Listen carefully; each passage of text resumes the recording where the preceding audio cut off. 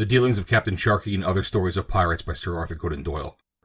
Recorded by Joe DeNoia, Somerset, New Jersey. Part 1. Tales of Pirates. Chapter 1. Captain Sharkey, How the Governor of St. Kitts Came Home. When the great wars of the Spanish Succession had been brought to an end by the Treaty of Utrecht, the vast number of privateers which had been fitted out by the contending parties found their occupation gone. Some took to the more peaceful but less lucrative ways of ordinary commerce. Others were absorbed into the fishing fleets, and a few of the more reckless hoisted the Jolly Roger at the mizzen and the bloody flag at the main, declaring a private war on their own account against the whole human race. With mixed crews recruited from every nation, they scoured the seas, disappearing occasionally to careen in some lonely inlet, or putting in for a debauch at some outlying port, where they dazzled the inhabitants by their lavishness and horrified them by their brutalities. On the Coromandel coast, at Madagascar, in the African waters, and above all in the West Indian and American seas, the pirates were a constant menace. With an insolent luxury they would regulate their depredations by the comfort of the seasons, harrying New England in the summer, and dropping south again to the tropical islands in the winter. They were the more to be dreaded because they had none of that discipline and restraint which made their predecessors, the buccaneers, both formidable and respectable. These Ishmaels of the sea rendered an account to no man, and treated their prisoners according to the drunken whim of the moment. Flashes of grotesque generosity alternated with longer stretches of inconceivable ferocity, and the skipper who fell into their hands might find himself dismissed with his cargo, after serving as boon companion in some hideous debauch, or might sit at his cabin table, with his own nose and his lips served up with pepper and salt in front of him. It took a stout seaman in those days to ply his calling in the Caribbean Gulf. Such a man was Captain John Scarrow, of the ship Morning Star, and yet he breathed a long sigh of relief when he heard the splash of the falling anchor, and swung at his moorings within 100 yards of the guns of the citadel of Basseterre. St. Kitts was his final port of call, and early next morning his bowsprit would be pointed for Old England. He had had enough of these robber-haunted seas. Ever since he had left Maracaibo upon the main, with his full lading of sugar and red pepper, he had winced at every topsail which glimmered over the violent edge of the tropical sea.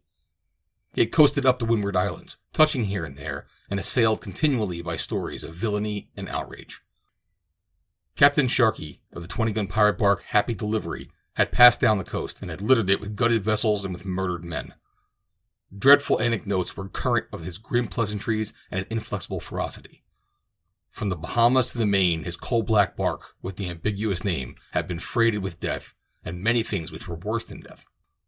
So nervous was Captain Scarrow, with his new full-rigged ship and her full and valuable lading, that he struck out to the west as far as Bird's Island to be out of the usual track of commerce. And yet even in these solitary waters, he had been unable to shake off sinister traces of Captain Sharkey. One morning they had raised a single skiff adrift among the face of the ocean. Its only occupant was a delirious seaman, who yelled hoarsely as they hoisted him aboard, and showed a dried-up tongue like a black and wrinkled fungus at the back of his mouth. Water and nursing soon transformed him into the strongest and smartest sailor on the ship. He was from Marblehead, in New England, it seemed, and was the sole survivor of a schooner which had been scudded by the dreadful Sharkey. For a week, Hiram Evanson, for that was his name, had been adrift beneath a tropical sun. Sharkey had ordered the mangled remains of the late captain to be thrown into the boat as provisions for the voyage, but the seaman had at once committed them to the deep, lest the temptation should be more than he can bear. He had lived upon his own huge frame, until at the last moment the Morning Star had found him in that madness which is a precursor of such a death. It was no bad find for Captain Scarrow, for, with a short-handed crew, such a seaman as this big New Englander was a prize worth having. He vowed that he was the only man who Captain Sharkey had ever placed under an obligation. Now that they lay under the guns of the Basseterre, all danger from the pirate was at an end, and yet the thought of him lay heavily upon the seaman's mind as he watched the agent's boat shooting out from the custom-house quay. "I'll lay you wager, Morgan," said he to the first mate, "that the agent will speak of Sharkey in the first 100 words that pass his lips." "Well, Captain, I'll have you a silver dollar, and chance it," said the rough old Bristol man beside him. The negro rowers shot the boat alongside, and the linen-clad steersman sprang up the ladder. "Welcome, Captain Scarrow," he cried. "Have you heard about Sharkey?" The captain grinned at his mate. "What devilry has he been up to now?" he asked. "Devilry? You've not heard, then? Why, we've got him safe under lock and key here at Basseterre. He was tried last Wednesday, and he's to be hanged tomorrow morning." Captain and mate gave a shout of joy, which an instant later was taken up by the crew. Discipline was forgotten as they scrambled up through the break of the poop to hear the news. The New Englander was in front of them with a radiant face turned up to heaven, for he came of Puritan stock. "Sharkey to be hanged," he cried. "You don't know, Master Agent, if they lack a hangman, do you?" "Stand back," cried the mate, whose outraged sense of discipline was even stronger than his interest at the news. "I'll pay that $1, Captain Scarrow, with the lightest heart that I ever paid a wager yet." How came the villain to be taken? Why, as to that, he became more than his own comrades could abide, and they took such a horror of him that they would not have him on the ship. So they marooned him upon a little Mangles, to the south of Mysteriosa Bank, and there he was found by a Portobello trader who brought him in. There was talk of sending him to Jamaica to be tried, but our good little governor, Sir Charles Human, would not hear of it. "He's my meat," he said, "and I claim the cooking of it. If you can stay till tomorrow morning at 10, you'll see the joint swinging." "I wish I could," said the captain wistfully, "but I'm sadly behind time now. I should start with the evening tide." "That you can't do," said the agent with decision. "The governor is going back with you." "The governor?" "Yes. He's had a dispatch from government to return without delay. The flyboat that brought it has gone on to Virginia, so Sir Charles has been waiting for you, as I told him you were due before the rains." "Well, well," cried the captain in some perplexity. "I'm a plain seaman, and I don't know much of governors and baronets and their ways. I don't remember if I ever had so much as spoke to one. But if it's in King George's service, and he asks a cast of the Morning Star as far as London, I'll do what I can for him. There's my own cabin he can have, and welcome. As to the cooking, it's lobscouse and salmagundy 6 days in a week, but he can bring his own cook aboard with him if he thinks our galley is too rough for his taste." "You need not trouble your mind, Captain Scarrow," said the agent. "Sir Charles is in weak health just now, only clear of a quartan ague, and is likely he will keep his cabin most of the voyage. Dr. LaRue said he would have sunk, had the hanging of Sharkey not put fresh life into him. He has a great spirit in him, though, and you must not blame him if he's somewhat short in his speech." "He may say what he likes and do what he likes as long as he does not come athwart my house when I'm working the ship," said the captain. "He's the governor of St. Kitts, but I am governor of the Morning Star. And by his leave I must weigh with the first tide, for I owe a duty to my employer, just as he does King George.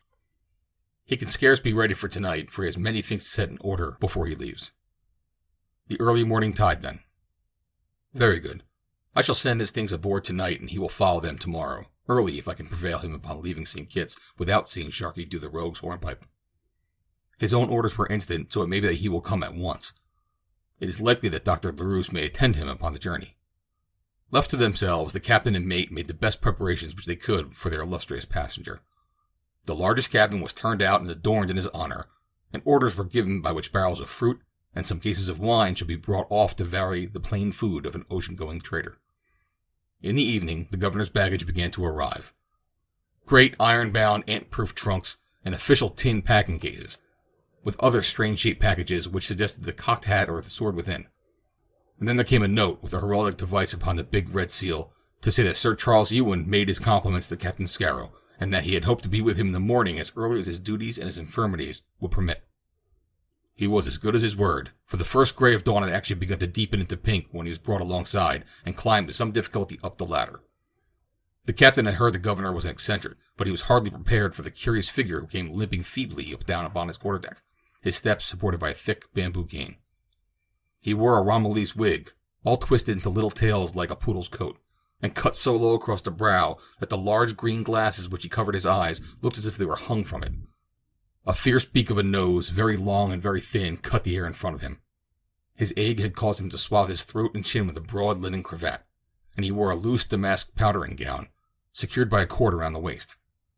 As he advanced, he carried his masterful nose high in the air, but his head turned slowly from side to side in the helpless manner of the purblind, and he called in a high, querulous voice for the captain.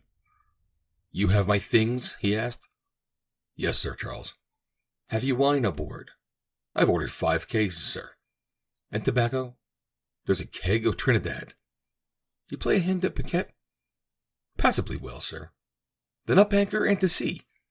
There was a fresh westerly wind, and so by the time the sun was fairly through the morning haze, the ship was hull down from the islands. The decrepit governor still limped the deck, with one guiding hand upon the quarter rail. "You are in the government service now, Captain," said he. "They are counting the days till I come to Westminster, I promise you. Have you all she will carry?" "Every inch, Sir Charles." "Keep her so if you blow the sails out of her. I fear, Captain Scarrow, that you will find a blind and broken man a poor companion for your voyage." "I am honored in enjoying your Excellency's society," said the captain, "but I am sorry that your eyes should be so afflicted." Yes, indeed, it is a cursed glare of the sun of the white straits of Bastair which has gone far to burn them out. I had also heard that you had been plagued by a quartan ague. Yes, I had a pyrexy, which has reduced me much. We had set aside a cabin for your surgeon. Ah, the rascal! There was no budging him, for he has a snug business amongst the merchants. But hark! He raised his ring-covered hand in the air. From far astern there came the low, deep thunder of a cannon. It is from the island, cried the captain in astonishment. Can it be a signal for us to pull back? The governor laughed. You have heard that Sharkey, the pirate, is to be hanged this morning. I ordered the batteries to salute when the rascal was kicking his last, so I might know of it out at sea. There's an end of Sharkey. There's an end of Sharkey, cried the captain, and the crew took up the cry, and they gathered in little knots upon the deck, and stared back the low purple line of the vanishing land. It was a cheering omen for their start across the western ocean, and the invalid governor found himself a popular man on board, for it was generally understood that but for his insistence upon an immediate trial and sentence, the villain might have played upon some more venal judge and so escaped. At dinner that day, Sir Charles gave many anecdotes of the deceased pirate, and so affable was he, and so skillful in adapting his conversation to men of lower degree, that captain, mate, and governor smoked their long pipes and drank their claret as three good comrades should.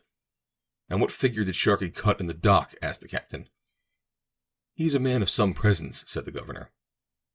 I had always understood that he was an ugly, sneering devil, remarked the mate.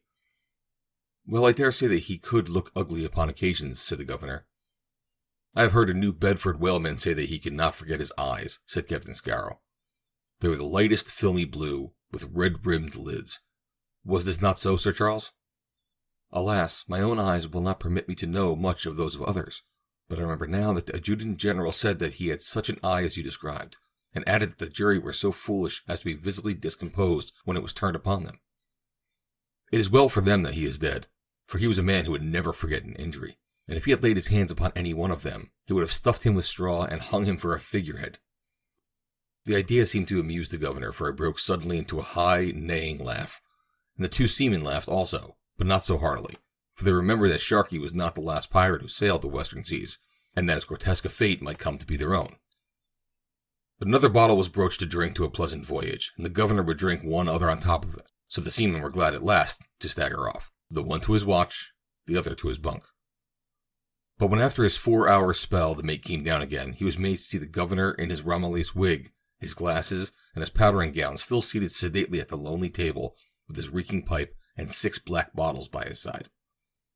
I have drunk with the governor of St. Kitts when he was sick, said he, and God forbid I should ever keep pace with him when he is well. The voyage of the Morning Star was a successful one, and in about 3 weeks she was at the mouth of the British Channel. From the first day, the infirm governor had begun to recover his strength, and before they were halfway across the Atlantic he was, save only for his eyes, as well as any man upon the ship. Those who uphold the nourishing qualities of wine might point to him in triumph, for never a night passed that he did not repeat the performance of his first one. And yet he would be out on the open deck in the early morning as fresh and brisk as the best of them, peering upon his weak eyes, and asking questions about the sails and the rigging, for he was anxious to learn the ways of the sea.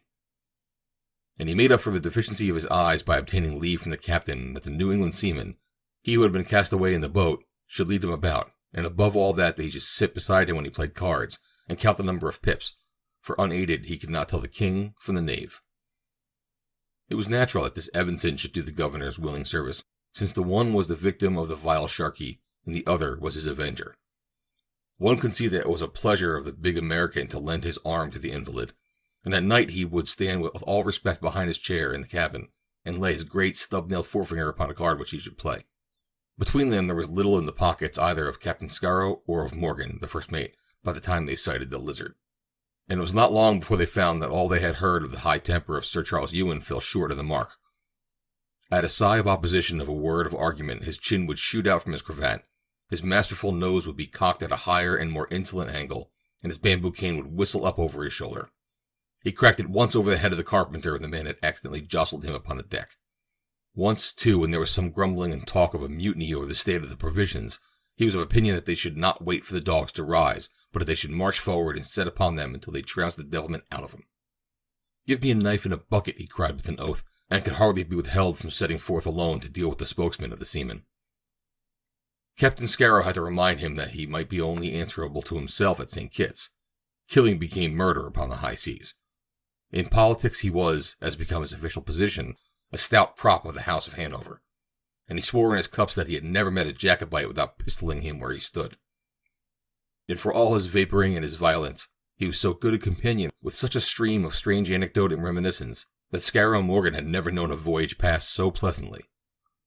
And then at length came the last day, when, after passing the island, they had struck land again at the high white cliffs of Beachy Head. As evening fell, the ship lay rolling in an oily calm, a league off the Winchelsea, with the long dark snout of Dungeness jutting out from front of her. Next morning they would pick up their pilot at the Foreland, and Sir Charles might meet the King's ministers at Westminster before the evening. The boatswain had the watch, and the three friends were met for the last turn of cards in the cabin, the faithful American still serving as eyes to the governor.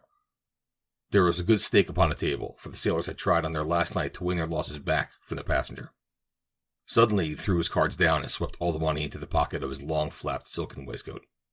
"The game's mine," said he. "Heh, Sir Charles, not so fast," cried Captain Scarrow. "You've not played out the hand, and we are not the losers."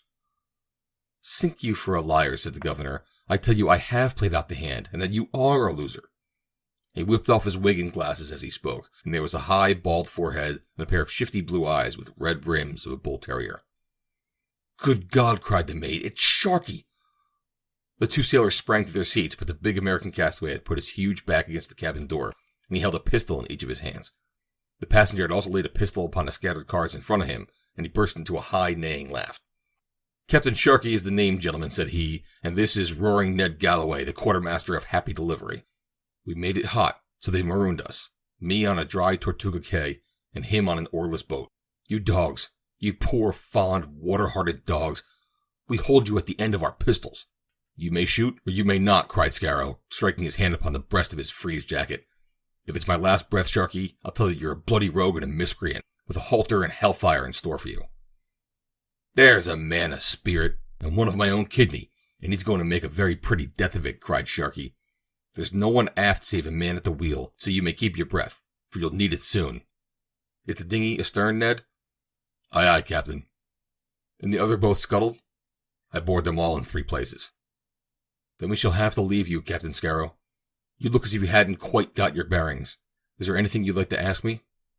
"I believe you're the devil himself," cried the captain. "Where is the governor of St. Kitts?"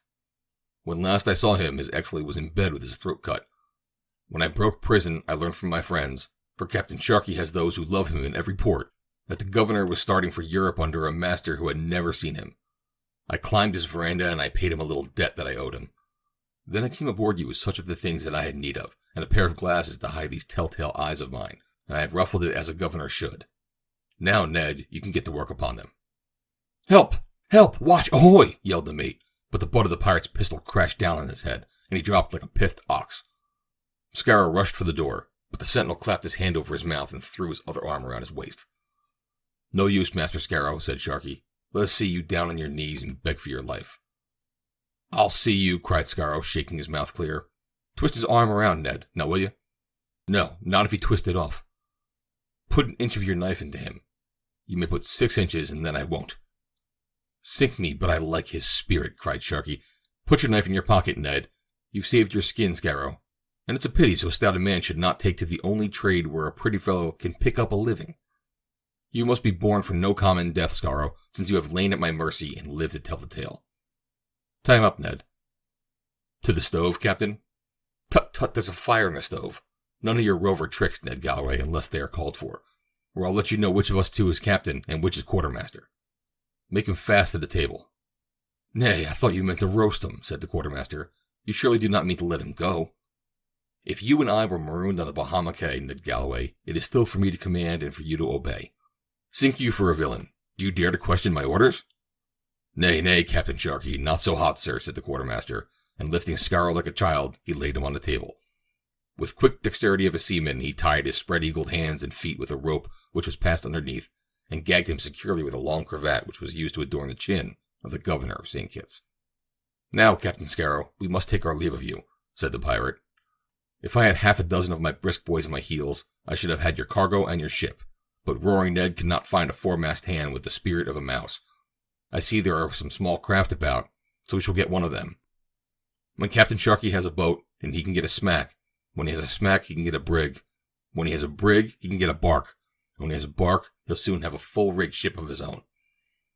So make haste into London town, or I may be back after all for the Morning Star." Captain Scarrow heard the key turn in the lock as they left the cabin.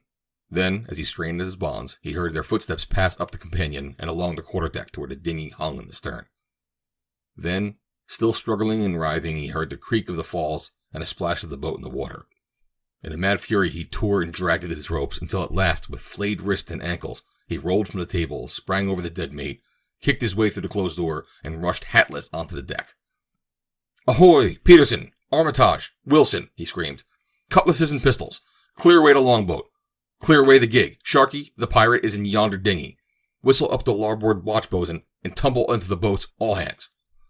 Down splashed the longboats, and down splashed the gig, but in an instant the coxswains and crew were swarming up the falls of the deck once more. "The boats are scuttled," they cried. "They are leaking like a sieve." The captain gave a bitter curse. He had been beaten and outwitted at every point. Above was a cloudless starlit sky, with neither wind nor the promise of it. The sails flapped idly in the moonlight. Far away lay a fishing smack, with the men clustered over the net. Close to them was the little dinghy, dipping and lifting over the shining swell. "They are dead men," cried the captain. "A shout all together, boys, to warn them of their danger." But it was too late. At that very moment the dinghy shot into the shadow of the fishing boat. There were 2 rapid pistol shots, a scream, and then another pistol shot, followed by silence.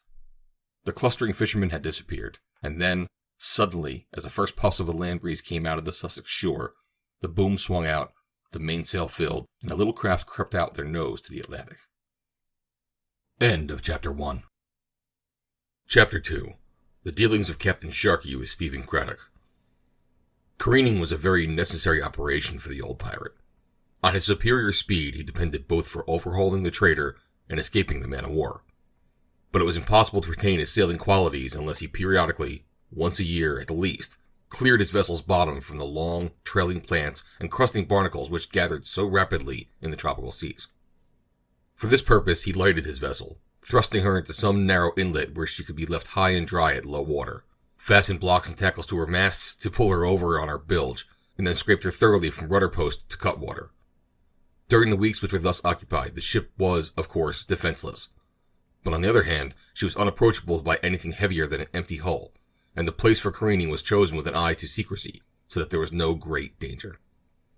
So secure did the captains feel that it was not uncommon for them at such times to leave their ships under a sufficient guard and to start off in the longboat, either upon a sporting expedition, or, more frequently, upon a visit to some outlying town, where they turned the heads of the women by their swaggering gallantry, or broached pipes of wine in the market square, with a threat to pistol all who would not drink with them.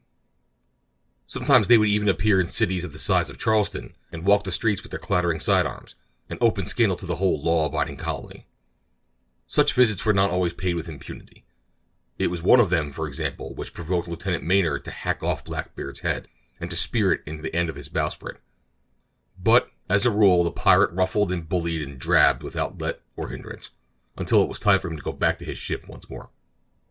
There was one pirate, however, who never crossed even the skirts of civilization, and this was the sinister Sharkey of the bark Happy Delivery. It may have been from his morose and solitary temper, or, as is more probable, that he knew that his name upon the coast was such that outraged humanity would, against all odds, have thrown themselves upon him, but never once did he show his face in a settlement. When his ship was laid up, he would leave her under the charge of Ned Galloway, her New England quartermaster, and would take long voyages in his boat, sometimes, it was said, for the purposes of burying his share of the plunder, and sometimes to shoot the wild oxen of Hispaniola, which, when dressed and barbecued, provided provisions for his next voyage. In the latter case, the bark would come round to some prearranged spot to pick him up and take on board what he had shot.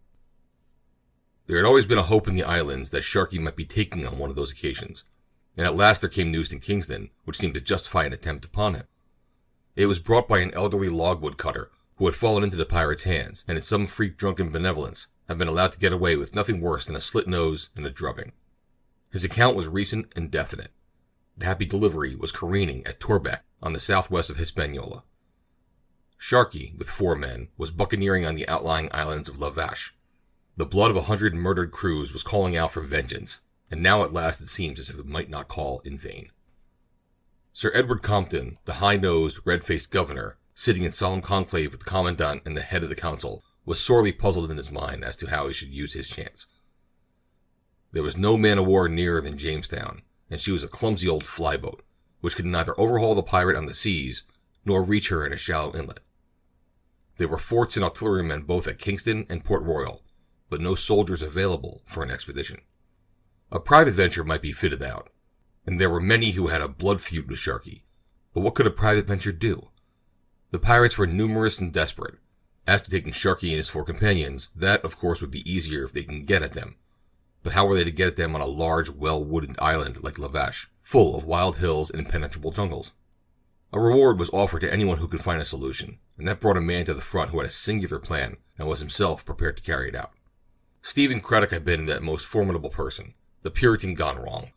Sprung from a decent Salem family, his ill-doing seemed to be a recoil from the austerity of their religion, and he brought to vice all the physical strength and energy with which the virtues of his ancestors had endowed him. He was ingenious, fearless, and exceedingly tenacious of purpose, so that when he was still young his name became notorious upon the American coast. He was the same Craddock who was tried for his life in Virginia for the slaying of the Seminole chief, and, though he escaped, it was well known that he had corrupted the witness and bribed the judge. Afterwards, as a slaver, and even, as it was hinted, as a pirate, he had left an evil name behind him in the blight of Benin. Finally, he had returned to Jamaica with a considerable fortune, and had settled down to a life of somber dissipation. This was the man, gaunt, austere, and dangerous, who now waited upon the governor with a plan for the extirpation of Sharkey. Sir Edward received him with little enthusiasm, for in spite of some rumors of conversion and reformation, he had always regarded him as an infected sheep who might taint the whole of his little flock. Craddock saw the governor's mistrust under his thin veil of formal and restrained courtesy. "You've no call to fear me, sir," said he. "I'm a changed man from what you've known. I've seen the light again of late after losing sight of it for many a black year. It was through the ministrations of Reverend John Simmons, of your own people. Sir, if your spirit should be in need of quickening, you would find a very sweet savor in his discourse." The governor cocked his Episcopalian nose at him. "You came here to speak of Sharkey, Mr. Craddock," said he. "The man Sharkey is a vessel of wrath," said Craddock. "His wicked horn has been exalted overlong, and it is borne upon me that if I can cut him off and utterly destroy him, it will be a goodly deed, and one which may atone for many backslidings in the past. A plan has been given to me whereby I may encompass his destruction." The governor was keenly interested, for there was a grim and practical air about the man's freckled face, which showed that he was in earnest. After all, he was a seaman and a fighter, and, if it were true that he was eager to atone for his past, no better man could be chosen for the business. "This will be a dangerous task, Master Craddock," said he. "If I meet my death at it, it may be that it will cleanse the memory of an ill-spent life. I have much to atone for." The governor did not see his way to contradict him. "What was your plan?" he asked. "You have heard that Sharkey's bark, the Happy Delivery, came from this very port of Kingston? It belonged to Mr. Codrington, and it was taken by Sharkey, who scuttled his own sloop, and moved into her because she was faster," said Sir Edward. "Yes, but it may be that you have never heard that Mr. Codrington has a sister ship, the White Rose, which lies even now in the harbor, and which is so like the pirate that, if it were not for the white painted line, none could tell them apart." "Ah, and what of that?" said the governor keenly, with the air of one who is just on the edge of an idea. "By the help of it, this man shall be delivered into our hands." "And how?"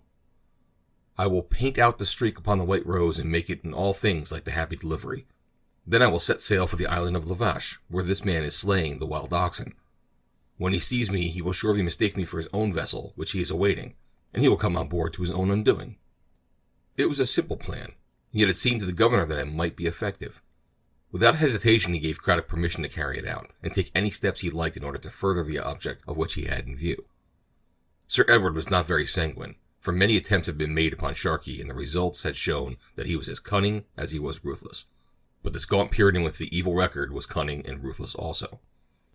The contest of wits between two such men as Sharkey and Craddock appealed to the governor's acute sense of sport, and though he was inwardly convinced that the chances were against him, he backed his man with the same loyalty which would he have shown to his horse or his cock. Haste was, above all things, necessary, for upon any day the careening might be finished, and the pirates out at sea once more. But there was not very much to do, and there were many willing hands to do it. So the second day saw the White Rose beating out for the open sea. There were many seamen in the port who knew the lines and rig of the pirate bark, and not one of them could see the difference in this counterfeit. Her white sideline had been painted out, her masts and yards were smoked to give them the dingy appearance of a weather-beaten rover, and a large diamond-shaped patch was let into her fore topsail. Her crew were volunteers, many of them being men who had sailed with Stephen Craddock before.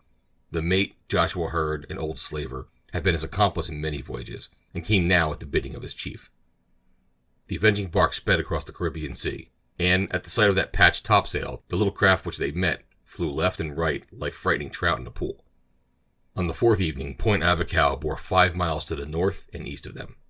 On the fifth, they were at anchor in the Bay of Tortoises on the island of Lavache, where Sharkey and his 4 men had been hunting.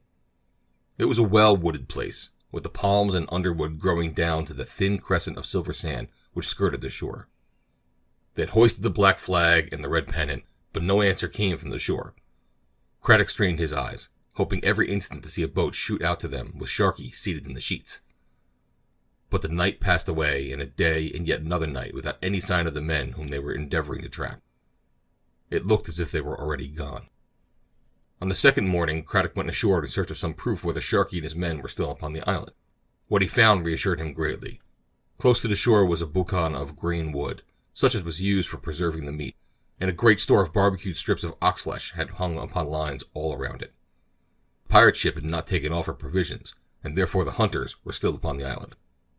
Why had they not shown themselves? Was it that they had detected that this was not their own ship? Or was it that they were hunting in the interior of the island and were not on the lookout for a ship yet? Craddock was still hesitating between the two alternatives when a Carib Indian came down with information. The pirates were in the island, he said, and their camp was a day's march from the sea. They had stolen his wife, and the marks of the stripes were still pink upon his brown back.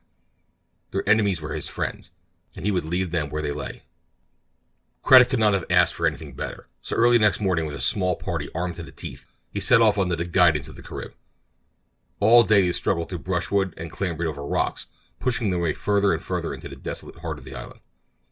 Here and there they found traces of the hunters, the bones of a slain ox, or the marks of feet in the morass, and once, towards evening, it seemed to some of them that they heard the distant rattle of guns. That night they spent under the trees and pushed on again in the earliest light. About noon they came to the huts of bark, which, the Carib told them, were the camp of the hunters, but they were silent and deserted. No doubt their occupants were away at the hunt and would return in the evening, so Craddock and his men lay in ambush in the brushwood around them. But no one came, and another night was spent in the forest. Nothing more could be done, and it seemed to Craddock that after the 2 days' absence, it was time he returned to his ship once more.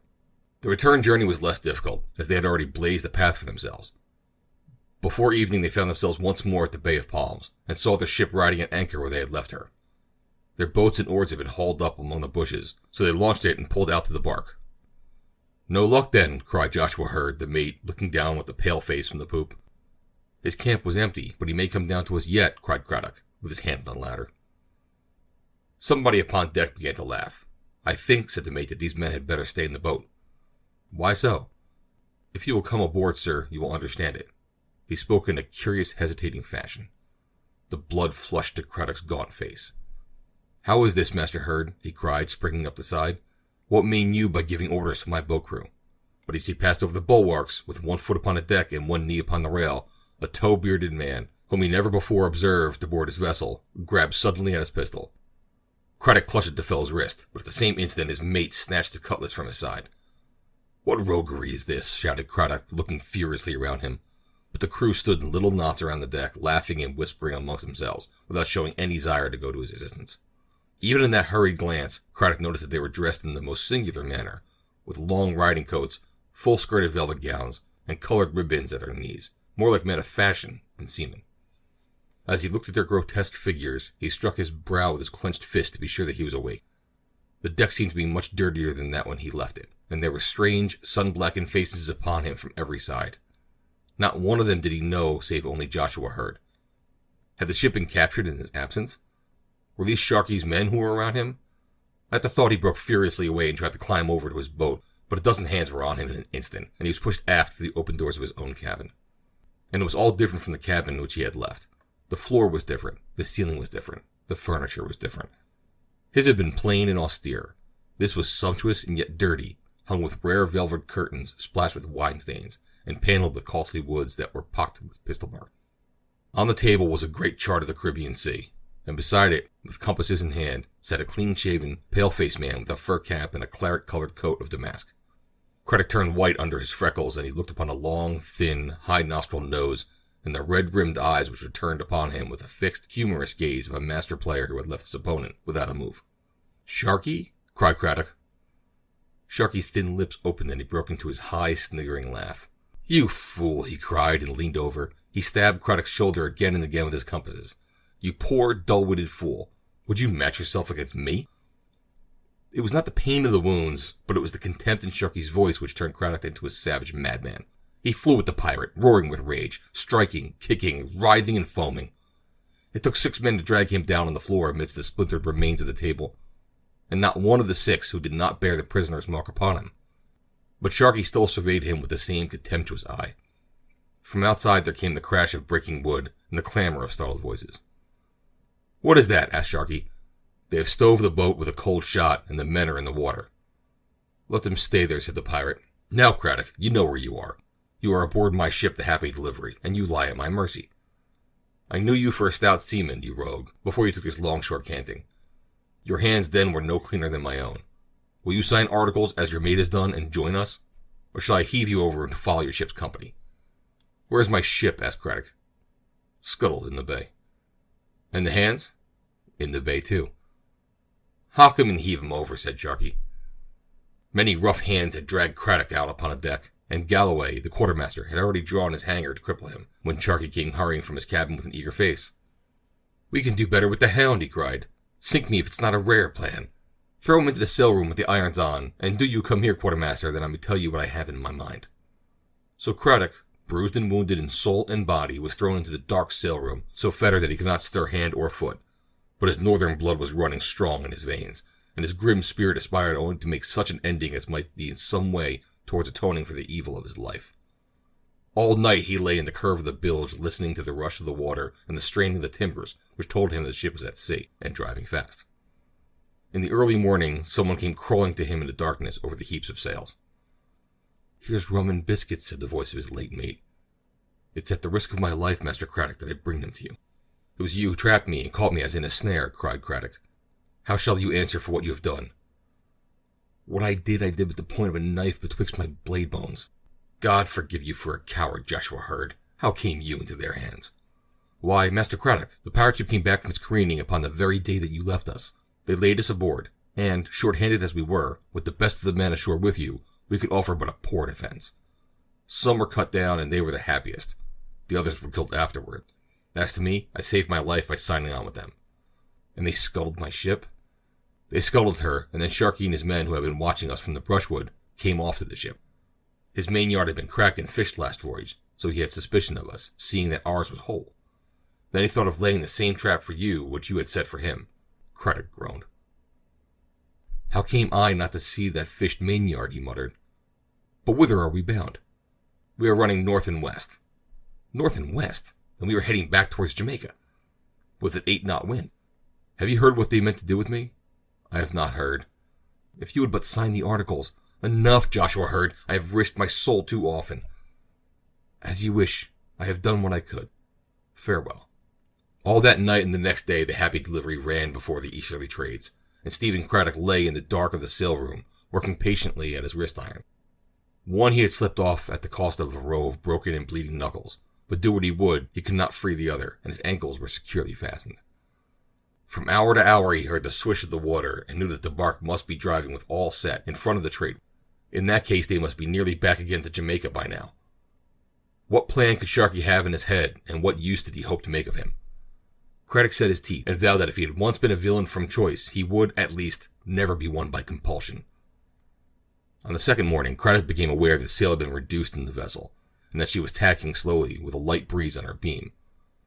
The varying slope of the sail room and the sound of the deck told his practiced senses exactly what she was doing.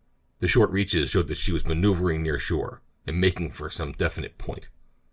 If so, she must have reached Jamaica, but what could she be doing there? And then suddenly there was a burst of hearty cheering from the deck, and then a crash of a gun over his head, and then the answering boom of guns from far over the water. Craddock sat up and strained his ears. Was the ship in action?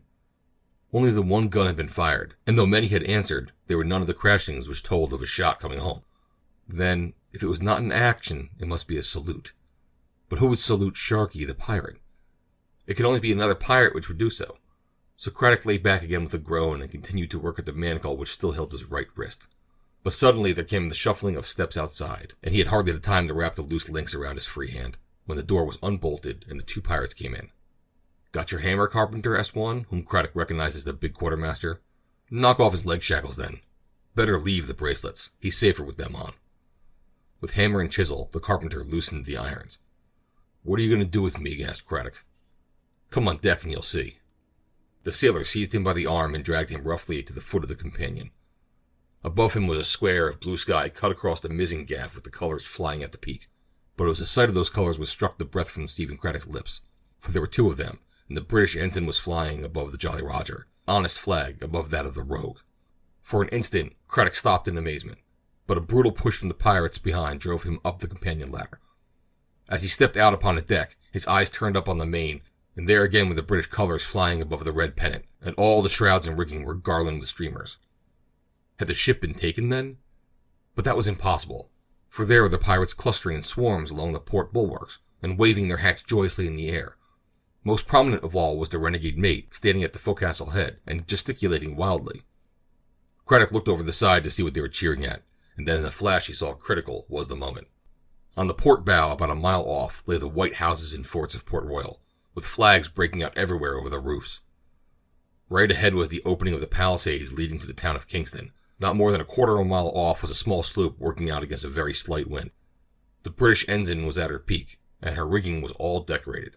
On her deck could be seen the dense crowd of people cheering and waving their hats, and the gleam of scarlet told that they were officers of the garrison among them.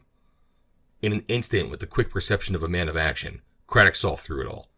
Sharkey, with that diabolical cunning and audacity which were among his main characteristics, was simulating the part which Craddock himself would have played had he come back victorious. It was in his honor that the salutes were firing and the flags flying. It was to welcome him that the ship with the governor, the commandant, and the chiefs of the islands were approaching. In another 10 minutes they would all be under the guns of the Happy Delivery, and Sharkey would have won the greatest stake that ever a pirate played for yet. "Bring 'em forward," said the pirate captain, as Craddock appeared between the carpenter and the quartermaster. "Keep the ports closed, but clear away the port guns and stand by for the broadside. Another 2 cable lengths, and we have them." "They are edging away," said the boatswain. "I think they smell us." "That's soon set right," said Sharkey, turning his filmy eyes upon Craddock. "Stand there, you, right there, where they can recognize you, with your hand on the guy, and wave your hat to them. Quick, or your brains will be all over your coat. Put an inch of your knife into him, Ned. Now, will you wave your hat? Try him again, then. Hey, shoot him! Stop him!" But it was too late. Relying upon the manacles, the quartermaster had taken his hands for the moment off Craddock's arm. In the instant he had flung off the carpenter, and amid a spatter of pistol bullets had sprung the bulwarks and was swimming for his life. He had been hit and hit again, but it takes many pistols to kill a resolute and powerful man who has his mind set upon doing something before he dies. He was a strong swimmer, and in spite of the red trail which he had left in the water behind him, he was rapidly increasing his distance from the pirate. "Give me a musket!" cried Sharkey with a savage oath. He was a famous shot, and his iron nerves never failed him in an emergency. The dark head appearing on the crest of a roller, then swooping down on the other side, was already halfway to the sloop. Sharkey dwelt long upon his aim before he fired. With the crack of the gun, the swimmer reared himself up in the water, waved his hands in a gesture of warning, and roared out in a voice which rang over the bay. Then, as the swoop swung round her head sails, and the pirate fired an impotent broadside, Stephen Craddock, smiling grimly in his death agony, sank slowly down to that golden couch which glimmered far beneath him. End of Chapter 2. Chapter 3. The Blighting of Sharkey. Sharkey, the abominable Sharkey, was out again. After 2 years of the Coromandel coast, his black bark of death, the Happy Delivery, was prowling off the Spanish Main, while trader and fisher flew for dear life at the menace of that patched foretopsail, rising slowly over the violent rim of the tropical sea. As the birds cower when the shadow of the hawk flies athwart the field, or as the jungle folk crouch and shiver when the coughing cry of the tiger is heard at night time, so through all the busy world of ships, from the whalers of Nantucket to the tobacco ships of Charleston, and from the Spanish supply ships of Cadiz to the sugar merchants of the Main, there spread the rumor of the black curse of the ocean. Some hugged the shore ready to make for the nearest port, while others struck far out beyond the known lines of commerce. but none were so stout-hearted that they did not breathe more freely when their passengers and cargoes were safe under the guns of some mothering fort. Through all the islands there ran tales of charred derelicts at sea, of sudden glares seen afar in the nighttime, and of withered bodies stretched upon the sand of waterless Bahama Keys. All the old signs were there to show that Sharkey was back at his bloody game once more. These fair waters and yellow-rimmed palm-nodding islands are the traditional home of the sea rover. First it was a gentleman adventurer, the man of family and honor, who fought as a patriot, though he was ready to take his payment in Spanish plunder. Then, within a century, his debonair figure had passed to make room for the buccaneers, robbers pure and simple, yet with some organized code of their own, commanded by noble chieftains and taking in hand great concerted enterprises. They, too, passed with their fleets and their sacking of cities to make room for the worst of all, the lonely outcast pirate, the bloody Ishmael of the seas, at war with the whole human race. This was the vile brood which the early 18th century had spawned forth, and of them all there was none that would compare in audacity, wickedness, and evil repute with the unutterable Sharkey. It was early in May in the year 1720 that the Happy Delivery lay with her foreyard aback some 5 leagues west of the Windward Passage, waiting to see what rich, helpless craft the trade wind might blow down to her. 3 days she had lain there, a sinister black speck in the center of the great sapphire circle of the ocean. Far to the southeast, the low blue hills of Hispaniola showed up on the skyline. Hour by hour as he waited without avail, Sharkey's savage temper had risen, for his arrogant spirit chafed against any contradiction, even from fate itself. To his quartermaster, Ned Galloway, he had said last night that his odious neighing laugh that the crew of the next captured vessel should answer to him for having kept him waiting so long. The cabin of the pirate bark was a good-sized room, hung with much tarnished finery, and presenting a strange medley of luxury and disorder. The paneling of carved and polished sandalwood was blotched with foul smudges and chipped with bullet marks fired in some drunken revelry. Rich velvets and laces were heaped upon the brocaded settees, while metalwork and pictures of great price filled every niche and corner, for anything which caught the pirate's fancy in the sack of 100 vessels was thrown haphazardly into his chamber. A rich, soft carpet covered the floor, but it was mottled with wine stains and charred with burned tobacco. Above, a great brass hanging lamp threw a brilliant yellow light upon this singular apartment, and upon the 2 men who sat in their shirt sleeves with the wine between them, and the cards in their hands, deep in the game of piquet. Both were smoking long pipes, and a thin blue reek filled the cabin and floated through the skylight above them, which, half open, disclosed a slip of deep violet sky spangled with great silver stars. Ned Galloway, the quartermaster, was a huge New England wastrel, the one rotten branch upon a goodly Puritan family tree.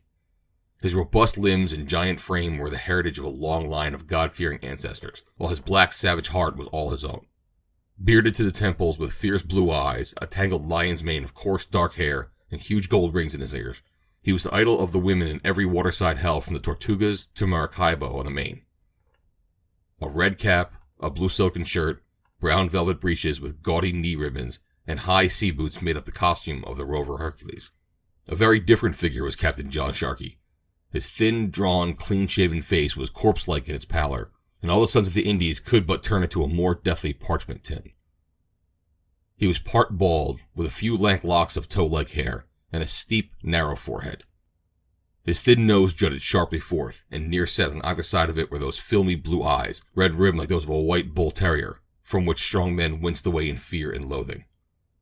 His bony hands, with long, thin fingers which quivered ceaselessly like the antennae of an insect, were toying constantly with the cards and the heap of gold moidores which lay before him. His dress was of some sober, drab material, but, indeed, the men who looked upon that fearsome face had little thought for the costume of its owner. The game was brought to a sudden interruption, for the cabin door was swung rudely open, and 2 rough fellows, Israel Martin, the boatswain, and Red Foley, the gunner, rushed into the cabin. In an instant, Sharkey was on his feet with a pistol in either hand and murder in his eyes.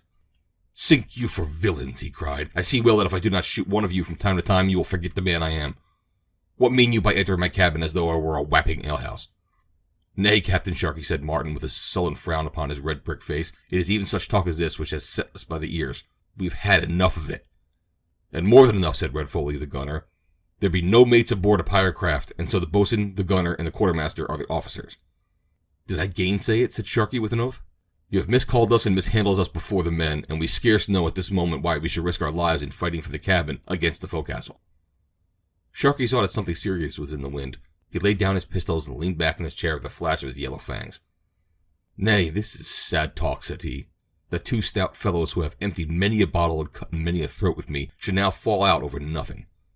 I know you to be roaring boys, who would go with me against the devil himself if I bid you. Let the steward bring cups and drown all unkindness between us." "It is no time for drinking, Captain Sharkey," said Martin. "The men are holding council round the mainmast, and may be aft in any minute." "They mean mischief, Captain Sharkey. We have come to warn you." Sharkey sprang for the brass-handled sword which hung from the wall. "Sink them for rascals," he cried. "When I have gutted one or two of them, they will hear reason." But the others barred his frantic way to the door. "There are 40 of them under the lead of Sweetlocks, the master," said Martin, "and on the open deck they would surely cut you to pieces. Here within the cabin, it may be that we could hold them off at the points of our pistols." He had hardly spoken when there came the tread of many heavy feet upon the deck. Then there was a pause with no sound but the gentle lapping of the water against the sides of the pirate vessel. Finally a crashing blow as from the pistol butt fell upon the door, and an instant afterwards Sweetlocks himself, a tall, dark man, with a deep red birthmark blazing upon his cheek, strode into the cabin. His swaggering air sank somewhat as he looked into those pale and filmy eyes. "Captain Sharkey," said he, "I come as spokesman of the crew." "So I have heard, Sweetlocks," said the captain softly. "I may live to rip you the length of your vest for this night's work." "That is as it may be, Captain Sharkey," the master answered. "But if you will look up, you will see that I have those at my back who will not see me mishandled." "Cursed if we do," growled the deep voice from above, and glancing upwards, the officers and the captain were aware of a line of fierce, bearded, sun-blackened faces looking down at them through the open skylight. "Well, what would you have?" asked Sharkey. "Put it in words, man, and let us have an end of it." "The men think," said Sweetlocks, "that you are the devil himself, and that there will be no luck for them whilst they sail the sea in such company. Time was when we did our 2 or 3 craft a day, and every man had women and dollars to his liking. But now for a long week we have not raised a sail, and save for 3 beggarly sloops, have never taken a vessel since we passed the Bahamian bank. Also they know that you killed Jack Bartholomew, the carpenter, by beating his head in with a bucket so that each of us goes in fear of his life. Also the rum is given out, and we are hard put to it for liquor. Also you sit in your cabin whilst it is in the articles that you should drink and roar with the crew. For all these reasons it has been this day in general meeting decreed."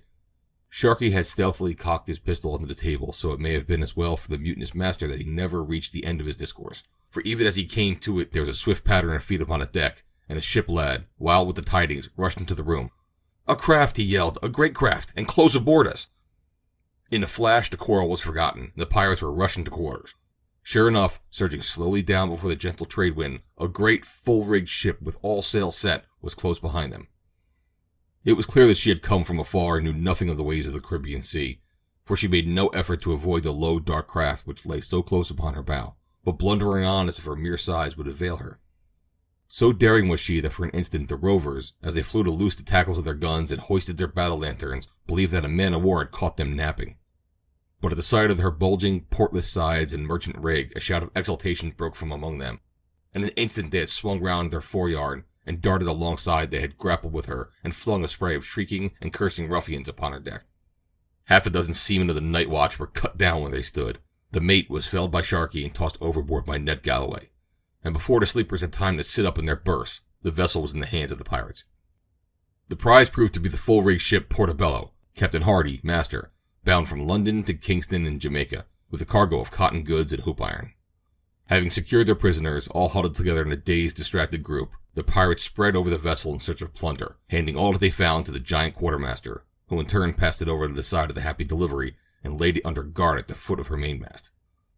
The cargo was useless, but there was 1,000 guineas in the ship's strong box, and there were some 8 or 10 passengers, 3 of them wealthy Jamaican merchants, all bringing home well-filled boxes from their London visit.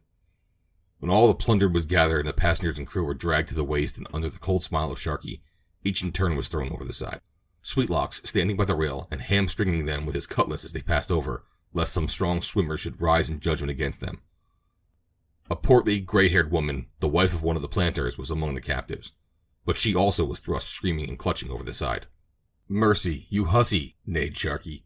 "You are surely a good 20 years too old for that." The captain of the Portobello, a hale, blue-eyed graybeard, was the last upon the deck. He stood, a thick-set, resolute figure, in the glare of the lanterns, while Sharkey bowed and smirked before him. "One skipper should show courtesy to another," said he, "and sink me if Captain Sharkey would be behind in good manners. I have held you to the last, as you see, where a brave man should be. So now, my bully, You have seen the end of them, and may step over with an easy mind." "So I shall, Captain Sharkey," said the old seaman, "for I have done my duty so far as my power lay. But before I go over, I would say a word in your ear. If it be to soften me, you may save your breath. You have kept us waiting here for 3 days, and curse me if one of you shall live. Nay, it is to tell you what you should know. You have not yet found what is a true treasure aboard this ship." "Not found it? Sink me, but I will slice your liver, Captain Hardy, if you did not make good to your words. Where is this treasure you speak of?"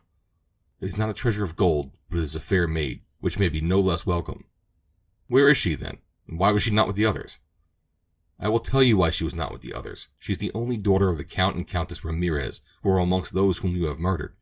Her name is Inez Ramirez, and she is of the best blood of Spain, her father being the governor of Chagra, to which he was now bound. It chanced that she was found to have formed an attachment, as maids will, to one far behind her in rank aboard the ship, so her parents, being people of great power, whose word is not to be gainsaid, constrained me to confine her close in a special cabin aft of my own. Here she was held straitly, all food being carried to her, and she was allowed to see no one.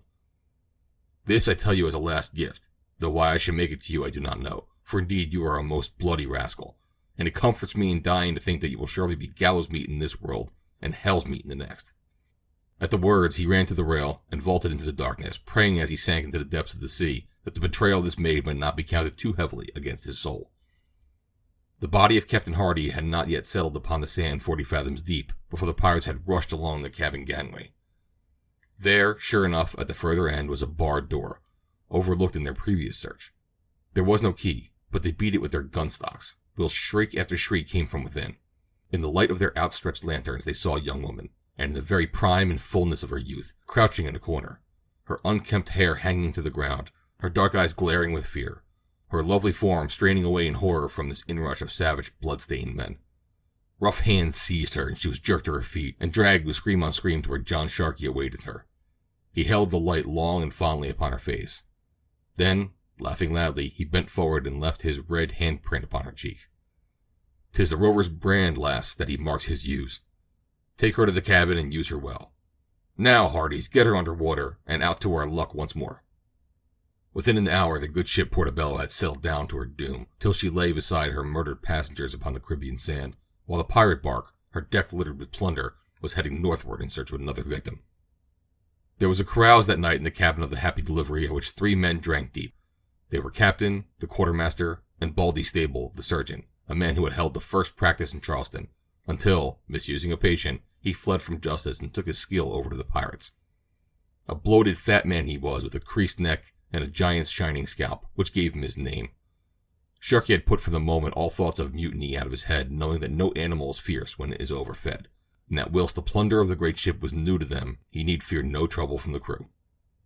He gave himself up, therefore, to the wine and the riot, shouting and roaring with his boon companions, and all 3 were flushed and mad, ripe for any devilment when the thought of the woman crossed the pirate's evil mind. He yelled to the negro servant that he should bring her on the instant. Inez Ramirez had now realized it all, the death of her father and mother, and her own position in the hands of these murderers. Yet calmness had come with the knowledge, and there was no sign of terror in her proud, dark face as she was led to the cabin, but rather a strange, firm set of the mouth and an exultant gleam of the eyes, like one who sees great hopes in the future. She smiled at the pirate captain as he rose and seized her by the waist. "'Fore God, this is a lass of spirit," cried Sharkey, passing his arm around her. "She was born to be a rover's bride. Come, my bird, and drink to our better friendship." "Article 6, hiccuped the doctor. "All bona rabas in common." "Aye, we hold you to that, Captain Sharkey," said Galloway. "It is so written, Article 6. "I will cut the man into ounces who comes betwixt us," said Sharkey as he turned his fish-like eyes from one to the other. "Nay, lass, the man is not born that will take you from John Sharkey. Sit here upon my knee, and place your arm around me. Sink me if she has not learned to love me at sight. Tell me, my pretty, why were you so mishandled and laid in the bilboes aboard yonder craft?" The woman shook her head and smiled. "No Inglés, no Inglés," she lisped. She had drunk off the bumper of wine which Sharkey held to her, and her dark gaze gleamed more brightly than before. Sitting on Sharkey's knee, her arm encircled his neck, and her hand toyed with his hair, his ear, his cheek. Even the strange quartermaster and the hardened surgeon felt in horror as they watched her, but Sharkey laughed in his joy. "Curse me if she's not a lass of metal," he cried as he pressed her to him and kissed her unresisting lips. but a strange, intent look of interest had come into the surgeon's eyes as he watched her, and his face set rigidly, as if a fearsome thought had entered his mind. There stole a gray pallor over his bull face, mottling all the red of the tropics and the flush of the wine. "Look at her hand, Captain Sharkey," he cried. "For the Lord's sake, look at her hand." Sharkey stared down at the hand which had funneled him. It was of a strange, dead pallor, with a yellow shiny web betwixt the fingers. All over it was a white fluffy dust, like the flour of a new-baked loaf. It lay thick on Sharkey's neck and cheek. With a cry he flung the woman from his lap, but in an instant, with a wild cat bound, and a scream of triumphant malice, he had sprung at the surgeon, who vanished yelling under the table. One of her clawing hands grasped Galloway by the beard, but he tore himself away, and snatching a pike, held her off from him as she gibbered and mowed with the blazing eyes of a maniac. The black steward had run in this sudden turmoil, and among them they forced the mad creature back into the cabin and turned the key upon her. Then the three sank panting into their chairs and looked with eyes of horror upon each other. The same word was in the mind of each, but Galloway was the first to speak it. "A leper," he cried. "She has us all. Curse her." "Not me," said the surgeon. "She never laid a finger on me." "For that matter," cried Galloway, "it was but my beard that she touched. I will have every hair of it off before morning." "Dolts that we are," the surgeon shouted, beating his head with his hand. "Tainted or no, we shall never know a moment's peace till the year is up, and the time of danger past. 'Fore God, that merchant skipper has left his mark upon us, and pretty fools we were to think that such a maid would be quarantined for the cause he gave. It is easy to see now that her corruption broke forth in the journey, and that save throwing her over, they had no choice but to board her up until they should come to some port with a lazarette." Sharkey had sat leaning back in his chair with a ghastly face, while he listened to the surgeon's words. He mopped himself with his red handkerchief and wiped away the fatal dust with which he was smeared. "What of me?" he croaked. "What say you, Baldy Stable? Is there a chance for me? Curse you for a villain, speak out, or I will drub you within an inch of your life, and that inch also. Is there a chance for me, I say?" But the surgeon shook his head. "Captain Sharkey," said he, "it would be an ill deed to speak you false. The taint is on you. No man on whom the leper scales have rested is ever clean again." Sharkey's head fell forward on his chest, and he sat motionless, stricken by this great and sudden horror, looking with his smoldering eyes into the fearsome future. Softly the mate and the surgeon rose from their places, and stealing out from the poisoned air of the cabin, came forth into the freshness of the early dawn, with a soft, scent-laden breeze in their face, and the first red feathers of cloud catching the earliest gleam of the rising sun, as it shot its golden rays over the palm-clad ridges of the distant Hispaniola.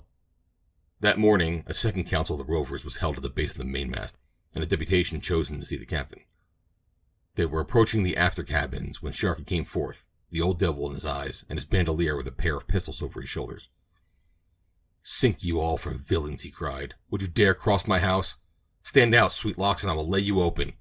Here, Galloway, Martin, Foley, stand by me and lash the dogs to their kennel." But his officers had deserted him, and there was none to come to his aid. There was a rush of pirates. One was shot through the body, but an instant afterward Sharkey had been seized and was triced to his own mainmast. His filmy eyes looked round from face to face, and there was none who felt the happier for having met him. "Captain Sharkey," said Sweetlocks, "you have mishandled many of us, and you have now pistoled John Masters, besides killing Bartholomew the carpenter by braiding him with a bucket. All this might have been forgiven you, in that you have been our leader for years, and that we have signed articles to serve under you while the voyage lasts. But now we have heard of this bona roba on board, and we know that you are poisoned to the marrow, and that while you rot there will be no safety for any of us, but that we shall all be turned into filth and corruption. Therefore, John Sharkey, we rovers of the Happy Delivery and a council assembled have decreed that there will be yet time before the plague spreads. You shall be set adrift in a boat to find such fate as fortune may be pleased to send you." John Sharkey said nothing, but slowly circling his head, he cursed them all with his baleful gaze. The ship's dinghy had been lowered, and he, with his hands still tied, was dropped into it on the bight of a rope. "Cast her off," cried Sweetlocks. "Nay, hold hard a moment, Master Sweetlocks," shouted one of the crew. "What of the wench? Is she to bide aboard and poison us all?" "Send her off with her mate," cried another, and the rovers roared their approval. Driven forth at the end of spikes, the girl was pushed toward the boat. With all the spirit of Spain in her rotting body, she flashed triumphant glances up at her captors. "Perros, perros Ingles, le perro," she cried in exultation as they thrust her over into the boat. "Good luck, Captain. Godspeed you on your honeymoon," cried a chorus of mocking voices as the painter was unloosed, and the Happy Delivery, running full before the trade wind, left a little boat astern, a tiny dot upon the vast expanse of the lonely sea. Extract from the log of Her Majesty's 50-gun ship Hecate and her cruise off the American Main. January 26, 1721. This day, the junk having become unfit for food and 5 of the crew down with scurvy, I ordered that we send 2 boats ashore at the northwestern point of the Hispaniola to seek for fresh fruit and perchance shoot some of the wild oxen with which the island abounds. 7 p.m. The boats have returned with good store of green stuff and 2 bullocks. Mr. Woodruff, the master, reports that near the landing place at the edge of the forest was found a skeleton of a woman clad in European dress, of such sort as to show that she might have been a person of quality. Her head had been crushed by a great stone which lay beside her. Hard by was a grass hut, and signs that a man had dwelt therein for some time, as was shown by charred wood, bones, and other traces. There is rumor upon the coast that Sharkey, the bloody pirate, was marooned in these parts last year, but whether he had made his way into the interior, or whether he had been picked up by some craft, there is no means of knowing. If he be once again afloat, then I pray that God send him under our guns. End of Chapter 3. Chapter 4. How Copley Banks slew Captain Sharkey. The Buccaneers were something higher than a mere band of marauders. They were a floating republic, with laws, usages, and discipline of their own. In their endless and remorseless quarrel with the Spaniards, they had some semblance of right upon their side. Their bloody harryings of the cities of the Main were not more barbarous than the inroads of Spain upon the Netherlands, or upon the Caribs in these same American lands. The chief of the Buccaneers, were he English or French, a Morgan or a Grandmont, was still a responsible person whose country might countenance him, or even praise him, so long as he refrained from any deed which might shock the leathery 17th century conscience too outrageously. Some of them were touched with religion, and it is still remembered how Sawkins threw the dice overboard upon the Sabbath, and Daniel pistoled a man before the altar for irreverence. But there came a day when the fleets of the Buccaneers no longer mustered at the Tortugas, and the solitary and outlawed pirate took their place. Yet even with him the tradition of restraint and of a discipline still lingered, and among the early pirates, the Averys, the Englands, and the Robertses, there remained some respect for human sentiment. They were more dangerous to the merchant than to the seaman.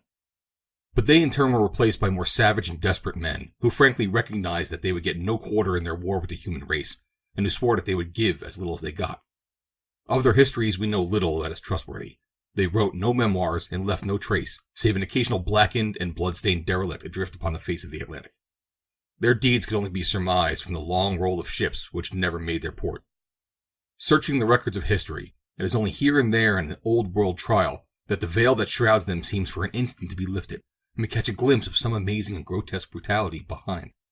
Such was the breed of Ned Low, of Gow the Scotchman, and of the infamous Sharkey, whose coal-black bark, the Happy Delivery, was known from the Newfoundland banks to the mouths of the Orinoco as the dark forerunner of misery and of death. There were many men, both among the islands and on the Main, who had a blood feud with Sharkey, but not one who had suffered more bitterly than Copley Banks of Kingston. Banks had been one of the leading sugar merchants of the West Indies. He was a man of position, a member of the council, the husband of Percival, and the cousin of the governor of Virginia. His 2 sons had been sent to London to be educated, and their mother had gone over to bring them back. On their return voyage, the ship, the Duchess of Cornwall, fell into the hands of Sharkey, and the whole family met with an infamous death. Copley Banks said little when he heard the news, but he sank into a morose and enduring melancholy. He neglected his business, avoided his friends, and spent much of his time in the low taverns of the fishermen and seamen. There, amidst riot and devilry, he sat silently puffing at his pipe, with a set face and a smoldering eye. It was generally supposed that his misfortunes had shaken his wits, and his old friends looked at him askance, for the company which he kept was enough to bar him from honest men. From time to time there came rumors of Sharkey over the sea. Sometimes it was from some schooner which had seen a great flame upon a horizon, and approaching to offer help to the burning ship, had fled away at the sight of the sleek black bark lurking like a wolf near a mangled sheep. Sometimes it was a frightened trader, which had come tearing in with her canvas curled like a lady's bodice, because she had seen a patched foretopsail rising slowly above the violet waterline. Sometimes it was from a coaster, which had found a waterless Bahama city littered with sun-dried bodies. Once there came a man who had been mate of a Guineaman, and who had escaped from the pirates' hands. He could not speak, for reasons which Sharkey could best supply, but he could write, and he did write, to the very interest of Copley Banks. For hours they sat together over the map, and the dumb man pointed here and there to outlying reefs and tortuous inlets, while his companion sat smoking in silence, with his unvarying face and his fiery eyes. One morning, some 2 years after his misfortune, Mr. Copley Banks strode into his own office with an old air of energy and alertness.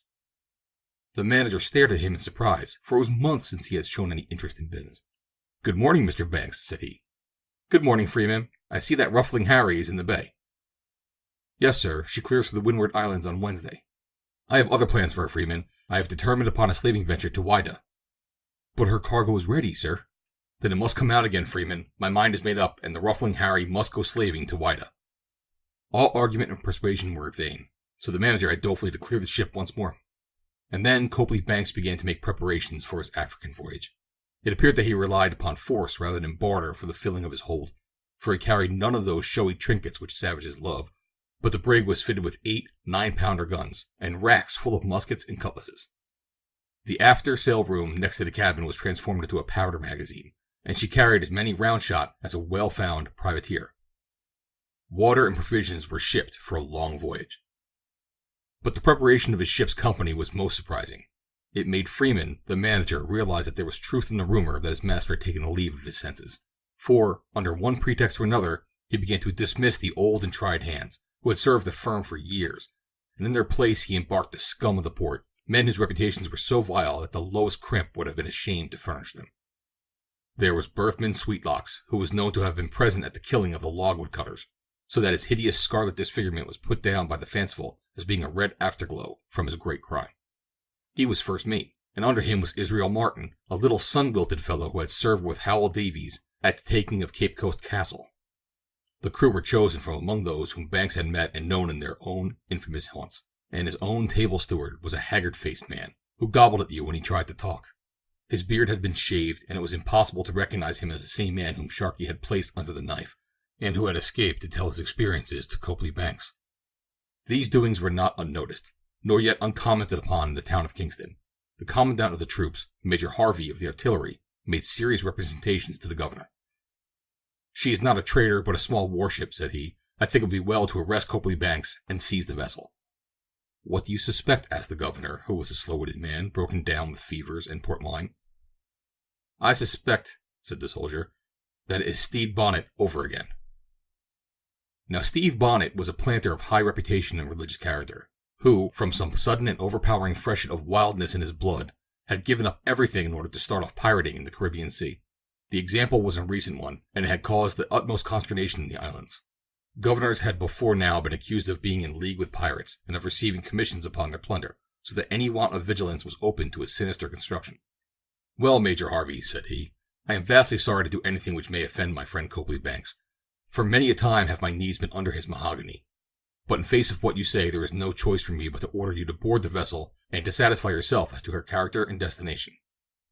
So at 1 in the morning, Major Harvey, with a launch full of his soldiers, paid a surprise visit to the Ruffling Harry, with the result that they picked up nothing more solid than a hempen cable floating at the mooring. It had been slipped by the brig, whose owner had scented danger. She had already passed the Palisades and was beating out against the northeast trades on a course for the Windward Passage. When upon the next morning the brig had left Morant Point, a mere haze upon the southern horizon, the men were called aft, and Copley Banks revealed his plans to them. He had chosen them, he said, as brisk boys and lads of spirit, who would rather run some risk upon the sea than starve for a living upon the shore. King's ships were few and weak, and they could master any trader who can come their way. Others had done well at the business, and with a handy, well-founded vessel, there was no reason why they should not turn their tarry jackets into velvet coats. If they were prepared to sail under the black flag, he was ready to command them, but if any wished to withdraw, they might have a gig and row back to Jamaica. 4 men out of 64 asked for their discharge, went over the ship's side into the boat, and rowed away amidst the jeers and howlings of the crew. The rest assembled aft and drew up the articles of their association. A square of black tarpaulin had the white skull painted upon it, and was hoisted amidst cheering at the main. Officers were elected, and the limits of their authority fixed. Copley Banks was chosen captain, but, as there were no mates upon a private craft, Birthmark Sweetlocks came quartermaster, and Israel Martin the boatswain.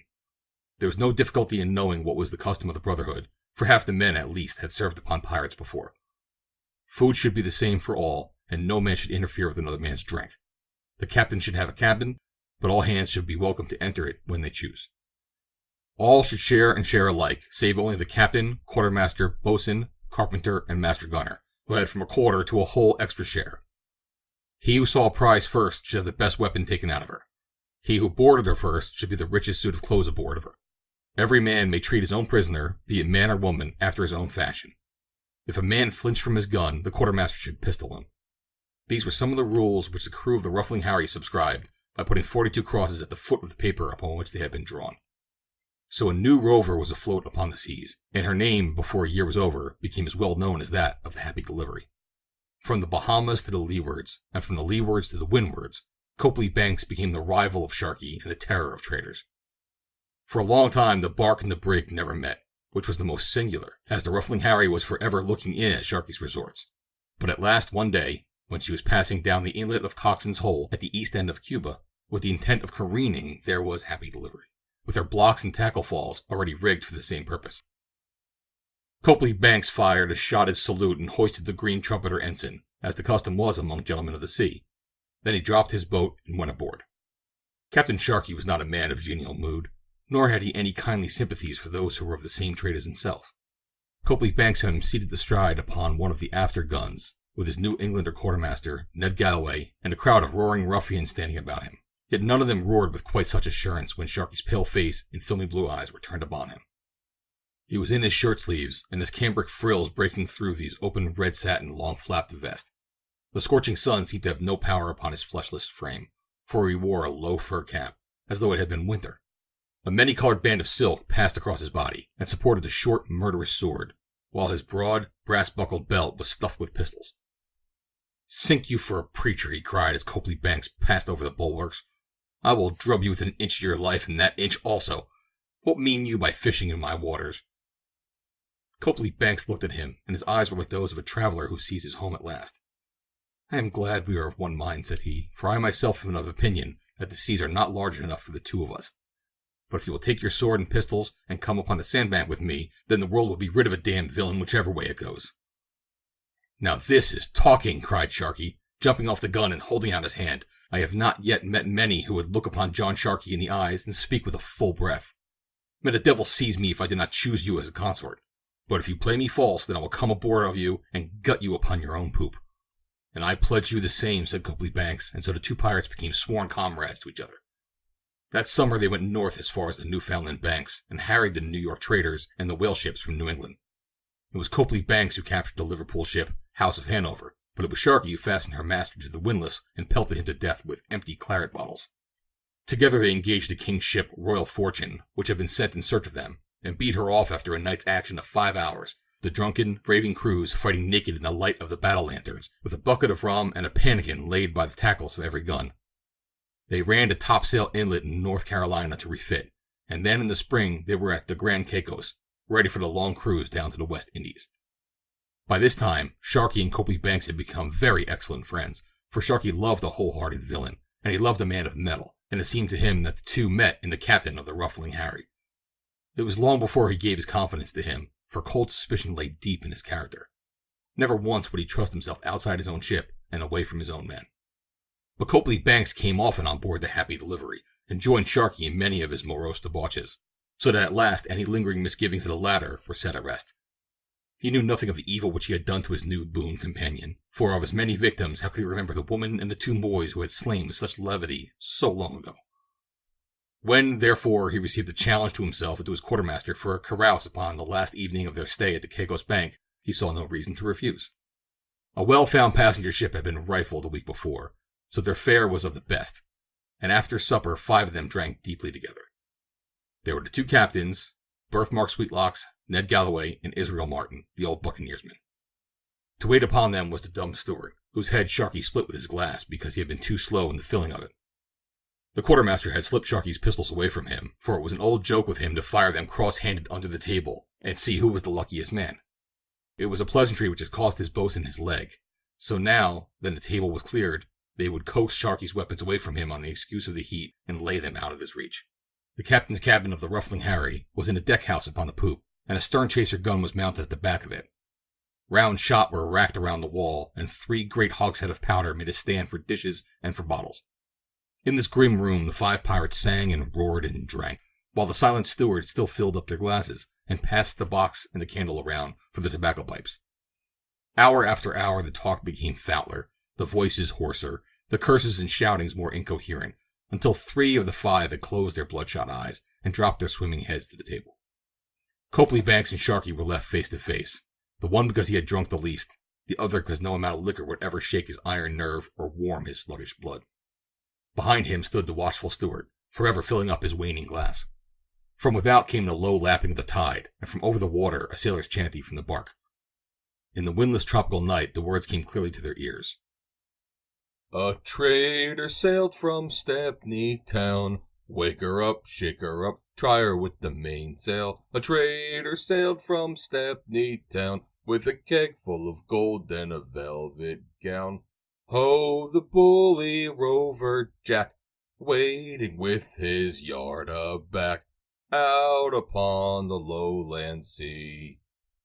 The 2 boon companions sat listening in silence. Then Copley Banks glanced at the steward, and the man took a coil of rope from the shot rack behind him. Captain Sharkey, said Copley Banks, do you remember the Duchess of Cornwall, hailing from London, which you took and sank 3 years off the Statira shoal? Curse me if I can bear their names in mind, said Sharkey. We did as many as 10 ships a week about that time. There were a mother and 2 sons among the passengers. Maybe that'll bring it back to your mind. Captain Sharkey leant back in thought, with his huge thin beak of a nose jutting upwards. Then he burst suddenly into a high treble, neighing laugh.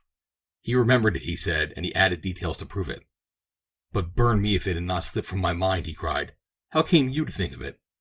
It was of interest to me, said Copley Banks, for the woman was my wife, and the lads were my only sons. Sharkey stared across at his companion and saw that the smoldering fire which lurked always in his eyes had burned up in a lurid flame. He read their menace, and he clapped his hands to his empty belt. Then he turned to seize a weapon, but the bight of rope was cast around him, and in an instant his arms were bound to his sides. He fought like a wild cat and screamed for help. Ned, he yelled, Ned, wake up! Here's damned villainy! Help, Ned, help! But the 3 men were far too deeply sunk in their swinish sleep for any voice to wake them. Round and round went the rope until Sharkey was swathed like a mummy from ankle to neck. They propped him stiff and helpless against the powder barrel, and they gagged him with a handkerchief. But his filmy, red-rimmed eyes still looked curses at them. The dumb man chattered in his exultation, and Sharkey winced for the first time when he saw the empty mouth before him. He understood that vengeance, slow and patient, had dogged him long and clutched him at last. The 2 captors had their plans all arranged, and they were somewhat elaborate. First of all, they stove the heads of 2 of the great powder barrels, and they heaped the contents out upon the table and floor. They piled it round under the 3 drunken men, until each sprawled in a heap of it. Then they carried Sharkey to the gun, and they triced him sitting over the porthole, with his body about a foot from the muzzle. Wriggling as he would, he could not move an inch either to right or left, and the dumb man trussed him up with the sailor's cunning, so that there was no chance that he should work free. Now, you bloody devil, said Copley Banks softly, you must listen to what I have to say to you, for they are the last words that you will hear. You are my man now, and I have bought you at a price, for I have given all that a man can give here below, and I have given my soul as well. To reach you, I have had to sink to your level. For 2 years I strove against it, hoping that some other way might come, but I learned that there was no other way. I've robbed, and I have murdered. Worse still, I have laughed and lived with you, and all for the one end. And now my time has come, and you will die as I would have you die, seeing the shadow creeping slowly upon you and the devil waiting for you in the shadow. Sharkey could hear the hoarse voices of his rovers singing their chanty over the water. Where is the trader of Stepney town? Wake her up, shake her up, every stick a band-aid. Where is the trader of Stepney town? His gold's on the capstan, his blood's on his gown. All for bully rover Jack, reaching on the weather tack, right across the lowland sea. The words came clear to his ear, and just outside he can hear 2 men pacing backwards and forwards upon the deck.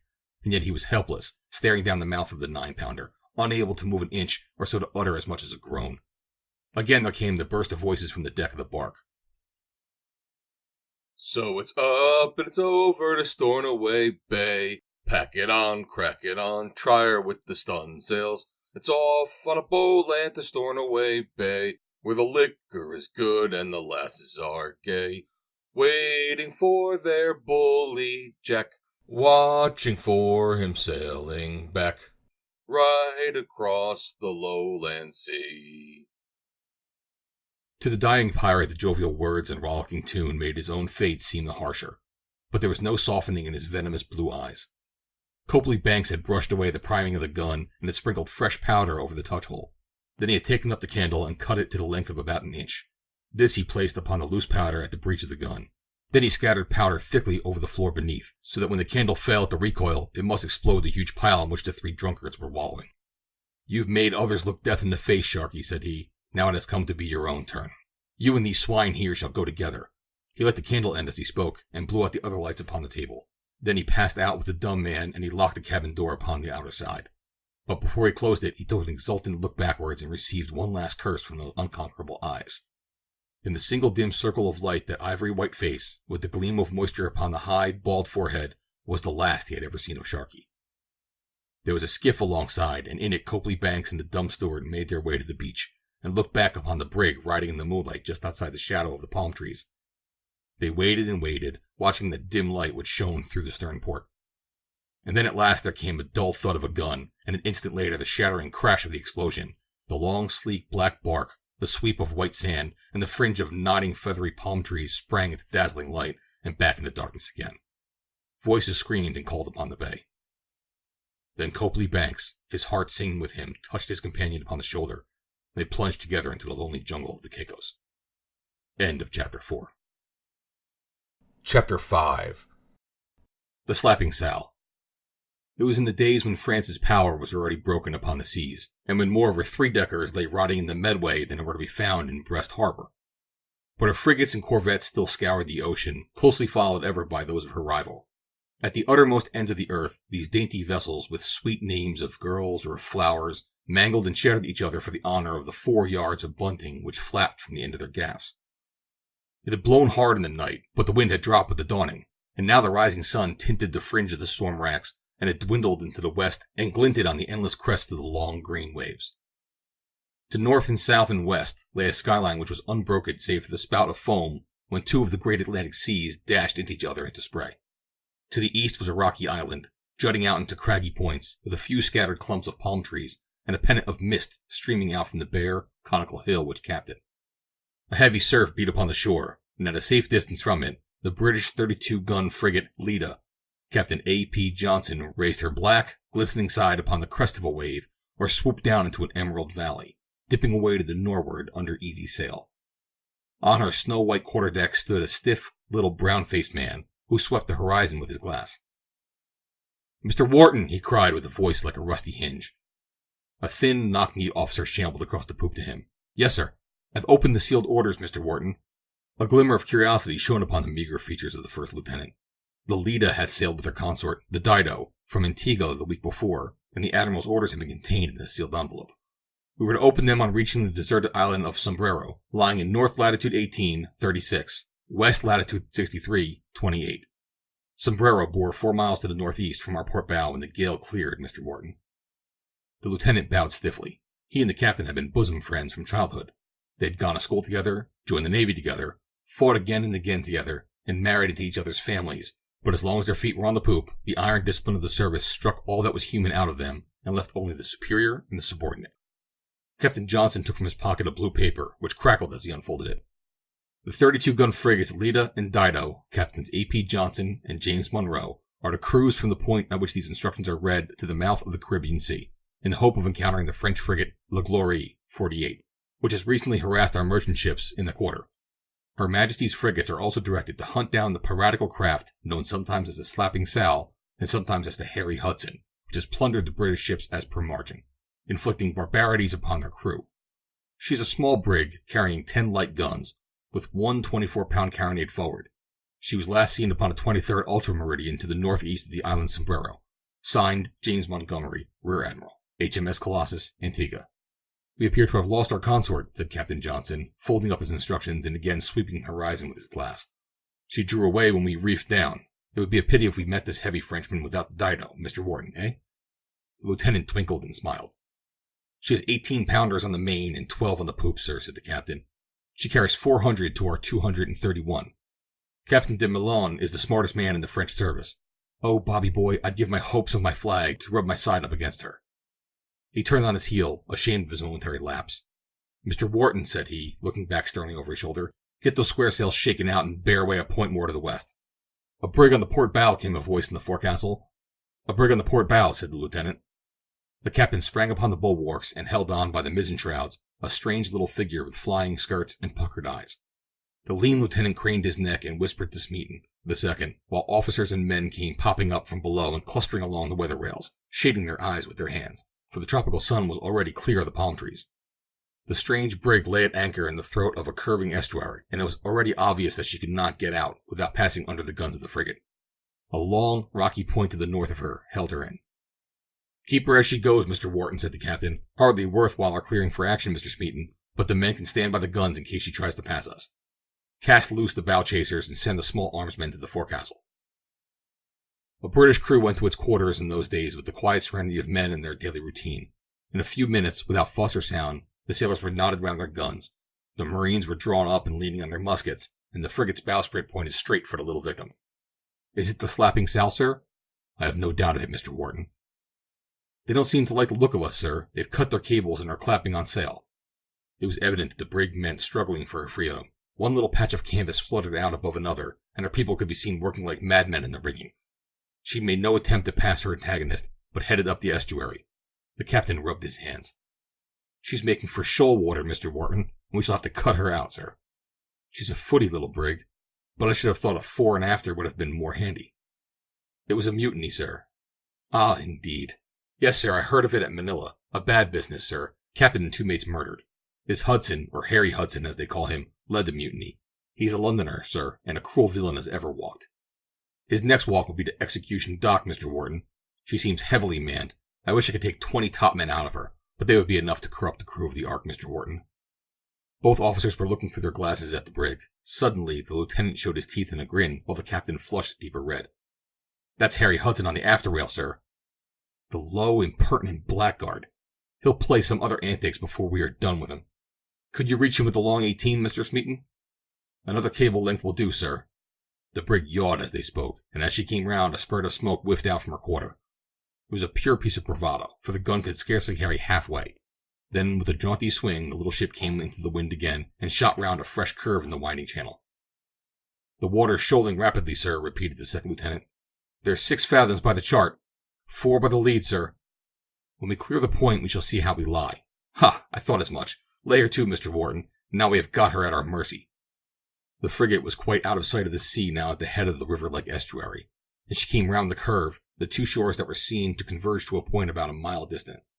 In the angle, as near shore as she can get, the brig was lying with her broadside toward her pursuer, and a wisp of black cloth streaming from her mizzen.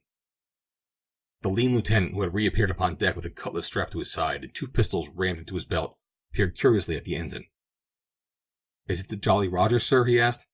But the captain was furious. "He may hang where his breeches are hanging before I have done with them," said he. "What boats will you want, Mr. Wharton?" "We should do it with the launch and the jolly boat. Take 4 and make a clean job of it. Pipe away the crews at once, and I'll work her in and help you with the long 18s. With a rattle of ropes and the creaking of blocks, the 4 boats splashed into the water. The crews clustered thickly into them, barefooted sailors, stolid marines, laughing middies, and the sheets of each the senior officer with their stern schoolmaster faces. The captain, his elbows on the binnacle, still watching the distant brig. Her crew were tracing up the boarding netting, dragging round the starboard guns, knocking new portholes for them, and making every preparation for a desperate resistance. In the thick of it, a huge man, bearded to the eyes with a red nightcap upon his head, was straining and stooping and hauling. The captain watched him with a sour smile, and then snapping up his glass, he turned upon his heel. For an instant, he stood staring. "Call back the boats," he cried in a thin, creaking voice. "Clear away for action there. Cast loose those main deck guns. Brace back the yards, Mr. Smeaton, and stand by to go about when she has way enough." Round the curve of the estuary was coming a huge vessel. A great yellow bowsprit and white-winged figurehead were jutting out from the cluster of palm trees, while high above them towered 3 immense masts and the tricolored flag floating superbly from the mizzen. Round she came, the deep blue water creaming under her forefoot, until her long, curving backslide, her line of shining copper beneath and of snow-white hammock above, and the thick clusters of men who peered over her bulwarks were all in full view. Her lower yards were slung, her ports triced up, and her guns run out all ready for action. Lying behind one of the promontories of the island, the lookout men of the Glory upon her shore had seen the cul-de-sac into which the British frigate was headed, so that Captain de Milan had served the Leda as Captain Johnson had the slapping sail. But the splendid discipline of the British service was at its best in such a crisis. The boats flew back, their crews clustered aboard, They were swung up at the davits and the fall ropes made fast. Hammocks were brought up and stowed, bulkheads sent down, ports and magazines opened, the fires out in the galley, and the drums beat the quarters. Swarms of men set the headsail and brought the frigate round, while the gun crews threw off their jackets and shirts, tightened their belts, and ran out their 18-pounders, peering through the open portholes at the stately Frenchmen. The wind was very light. Hardly a ripple showed itself upon the clear blue water, but the sail blew gently out as the breeze came over the wooden banks. The Frenchmen had gone about also, and both ships were now heading slowly for the sea under fore and aft canvas, the Glory 100 yards in advance. She luffed up to cross the Leda's bows, and the British ship came round also, and the two rippled slowly on in such silence that the ringing of ramrods as the French marines drove home their charges clanged quite loudly upon the ear. "Not much sea room, Mr. Wharton," remarked the captain. "I have fought actions in less, sir. We must keep our distance and trust to our gunnery. She's very heavily manned, and if she got alongside, we might find ourselves in trouble. I see the shakos of soldiers aboard of her. 2 company of light infantry from Martinique. Now we have her. Hard a port, and let her have it as we cross her stern." The keen eye of the little commander had seen the surface ripple, which told of a passing breeze. He had used it to dart across the big Frenchman and rake her with every gun as he passed. But once past her, the Leda had to come back into the wind and keep out of shoal water. The maneuver brought her on the starboard side of the Frenchman, and the trim little frigate seemed to heel right over under the crashing broadside which burst from the gaping ports. A moment later, her topmen were swarming aloft to set her topsails and royals, and she strove to cross the Glory's bows and rake her again. The French captain, however, brought his frigate's head round, and the two rode side by side with an easy pistol shot, pouring broadsides into each other in one of those murderous duels which, could they all be recorded, would mottle our charts with blood. In that heavy tropical air, with so faint a breeze, the smoke formed a thick bank round the two vessels, from which the topmasts only protruded.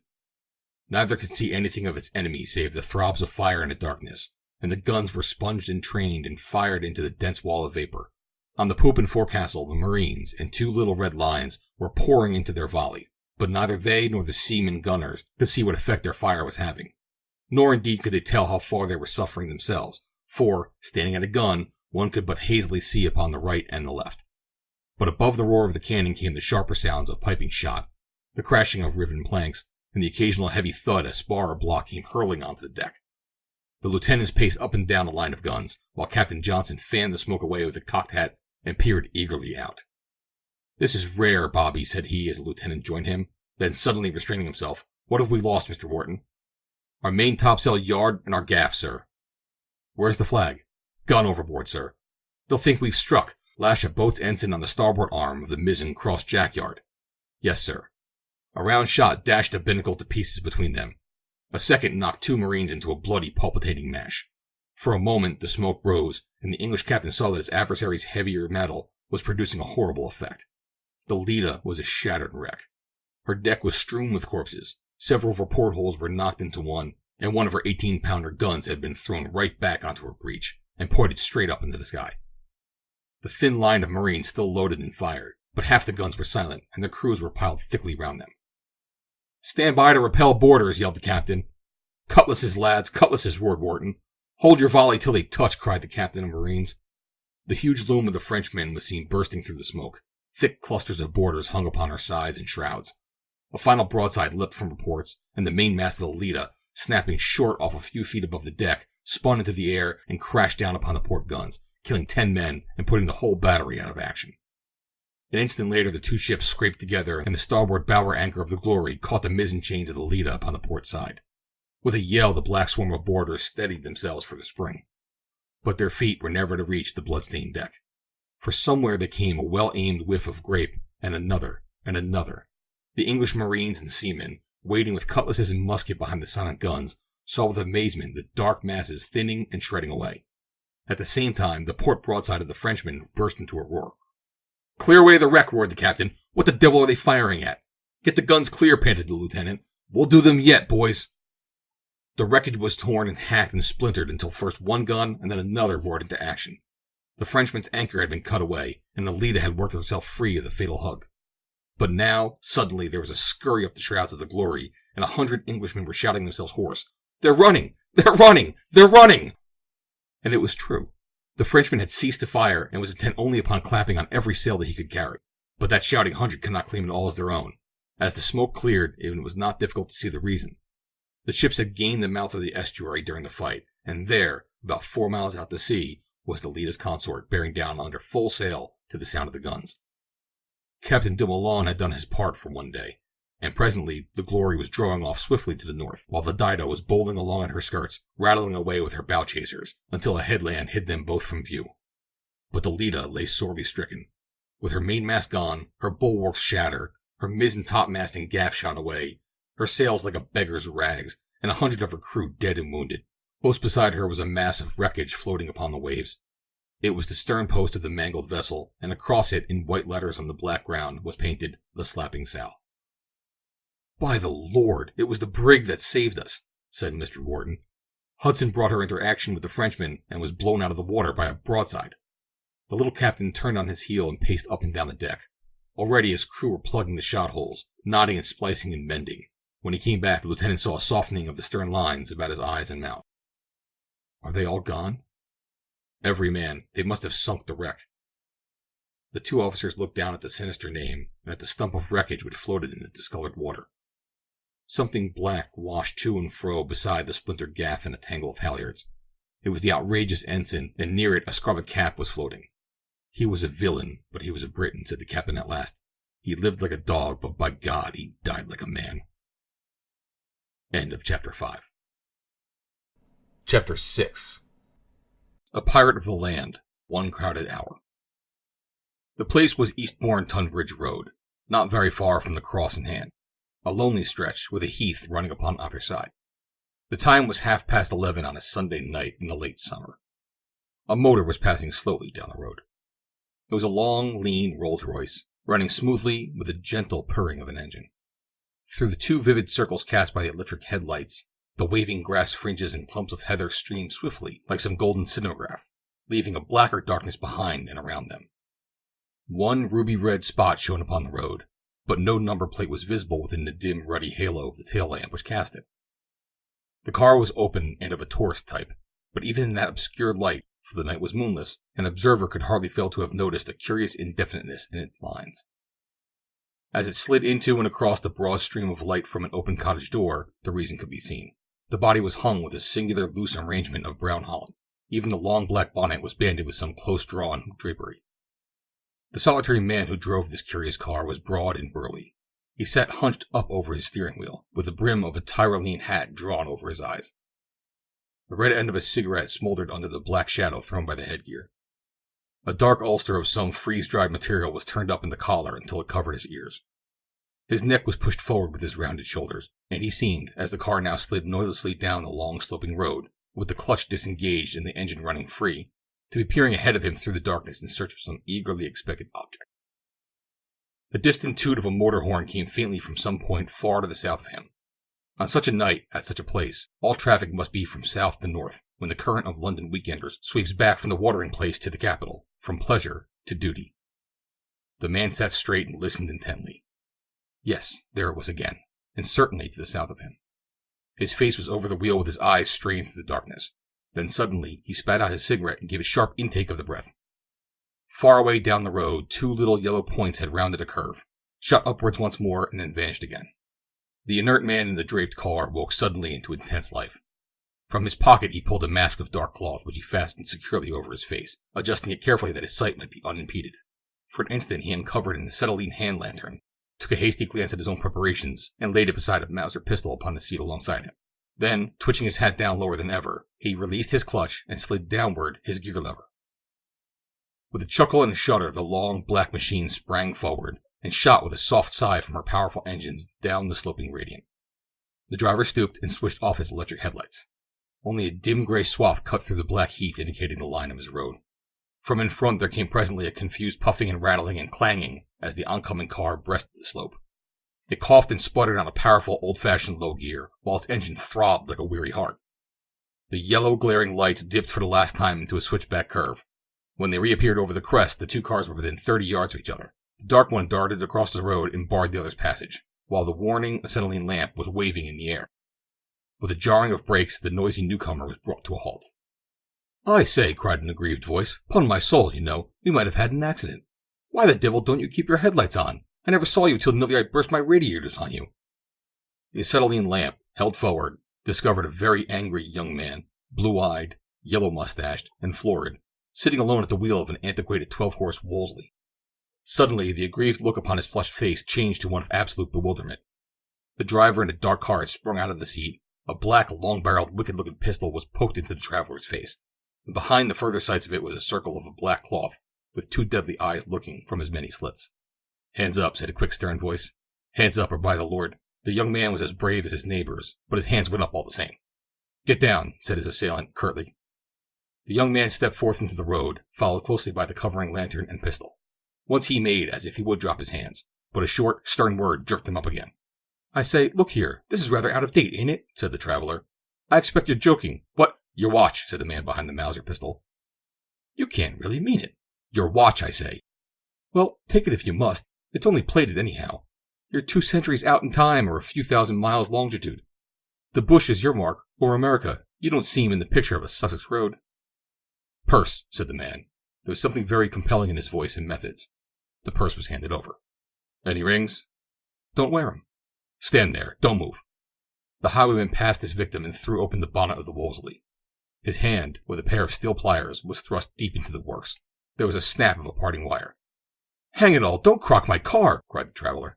He turned, but quick as a flash the pistol was at his head once more. And even in that flash, whilst the robber whisked round from the broken circuit, something had caught the young man's eye which made him gasp and start. He opened his mouth as if about to shout some words. Then, with an evident effort, he restrained himself. "Get in," said the highwayman. The traveler climbed back to his seat. "What's your name?" "Ronald Barker. What's yours?" The masked man ignored the impertinence. "Where do you live?" he said. "My cards are in my purse. Take one." The highwayman sprang into his car, the engine of which had hissed and whispered in a gentle accompaniment to the interview. With a clash he threw back his side brake, flung in his gears, twirled the wheel hard around, and cleared the motionless Wolseley. A minute later he was gliding swiftly, with all his lights gleaming, some half-mile southward of the road, while Mr. Ronald Barker, a side lamp in his hand, was rummaging furiously amongst the odds and ends of his repair box for a strand of wire which would connect up his electricity and set him on his way once more. When he had placed a safe distance between himself and his victim, the adventurer eased up, took his booty from his pocket, replaced the watch, opened the purse, and counted out the money. 7 shillings constituted the miserable spoil. The poor result of his efforts seemed to amuse rather to annoy him, for he chuckled as he held the 2 half-crowns and a florin in the glare of his lantern. Then suddenly his manner changed. He thrust the thin purse back into his pocket, released his brake, and shot onwards with the same tense bearing with which he had started upon his adventure. The lights of another car were coming down the road. On this occasion, the methods of the highwayman were less furtive. Experience had clearly given him confidence. With lights still blazing, he ran towards the newcomers and, halting in the middle of the road, summoned them to stop. From the point of view of the astonished travelers, the result was sufficiently impressive. They saw in the glare of their own headlights 2 glowing discs on either side of the long black muzzled snout of a high-powered car, and above the masked face and menacing figure of its solitary driver. In the golden circle thrown by the rover, there stood an elegant, open-topped 20-horse Humber, with an undersized and very astonished chauffeur blinking from under his peaked cap. From behind the windscreen, the veil-bound hats and wondering faces of 2 very pretty women protruded, one upon either side, and a little crescendo of frightened squeaks announced the acute emotion of one of them. The other was cooler and more critical. "Don't give it away, Hilda," she whispered. "Do shut up and don't be such a silly. It's Bertie, or one of the boys, playing it on us." No, it's the real thing, Flossie. It's a robber, sure enough. Oh my goodness, whatever shall we do?" "What an ad," cried the other. "Oh, what a glorious ad. Too late now for the mornings, but they'll have it in every paper, sure." "What's it going to cost?" groaned the other. "Oh, Flossie, I'm sure I'm going to faint. Don't you think if we both scream together we could do some good? Isn't he too awful with that black thing over his face? Oh dear. He's killing poor little Alf." The proceedings of the robber were indeed somewhat alarming. Springing down from his car, he had pulled the chauffeur out of his seat by the scruff of his neck. The sight of the Mauser had cut short any remonstrance, and under its compulsion the little man had pulled open the bonnet and extracted the sparking plugs. Having thus secured the immobility of his capture, the masked man walked forward, lantern in hand, to the side of the car. He had laid aside the gruff sternness with which he had treated Mr. Ronald Barker, and his voice and manner were gentle, though determined. He even raised his hat as a prelude to his address. "I'm sorry to inconvenience you, ladies," said he, and his voice he had got up several notes since the previous interview. "May I ask who you are?" Miss Hilda was beyond coherent speech. Miss Flossie was of a sterner mold. "This is a pretty business," she said. "What right have you to stop us on a public road? I should like to know." "My time is short," said the robber in a sterner voice. "I must ask you to answer my question. Tell him, Flossie, for God's sakes, be nice to him, cried Hilda. Well, we're from the Gaiety Theatre, London, if you want to know, said the young lady. Perhaps you've heard of Miss Flossie Thornton and Miss Hilda Mannering. We've been playing a week at the Royal at Eastbourne, and took a Sunday off to ourselves. So now you know. I must ask for your ladies' purses and for your jewelry. Both ladies set up a shrill expostulations, but they found, as Mr. Robert Barker had done, that there was something quietly compelling in the man's methods. In a very few minutes they had handed over their purses, and a pile of glittering rings, bangles, brooches, and chains was lying upon the front seat of the car. The diamonds glowed and shimmered like little electric points in the light of the lantern. He picked up the glittering tangle and weighed it in his hand.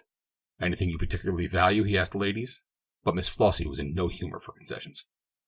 Don't come the Claude Duval over us, said she. Take the lot or leave the lot. We don't want bits of our own given back to us. Except just Billy's necklace, cried Hilda, and snatched a little rope of pearls. The robber bowed and released his hold of it. Anything else? The valiant Flossie began suddenly to cry. Hilda did the same.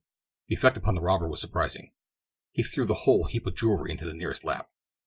There, take it, he said. It's trumpery stuff anyhow. It's worth something to you and nothing to me. Tears changed in a moment to smiles. You're welcome to the purses. The ad is worth 10 times the money. But what a funny way of getting a living nowadays. Aren't you afraid of being caught? It's all so wonderful, like a scene from a comedy. It must be a tragedy, said the robber. Oh, I hope not. I'm sure I hope not, cried the two ladies of the drama. But the robber was in no mood for further conversation. Far away down the road, tiny points of light had appeared. Fresh business was coming to him, and he must not mix his cases.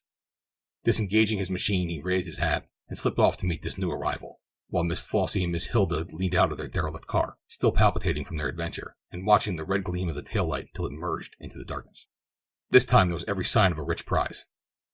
Behind its 4 grand lambs set in a broad frame of glittering brasswork, the magnificent 60-horse Daimler breasted the slope with the low, deep, even snore which proclaimed its enormous latent strength.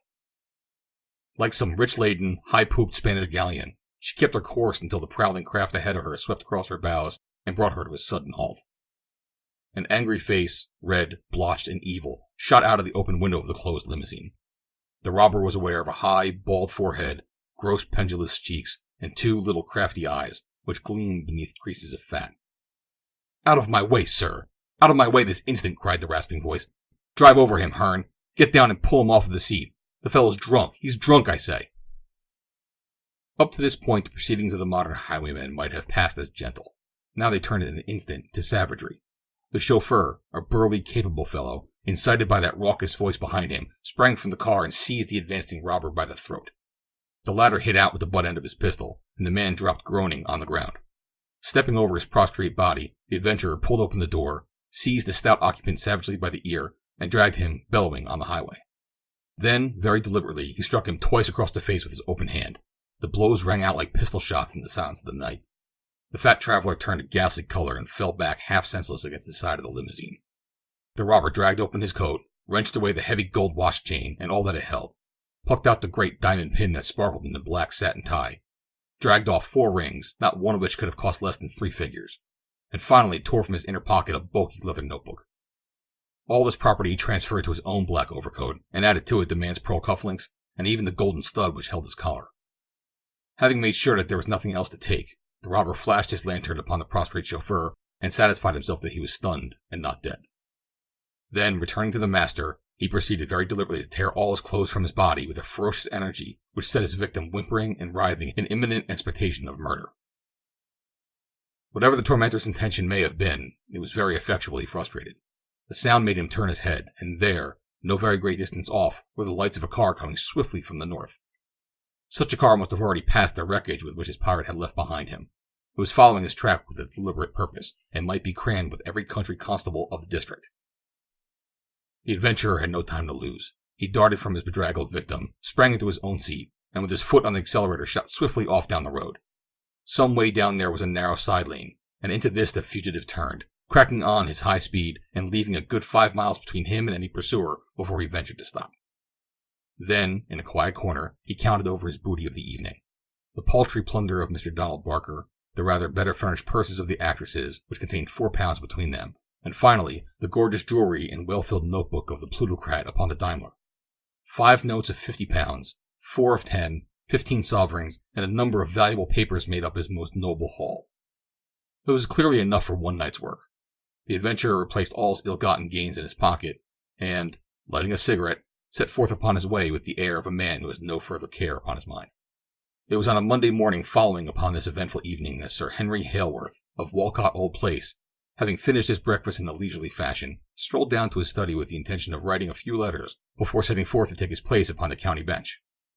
Sir Henry was a deputy lieutenant of the county. He was a baronet of ancient blood. He was a magistrate of 10 years' standing, and he was famous above all as the breeder of many a good horse and the most desperate rider in all of Weald County. A tall, upstanding man with a strong, clean-shaven face, heavy black eyebrows, and a square, resolute jaw. He was one whom it was better to call friend than foe.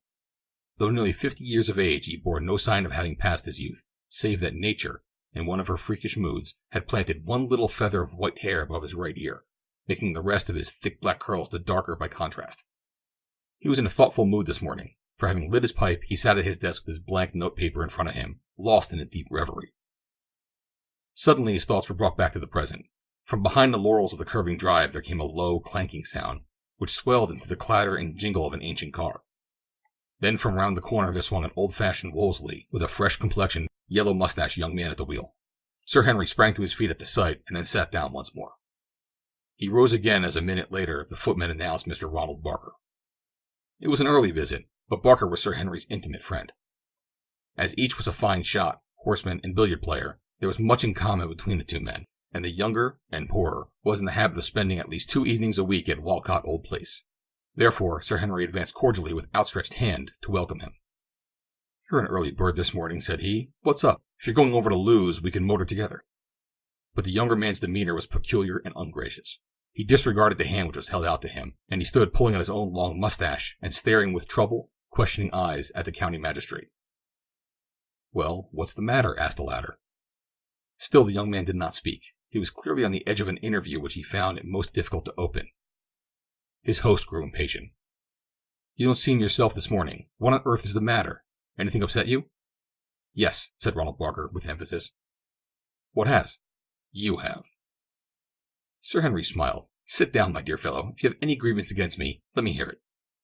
Barker sat down. He seemed to be gathering himself for a reproach. When it did come, it was like a bullet from a gun. "Why did you rob me last night?" The magistrate was a man of iron nerve. He showed neither surprise nor resentment. Not a muscle twitched upon his calm, set face. "Why do you say that I robbed you last night?" "A big, tall fellow in a motor car stopped me on the Mayfield Road. He poked a pistol in my face, took my purse and my watch. Sir Henry, that man was you." The magistrate smiles. "Am I the only big, tall man in the district? Am I the only man with a motor car? Do you think I couldn't tell a Rolls Royce when I see it? I, who spent half my life on a car and the other half under it." Who has a Rolls Royce around here except you? "My dear Barker, don't you think that such a modern highwayman as you describe would be more likely to operate outside his own district? How many hundred Rolls Royces are there in the south of England?" "No, it won't do, Sir Henry, it won't do. Even your voice, though you sunk it a few notes, was familiar enough to me. But hang it, man, what did you do it for? That's what gets over me, that you should stick up me, one of your closest friends, a man that worked himself to the bone when you stood for the division. And all for the sake of a Brummagem watch and a few shillings. It's simply incredible." "Simply incredible," repeated the magistrate with a smile. "And then those poor actresses, poor little devils, who have to earn all they get. I followed you down the road, you see. That was a dirty trick if I ever heard one. The city shark was different. If a chap must go a-robbing, that sort of fellow is fair game. But your friend, and then the girls? Well, I say again, I couldn't have believed it." "Then why believe it?" "Because it is so." "Well, you seem to have persuaded yourself to that effect. You don't seem to have much evidence to lay before anyone else. I could swear to you in a police court. What put the lid on it was that when you were cutting my wire, and an infernal liberty it was, I saw the white tuft of yours sticking out from behind your mask." For the first time, an acute observer might have seen some slight sign of emotion upon the face of the baronet. "You seem to have a fairly vivid imagination," said he. His visitor flushed with anger. "See here, Hailworthy," said he, opening his hand and showing a small, jagged triangle of black cloth. "Do you see that? It was on the ground near the car of the young women. You must have ripped it off as you jumped from your seat. Now send for that heavy black driving coat of yours. If you don't ring the bell, I'll ring it myself, and we shall have it in. I'm going to see this thing through, and don't you make any mistake about that." The baronet's answer was a surprising one. He rose, passed Barker's chair, and, walking over to the door, he locked it and placed the key in his pocket. You are going to see it through, said he. I'll lock you in until you do. Now we must have a straight talk, Barker, as man to man, and whether it ends in tragedy or not depends on you. He had half opened one of the drawers in his desk as he spoke. His visitor frowned in anger. You won't make matters any more by threatening me, Hailworthy. I'm going to do my duty, and you won't bluff me out of it. I have no wish to bluff you. When I spoke of a tragedy, I did not mean to you. What I meant was there are some turns with which this affair cannot be allowed to take. I have neither kith nor kin, but there is the family honor, and some things are impossible. It is late to talk like that. Well, perhaps it is, but not too late. And now I have a great deal to say to you. First of all, you are quite right. It was I who held you up last night on the Mayfield Road. But why on earth? All right, let me tell it my own way. First, I want you to look at these. He unlocked the drawer and took out 2 small packages. These were to be posted in London tonight. This one is addressed to you, and I may as well hand it over to you at once. It contains your watch and your purse. So, you see, by your cut wire, you have been none the worse for wear for your adventure. This other packet is addressed to the young ladies at the Gaiety Theatre, and their properties are enclosed. I hope I have convinced you that I intended full reparation in each case before you came to accuse me. Well, asked Barker. Well, we will now deal with Sir George Wilder, who is, as you may not know, the senior partner of Wilde and Guggendorf, the founders of the Ludgate Bank of infamous memory. His chauffeur is a case apart. You may take it from me upon my word of honor that I had plans for the chauffeur, but it is the master I want to speak of. You know that I am not a rich man myself. I expect all the county knows that. When Black Tulip lost the Derby, I was hit hard, and other things as well. Then I had a legacy of 1,000. His infernal bank was paying 7% on deposits. I knew Wilde. I saw him. I asked him if it was safe. He said it was. I paid it in, and within 48 hours the whole thing went to bits. It came out before the official receiver that Wilde had known for 3 months that nothing could save him, and yet he took all my cargo aboard his sinking vessel. He was all right, confound him. He had plenty besides, but I had lost all my money and no law can help me. Yet he had robbed me as clearly as one man could rob another. I saw him and he laughed in my face, told me to stick to consols, and that the lesson was cheap at the price. So I just swore that, by hook or by crook, I would get level with him. I knew his habits, for I had made it my business to do so. I knew that he came back from Eastbourne on Sunday nights. I knew that he carried a good sum with him in his pocketbook. Well, it's my pocketbook now. Do you mean to tell me that I'm not morally justified in what I have done? By the Lord, I'd have left the devil as bare as he left many a widow and orphan if I'd had the time. That's all very well, but what about me? What about the girls? Have some common sense, Barker. Do you suppose that I can go and stick up this one personal enemy of mine and escape detection? It was impossible. I was bound to make myself out to be just a common robber who had run up against him by accident.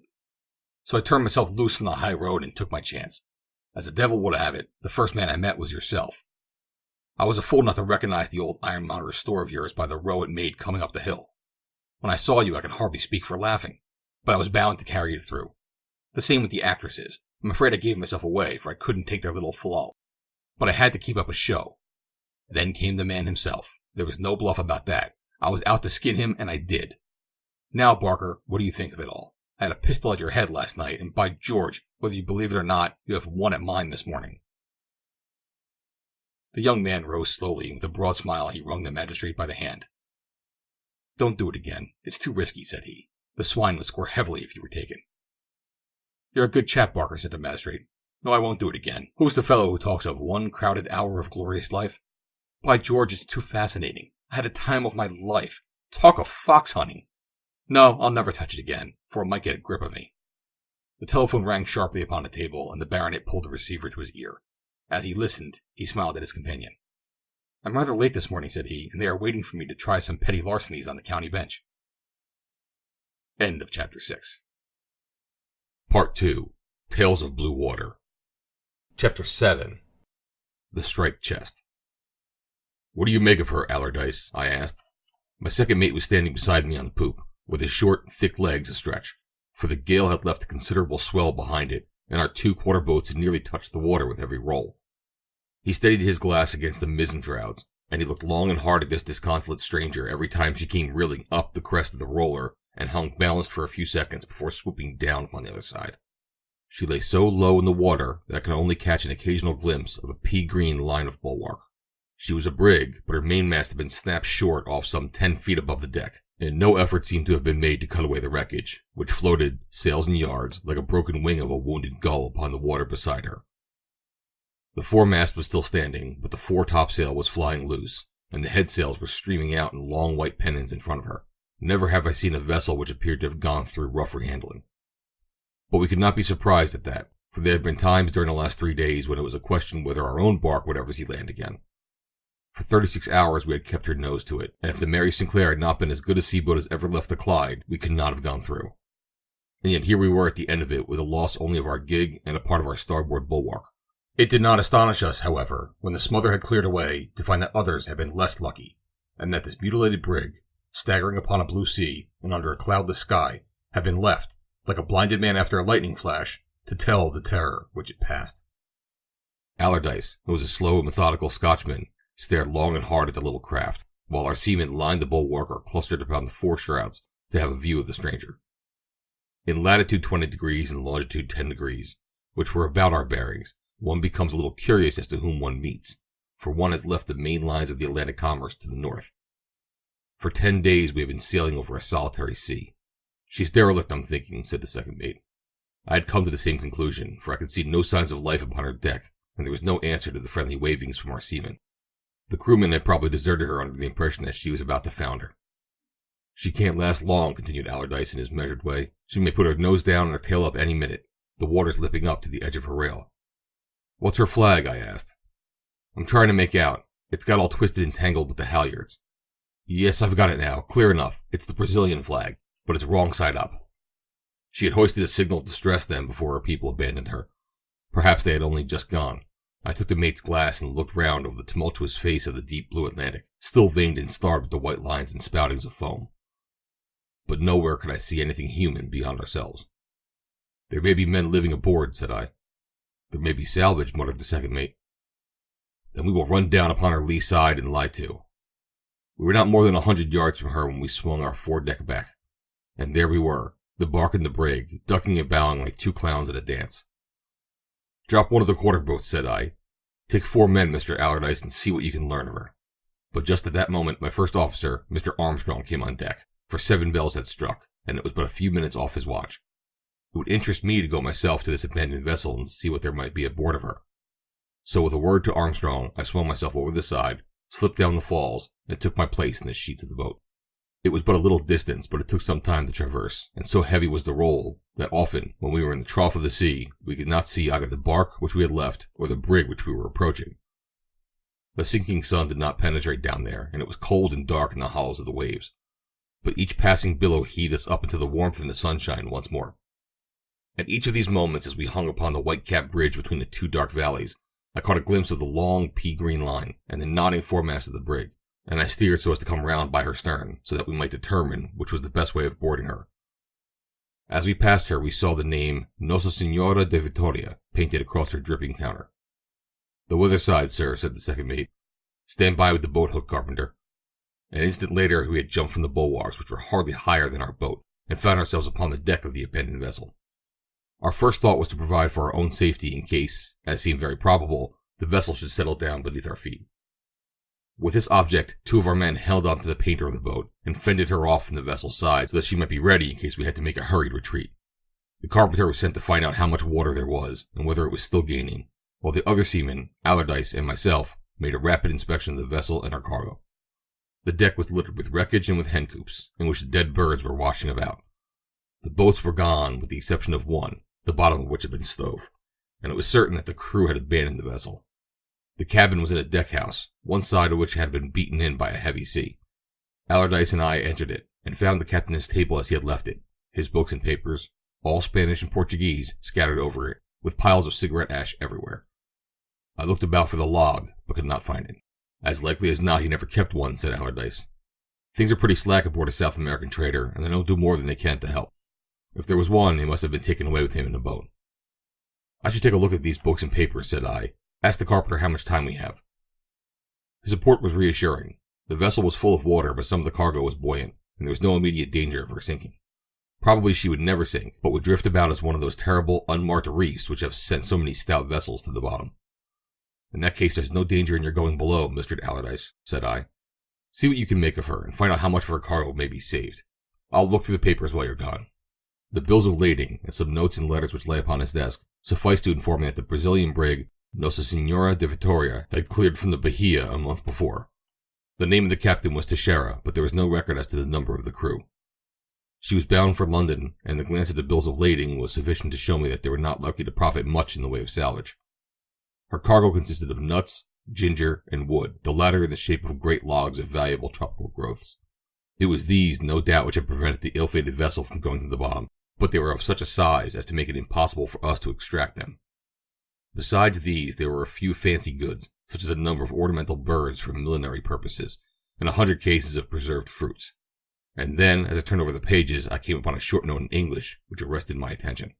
"It is requested," said the note, "that the various old Spanish and Indian curiosities which came out of the Santarem collection, which are consigned to Proutfoot and Newman of Oxford Street, London, should be put in some place where there be no danger of these very valuable and unique articles being injured or tampered with. This applies most particularly to the treasure chest of Don Ramirez de Lyra, which on no account must be placed where anyone can get it." The treasure chest of Don Ramirez? Unique and valuable articles. Here was the chance of salvage after all. I had risen to my feet with the paper in my hand when the Scotch mate appeared in the doorway. "I'm thinking all isn't quite as it should be aboard the ship, sir," said he. He was a hard-faced man, and yet I could see that he had been startled. "What's the matter?" "Murder's the matter, sir. There's a man here with his brains beaten out." "Killed in the storm?" said I. "May be so, sir, but I'll be surprised if you think so after you've seen him." "Where is he, then?" "This way, sir. Here in the main deck-house." There appeared to have been no accommodation below in the brig, for there was the after-house for the captain, another by the main hatchway by the cook's galley attached to it, and a third in the forecastle for the men. It was to this middle one that the mate led me. As you entered the galley with its litter of tumble pots and dishes was upon the right, and upon the left was a small room with 2 bunks for the officers. Then beyond there was a place about 12 feet square, which was littered with flags and spare canvas. All round the walls were a number of packets done up in coarse cloth and carefully lashed to the woodwork. At the other end was a great box, striped red and white, though the red was so faded and the white was so dirty that it was only where the light fell directly upon it that one could see the coloring. The box was, by subsequent measurement, 4 feet 3 inches in length, 3 feet 2 inches in height, 3 feet across, considerably larger than a seaman's chest. But it was not to the box that my eyes or my thoughts were turned as I entered the storeroom. On the floor, lying across a litter of bunting, there was stretched a small, dark man with a short, curling beard. He lay as far as it was possible from the box, with his feet towards it and his head away. A crimson patch was printed upon the white canvas on which his head was resting, and little red ribbons wreathed themselves round his swarthy neck and trailed away onto the floor. There was no sign of a wound that I could see, and his face was as placid as that of a sleeping child. It was only when I stooped that I could perceive his injury, and then I turned away with an exclamation of horror. He had been poleaxed, apparently by some person standing behind him. A frightful blow had smashed in the top of his head and penetrated deeply into his brain. His face might well be placid, for death must have been absolutely instantaneous, and the position of the wound showed that he could never have seen the person who had inflicted it. "Is that foul play or accident, Captain Barclay?" asked the second mate demurely. "You're quite right, Mr. Allardyce. The man has been murdered, struck down from above by a sharp and heavy weapon." "But who was he, and why did they murder him?" "He was a common seaman, sir," said the mate. "You can see that if you look at his fingers." He turned out his pockets as he spoke, and brought to light a pack of cards, some tarred string, and a bundle of Brazilian tobacco. "Hello, look at this," said he. It was a large open knife with a stiff spring blade, which he had picked up from the floor. The steel was shining and bright, so that we would not associate it with the crime, and yet the dead man had apparently held it in his hand when he was struck down, for it still lay within his grasp. "It looks to me, sir, as if he knew he was in danger and kept his knife handy," said the mate. "However, we can't help the poor beggar now. I can't make out these things that are lashed to the wall. They seem to be idols and weapons and curios of some sort done up in old sacking." "That's right," said I. "They're the only things of value that we are likely to get from the cargo. Hail the bark and tell them to send the other quarter boat to help us get all the stuff aboard." While he was away, I examined this curious plunder which had come into our possession. The curiosities were so wrapped up that I could only form a general idea as to their nature, but the striped box stood in a good light where I could thoroughly examine it. On the lid, which was clamped and cornered with metalwork, there was engraved a complex coat of arms, and beneath it was a line of Spanish which I was able to decipher as meaning the treasure chest of Don Ramirez de Lyra, Knight of the Order of St. James, Governor and Captain General of Terra Firma, and of the province of Veracruz. In one corner was the date 1606, and on the other was a large white label upon which was written in English, "You are earnestly requested upon no account to open this box." The same warning was repeated underneath in Spanish. As to the lock, it was a very complex and heavy one of engraved steel, with a Latin motto which was above the seaman's comprehension. By the time I had finished this examination of the peculiar box, the other quarter boat with Mr. Armstrong, the first officer, had come alongside, and we began to carry out and place in her the various curiosities which appeared to be the only objects worth removing from the derelict ship. When she was full, I sent her back to the bark, and then Allardyce and I, with the carpenter and one seaman, shifted the striped box, which was the only thing left, to our boat, and lowered it over, balancing it upon the 2 middle thwarts, for it was so heavy that it would have given the boat a dangerous tilt if we placed it on either end. As to the dead man, we left him where we found him. The mate had a theory that at the moment of the desertion of the ship, this fellow had started plundering, and that the captain, in an attempt to preserve discipline, had struck him down with a hatchet or some other heavy weapon. It seemed more probable than any other explanation, yet it did not entirely satisfy me either. But the ocean is full of mysteries, and we were content to leave the fate of the dead seaman of the Brazilian brig to be added to that long list which every sailor can recall.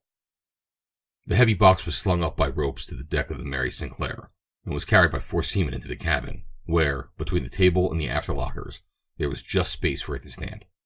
There it remained during supper, and after that meal the mates remained with me, and discussed over a glass of grog the event of the day. Mr. Armstrong was a long, thin, vulture-like man, an excellent seaman, but famous for his nearness and cupidity. Our treasure trove had excited him greatly, and already he had begun with glistening eyes to reckon upon how much it might be worth for each of us when the shares of the salvage came to be divided. If the paper says that they were unique, Mr. Barclay, then they may be worth anything that you'd like to name. You wouldn't believe the sums that the rich collectors give. £1,000 is nothing to them. We'll have something to show for our voyage, or I am mistaken. I don't think that, said I. As far as I can see, they are not very different from any other South American curios. Well, sir, I've traded there for 14 voyages, and I've never seen anything like that chest before. That's worth a pile of money just as it stands. But it's so heavy that surely there must be something valuable inside it. Don't you think we ought to open it and see? If you break it open, you will spoil it as likely as not, said the second mate. Armstrong squatted down in front of it, with his head on one side, and his long, thin nose within a few inches of the lock. The wood is oak, said he, and has shrunk a little with age. If I had a chisel or a strong-bladed knife, I could force the lock back without doing any damage at all. The mention of a strong-bladed knife made me think of the dead seaman upon the brig. I wonder if he could have been on the job when someone came to interfere with him, said I. I don't know about that, sir, but I'm perfectly certain that I can open the box. There's a screwdriver here in the locker. Just hold the lamp, Allardyce, and I'll have it done in a brace of shakes. Wait a bit, said I, for already, with eyes which gleamed with curiosity and with avarice, he was stooping over the lid. I don't see that there's any hurry over this matter. You've read that card which warns us not to open it. It may mean anything or it may mean nothing, but somehow I feel inclined to obey it. After all, whatever is in it will keep, and if it is valuable, it will be worth as much if it is open in the owner's offices as in the cabin of the Mary Sinclair. The first officer seemed bitterly disappointed at my decision. Surely, sir, you are not superstitious about it, said he, with a slight sneer upon his thin lips. If it gets out of our hands, and we don't see for ourselves what is inside, we may be done out of our rights. Besides, that's enough, Mr. Armstrong, said I abruptly. You may have every confidence that you will get your rights. But I will not have that box opened tonight. Why, the label itself shows that the box had been examined by Europeans, Allardyce added. Because a box is a treasure box is no reason that it has treasure inside it now. A good many folk have had a peep into it since the days of the old governor of terra firma. Armstrong threw the screwdriver down upon the table and shrugged his shoulders. Just as you like, said he. For the rest of the evening, although we spoke upon many subjects, I noticed that his eyes were continually coming round, with the same expression of curiosity and greed, to the old striped box. And now I come to the portion of the story which fills me even now with a shuddering horror when I think of it. The main cabin had the rooms of the officers round it, but mine was the furthest away from it at the end of the little passage which led to the companion. No regular watch was kept by me except in cases of emergency, and the 3 mates divided the watches among them. Armstrong had the middle watch, which ends at 4 in the morning, and he is relieved by Allardyce. For my part, I have always been one of the soundest of sleepers, and it is rare for anything less than a hand upon my shoulder to arouse me. And yet I was aroused that night, or rather in the early grey of the morning. It was just past 4 by my chronometer, when something caused me to sit up in my berth wide awake, and with every nerve tingling. It was a sound of some sort, a crash with a human cry at the end of it, which still jarred upon my ears. I sat listening, but all was now silent, and yet it could not have been imagination, that hideous cry, for the echo of it still rang in my head, and it seemed to have come from some place quite close to me. I sprang from my bunk and pulled on some clothes. I made my way into the cabin. At first I saw nothing unusual there. In the cold grey light I made out the red cloth table, the 6 rotating chairs, the walnut lockers, the swinging barometer, and there at the end the big striped chest. I was turning away with the intention of going upon deck and asking the second mate if he had heard anything, when my eyes fell suddenly about something that was projected from under the table. It was the leg of a man, a leg with a long sea boot upon it. I stooped, and there was a figure sprawling upon its face, his arms thrown forward and his body twisted. One glance told me it was Armstrong, the first officer, and the second that he was a dead man. For a few moments I stood gasping. Then I rushed onto the deck, called Allardyce to my assistance, and came back with him to the cabin. Together we pulled the unfortunate fellow from under the table. As we looked at his dripping head, we exchanged glances, and I do not know which was the paler of the two. "The same as the Spanish sailor," said I. "The very same. God preserve us. It's that infernal chest. Look at Armstrong's hand." He held up the mate's right hand, and there was a screwdriver which he had wished to use the night before. "He's been at the chest, sir. He knew that I was on deck and you asleep.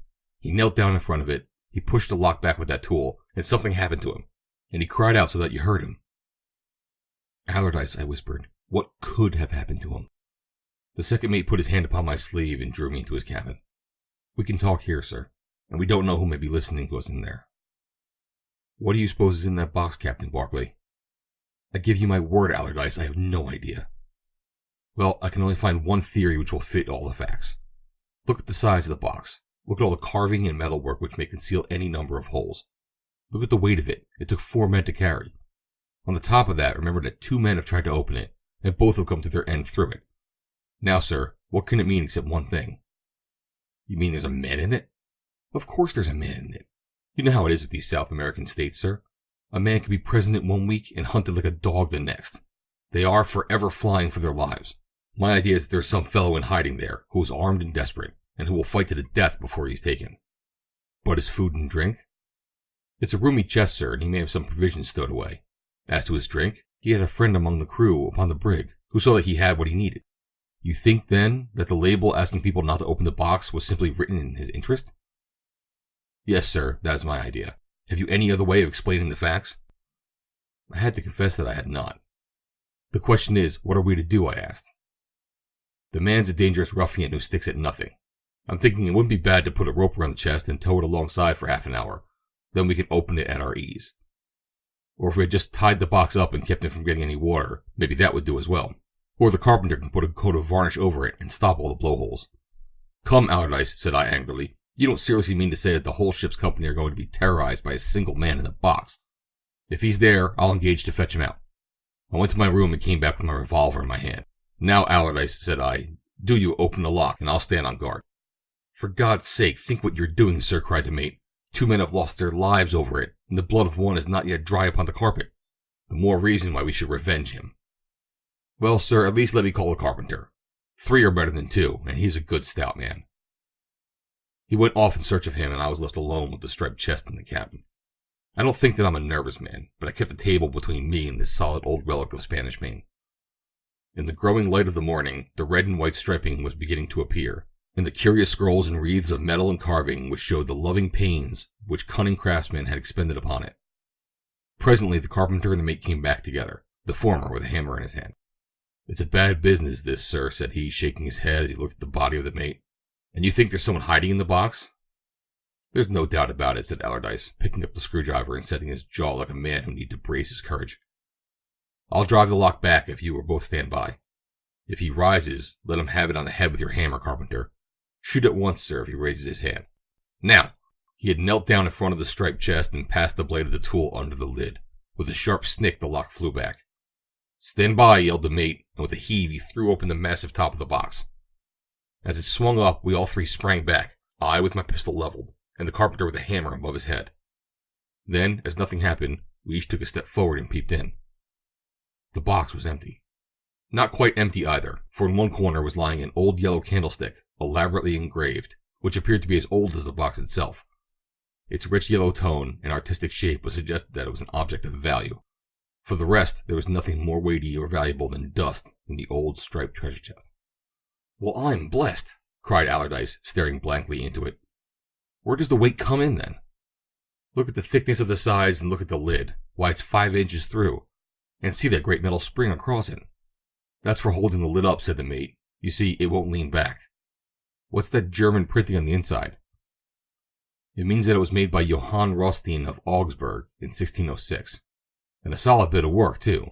But it doesn't throw much light on what is past, does it, Captain Barclay?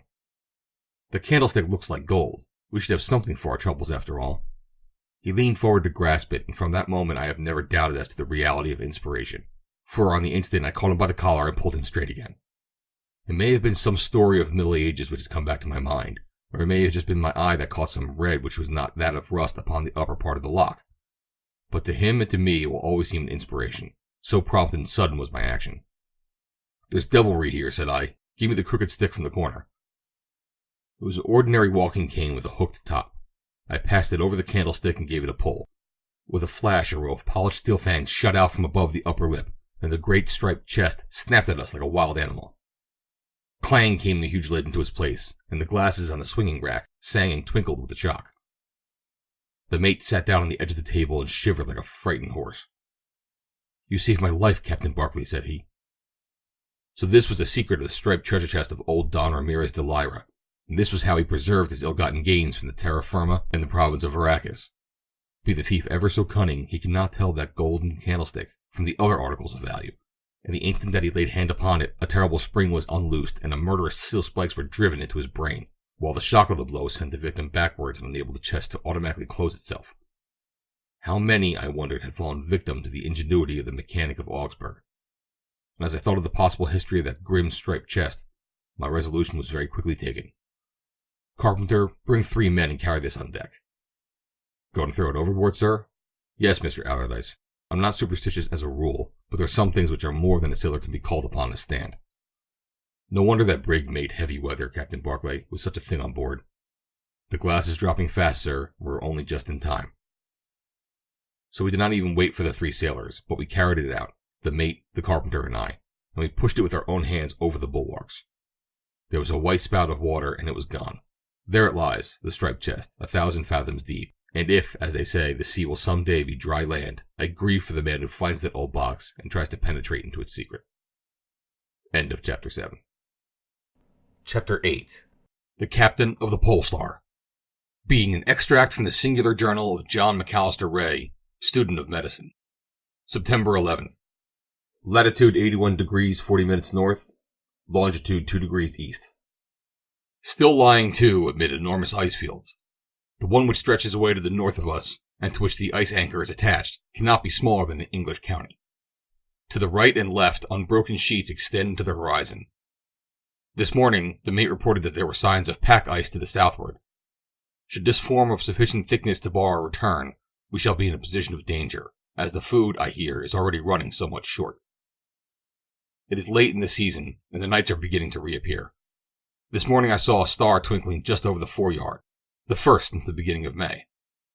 There is considerable discontent among the crew, many of whom are anxious to get back home in time for the herring season, which labor always commands a high price upon the Scotch coast.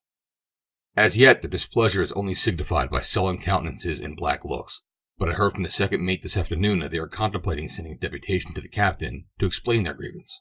I much doubt how he will receive it, as he is a man of a fierce temper, and very sensitive about anything approaching to an infringement in his rights. I shall venture after dinner to say a few words to him upon the subject. I have always found that he would tolerate from me what he would resent from any other member of the crew. Amsterdam Island, at the northwest corner of Spitzenbergen, is visible upon our starboard quarter, a rugged line of volcanic rocks intersected by white seams which represent glaciers. It is curious to think that at the present moment there is probably no human being nearer to us than the Danish settlements in the south of Greenland. A good 900 miles as the crow flies. A captain takes a great responsibility upon himself when he risks his vessel under such circumstances.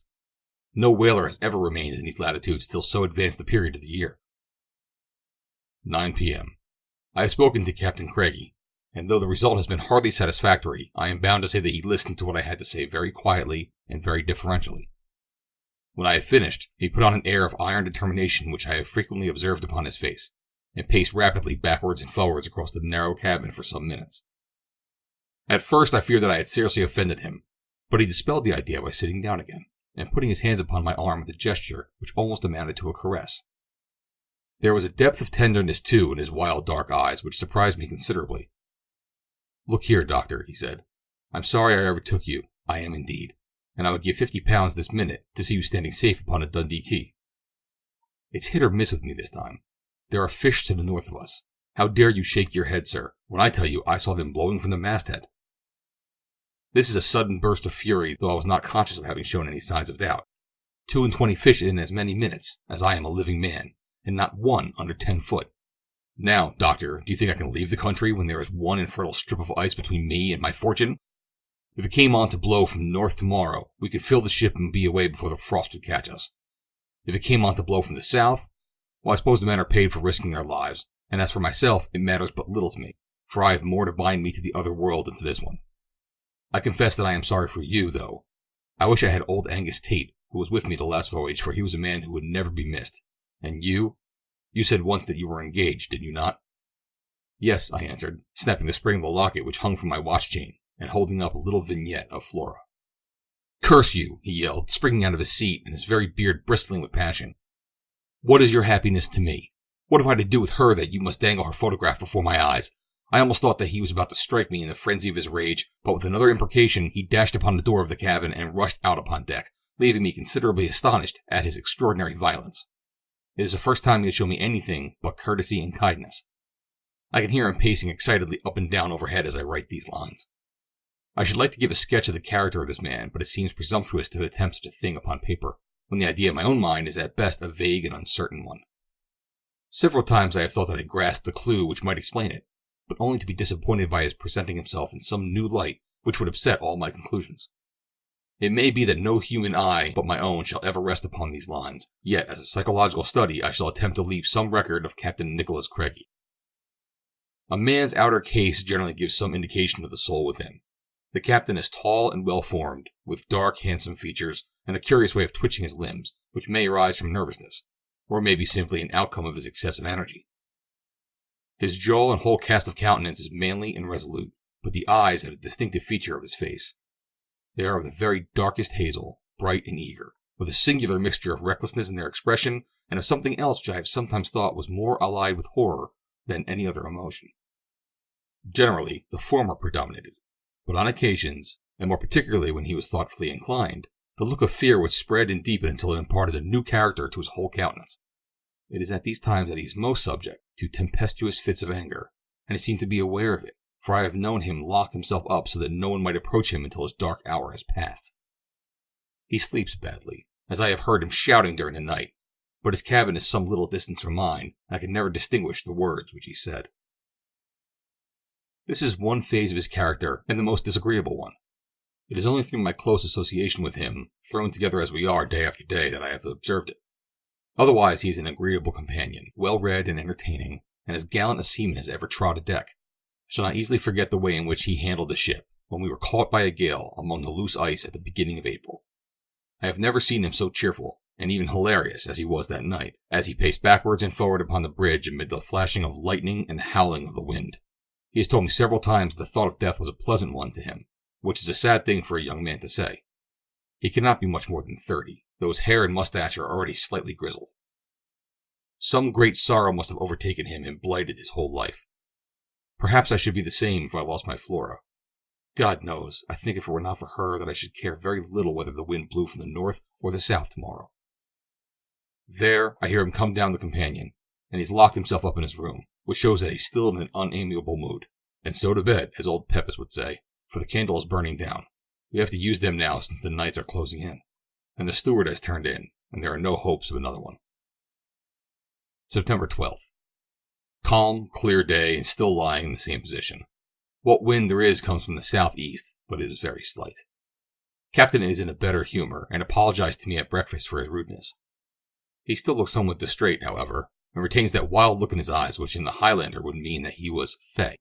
At least so our chief engineer remarked to me, and he has some reputation among the Celtic portion of our crew as a steer and expounder of omens.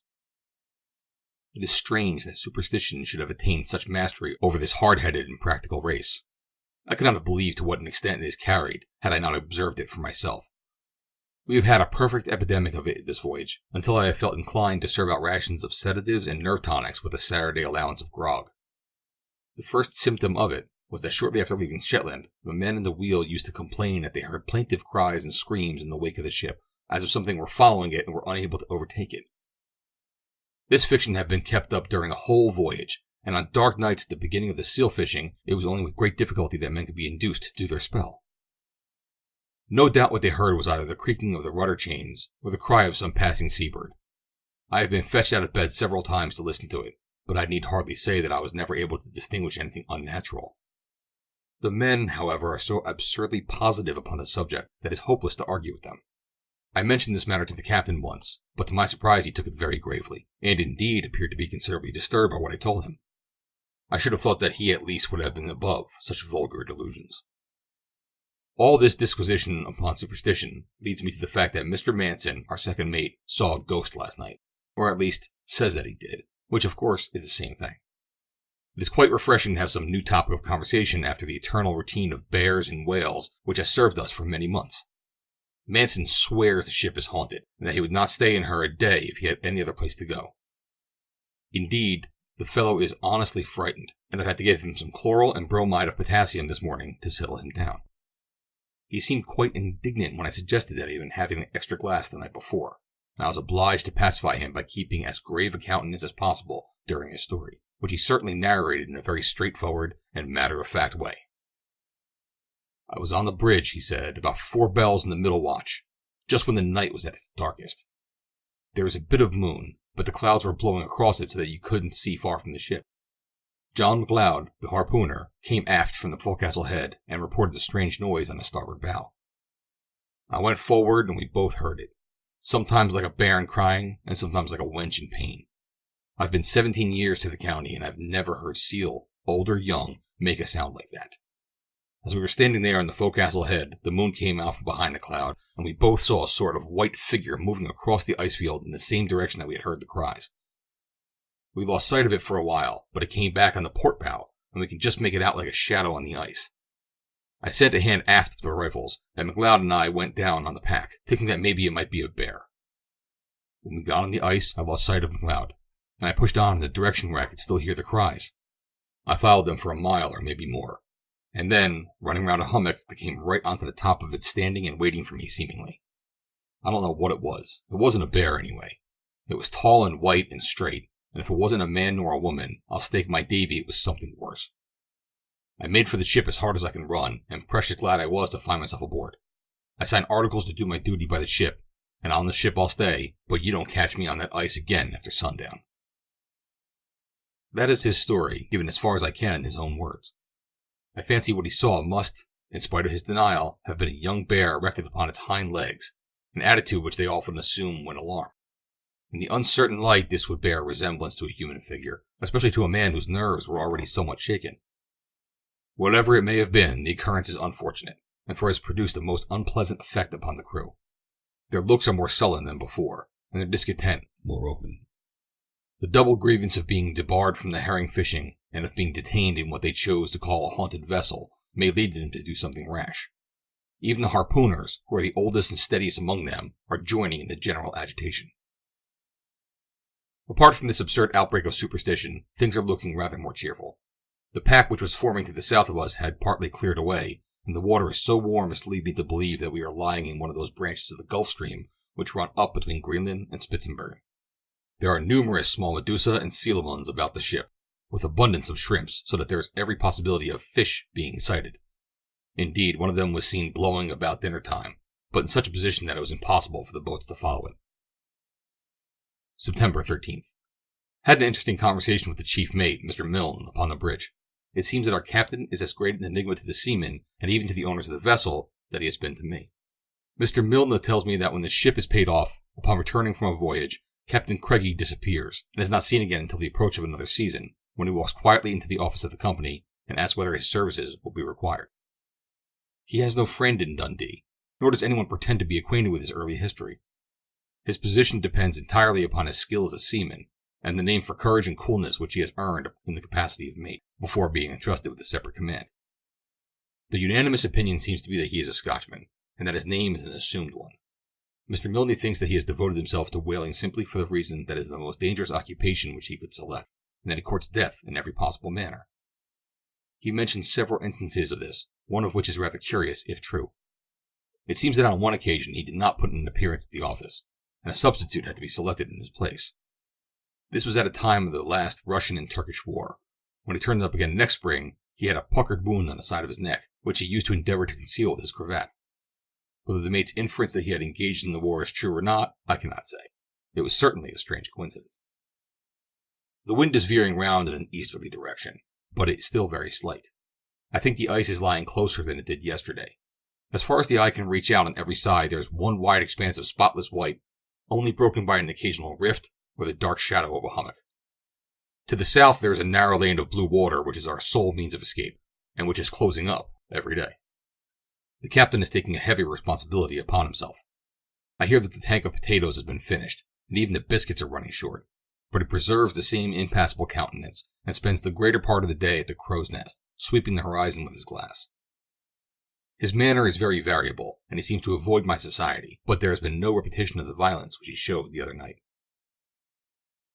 7:30 p.m. My deliberate opinion is that we are commanded by a madman. Nothing else can account for the extraordinary vagaries of Captain Craigie.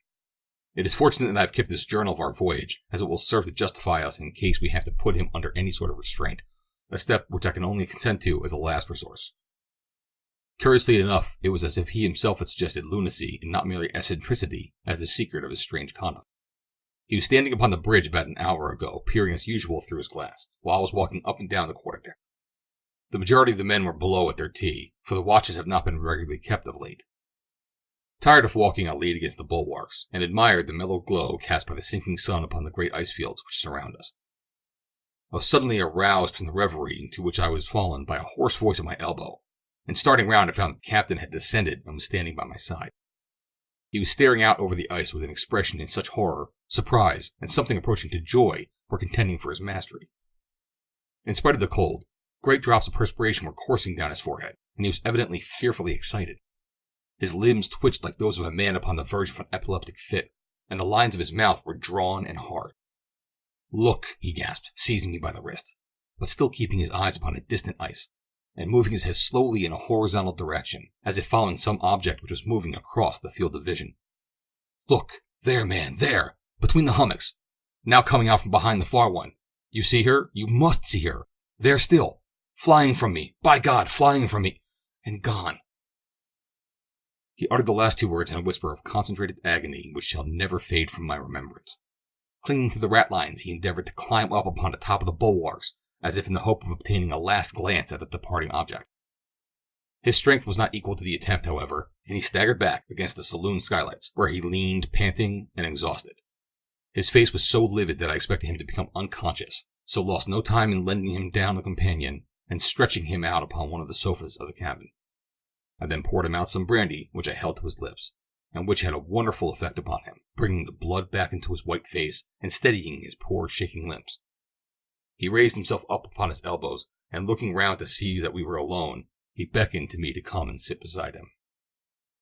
"You saw it, didn't you?" he asked, still in the same subdued, awesome tone, so foreign to the nature of the man. "No, I saw nothing." His head sank back against the cushions. "No, he wouldn't without the glass," he murmured. "He couldn't. It was the glass that showed her to me, and then the eyes of love. The eyes of love. I say, Doc, don't let the steward in. He'll think I'm mad. Just bolt the door, will you?" I rose and did what he commanded. He lay quiet for a while, lost in thought apparently, and then raised himself up upon his elbow again, and asked for some more brandy. "You don't think I am, do you, Doc?" he asked, as I was putting the bottle back into the after locker. "Tell me now, as man to man, do you think that I am mad?" "I think you have something on your mind," I answered, "which is exciting you, and doing you a great deal of harm." "Right there, lad," he cried, his eyes sparkling from the effects of the brandy. "Plenty on my mind, plenty. But I can work out the latitude and the longitude, and I can handle my sextant and manage my logarithms. You couldn't prove me mad in a court of law, could you now?" It was curious to hear the man lying back and coolly arguing out the question of his own sanity. "Perhaps not," I said, "but still I think you would be wise to get home as soon as you can, and settle down for a quiet life for a while." "Get home, eh?" he muttered, with a sneer upon his face. "One word for me and two for yourself, lad. Settle down with Flora, pretty little Flora. Are bad dreams signs of madness?" "Sometimes," I answered. "What else? What would be the first symptoms?" "Pains in the head, noises in the ears, flashes before the eyes, delusions—" "Ah, what about them?" he interrupted. What would you call a delusion? Seeing a thing which is not there is a delusion. But she was there, he groaned to himself. She was there. And rising, he unbolted the door and walked with slow and uncertain steps to his own cabin, where I have no doubt that he will remain until tomorrow morning. His system seems to have received a terrible shock, whatever it may have been that he imagined himself to have seen. The man becomes a greater mystery every day, though I fear that the solution which he has himself suggested is the correct one, and that his reason is affected. I do not think that a guilty conscience has anything to do with his behavior. The idea is a popular one among the officers, and I believe the crew. But I have seen nothing to support it. He is not the heir of a guilty man, but of one who has had terrible usage at the hands of fortune, and who should be regarded as a martyr rather than a criminal. The wind is veering round to the south tonight. God help us if it blocks that narrow pass which is our only road to safety. Situated as we were on the edge of the main Arctic pack, or the barrier as it is called by the whalers, any wind from the north has the effect of shredding out the ice around us and allowing our escape, while a wind from the south blows up all the loose ice behind us and hems us in between two packs. God help us, I say again. September 14th. Sunday and a day of rest. My fears have been confirmed, and a thin strip of blue water has disappeared from the southward. Nothing but the great motionless ice fields around us, but with their weird hummocks and fantastic pinnacles. There is a deathly silence over all the wide expanse which is horrible. No lapping of the waves now, no crying of seagulls or straining of sails, but one deep universal silence in which the murmurs of the seamen and the creak of their boots upon the white shining deck seem discordant and out of place. Our only visitor was an Arctic fox, a rare animal upon the pack, though common enough upon the land. He did not come near the ship, however, but after surveying us from a distance, fled rapidly across the ice. This was curious conduct, as they generally know nothing of man, and being of an inquisitive nature, become so familiar that they are easily captured. Incredible as it may seem, even this little incident produced a bad effect upon the crew. "Yon poor beastie kens mar, eh? And sees mar nor you nor me," was the comment of one of the leading harpooners, and the others nodded in acquiescence. It is vain to attempt to argue against such puerile superstition. They have made up their minds that there is a curse upon the ship, and nothing will ever persuade them to the contrary. The captain remained in seclusion all day except for about half an hour in the afternoon, when he came out upon the quarterdeck. I observed that he kept his eye fixed upon the spot where the vision of yesterday had appeared, and was quite prepared for another outburst, but none such came. He did not seem to see me, although I was standing close beside him. Divine service was read as usual by the chief engineer. It is a curious thing that in whaling vessels, the Church of England prayer book is always employed, although there is never a member of the church among either officers or crew. Our men are either all Roman Catholics or Presbyterians, the former predominating. Since a ritual is used which is foreign to both, neither can complain that the other is preferred to them, and they listen with all attention and devotion, so that the system has something to recommend it. In a glorious sunset, which made the great fields of ice look like a lake of blood, I have never seen a finer and at the same time more weird effect. Wind is veering around. If it will blow 24 hours from the north, all will yet be well. September 15th. Today is Flora's birthday. Dear lass. It is well she cannot see her boy, as she used to call me, shut up among the ice fields with a crazy captain and a few weeks' provisions. No doubt she scans the shipping list in the Scotsman every morning to see if we are reported from Shetland. I have to set an example to the men and look cheery and unconcerned, but God knows my heart is very heavy at times. The thermometer is at 19 Fahrenheit today. There is but little wind, and what there is comes from an unfavorable quarter. Captain is in an excellent humor. I think he imagines he has seen some other omen or vision, poor fellow, during the night, for he came into my room early in the morning, and stooping down over my bunk, whispered, "It wasn't a delusion, Doc. It's all right." After breakfast, he asked me to find out how much food was left, which the second mate and I proceeded to do. It is even less than we had expected. Forward, they have half a tank full of biscuits, 3 barrels of salt meat, and a very limited supply of coffee beans and sugar. In the afterhold and lockers, there are a good many luxuries, such as tinned salmon, soups, haricot mutton, etc., but they will go a very short way among a crew of 50 men. There are 2 barrels of flour in the storeroom, and an unlimited supply of tobacco. Altogether, there is about enough to keep the men on half rations for 18 or 20 days, certainly not more. When we reported the state of things to the captain, he ordered all hands to be piped, and addressed them for the quarterdeck.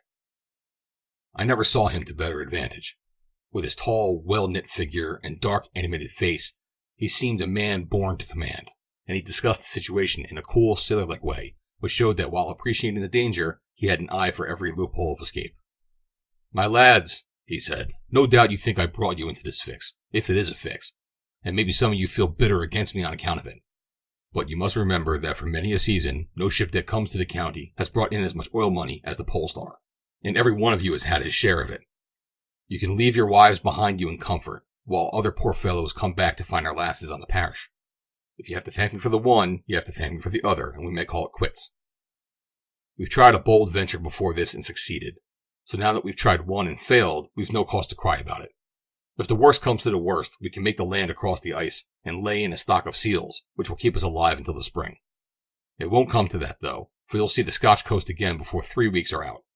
At present, every man must go on half rations, share and share alike, and no favor to any. Keep up your hearts, and you'll pull through this as you pulled through many a danger before." These few simple words of his had a wonderful effect upon the crew. His former unpopularity was forgotten, and the old harpooner, whom I have already mentioned for his superstition, let off 3 cheers which were heartily joined in by all hands. September 16th. The wind had veered round to the north during the night, and the ice shows some symptoms of opening up. The men are in good humor, in spite of the short allowance upon which they have been placed. Steam is kept up in the engine room, that there may be no delay should an opening for their escape present itself. The captain is in exuberant spirits, though he still retains his wild, fey expression, which I have already remarked upon. This burst of cheerfulness puzzles me more than his former gloom. I cannot understand it. I think I mentioned in an early part of this journal that one of his oddities is that he never permits any person to enter his cabin, but insists upon making his own bed, such as it is, and performing every other office himself. To my surprise, he handed me the key today and requested me to go down there and take the time by the chronometer while he measured the altitude of the sun at noon.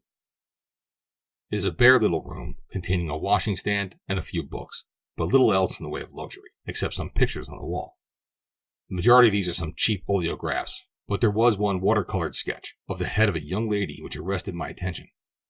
It was evidently a portrait, and not one of those fancy types of female beauty which sailors particularly affect. No artist could have evolved from his own such a curious mixture of character and weakness. The languid, dreamy eyes, with their dripping lashes, and the broad, low brow, unruffled by thought or care, were in strong contrast to the clean-cut, prominent jaw and the resolute set of the upper lip. Underneath it in one of the corners was written, M.B. at 19. That anyone in the short space of 19 years of existence could develop such strength of will as was stamped upon her face seemed to me at the time to be well nigh incredible. She must have been an extraordinary woman. Her features have thrown such a glamour over me that, though I had but a fleeting glance at them, I could, were I a draftsman, reproduce them line for line upon this page of the journal. I wonder what part she has played in our captain's life. She has hung her picture at the end of his berth, so that his eyes continually rest upon it. Were he a less reserved man, I should make some remark upon the subject. Of the other things in his cabin, there was nothing worth of mention. Uniform coats, a camp stool, small looking-glass, tobacco box, and numerous pipes, including an oriental hookah, which, by the by, gives some color to Mr. Milne's story about his participation in the war, though the connection may seem rather a distant one. 11:20 p.m. Captain just gone to bed after a long and interesting conversation of general topics. When he chooses, he can be a most fascinating companion, being remarkably well read, and having the power of expressing his opinion forcibly without appearing to be dogmatic. I hate to have my intellectual toes trod upon. He spoke upon the nature of the soul, and sketched out the views of Aristotle and Plato upon the subject in a masterly manner. He seems to have a leaning for metempsychosis and the doctrines of Pythagoras. In discussing them, we touched upon modern spiritualism, and I made some joking allusions to the impostures of Slade, upon which, to my surprise, he warned me most impressively against confusing the innocent with the guilty, and argued that it would be as logical to brand Christianity as an error because Judas, who professed that religion, was a villain. He shortly afterwards bade me good night and retired to his room. The wind is freshening up and blows steadily from the north. The nights are as dark now as they are in England. I hope tomorrow may set us free from our frozen fetters. September 17th. The bogey again. Thank heaven that I have strong nerves. The superstition of these poor fellows and the circumstantial accounts which they give, with the utmost earnestness and self-conviction, would horrify any man not accustomed to their ways. There are many versions of the matter, but the sum total of them is that something uncanny has been flitting around the ship at night, and that Sandy MacDonald of Peterhead and Lang Peter Williamson of Shetland saw it too, and also did Mr. Milne on the bridge, so having 3 witnesses, they can have a better case of it than the second mate did.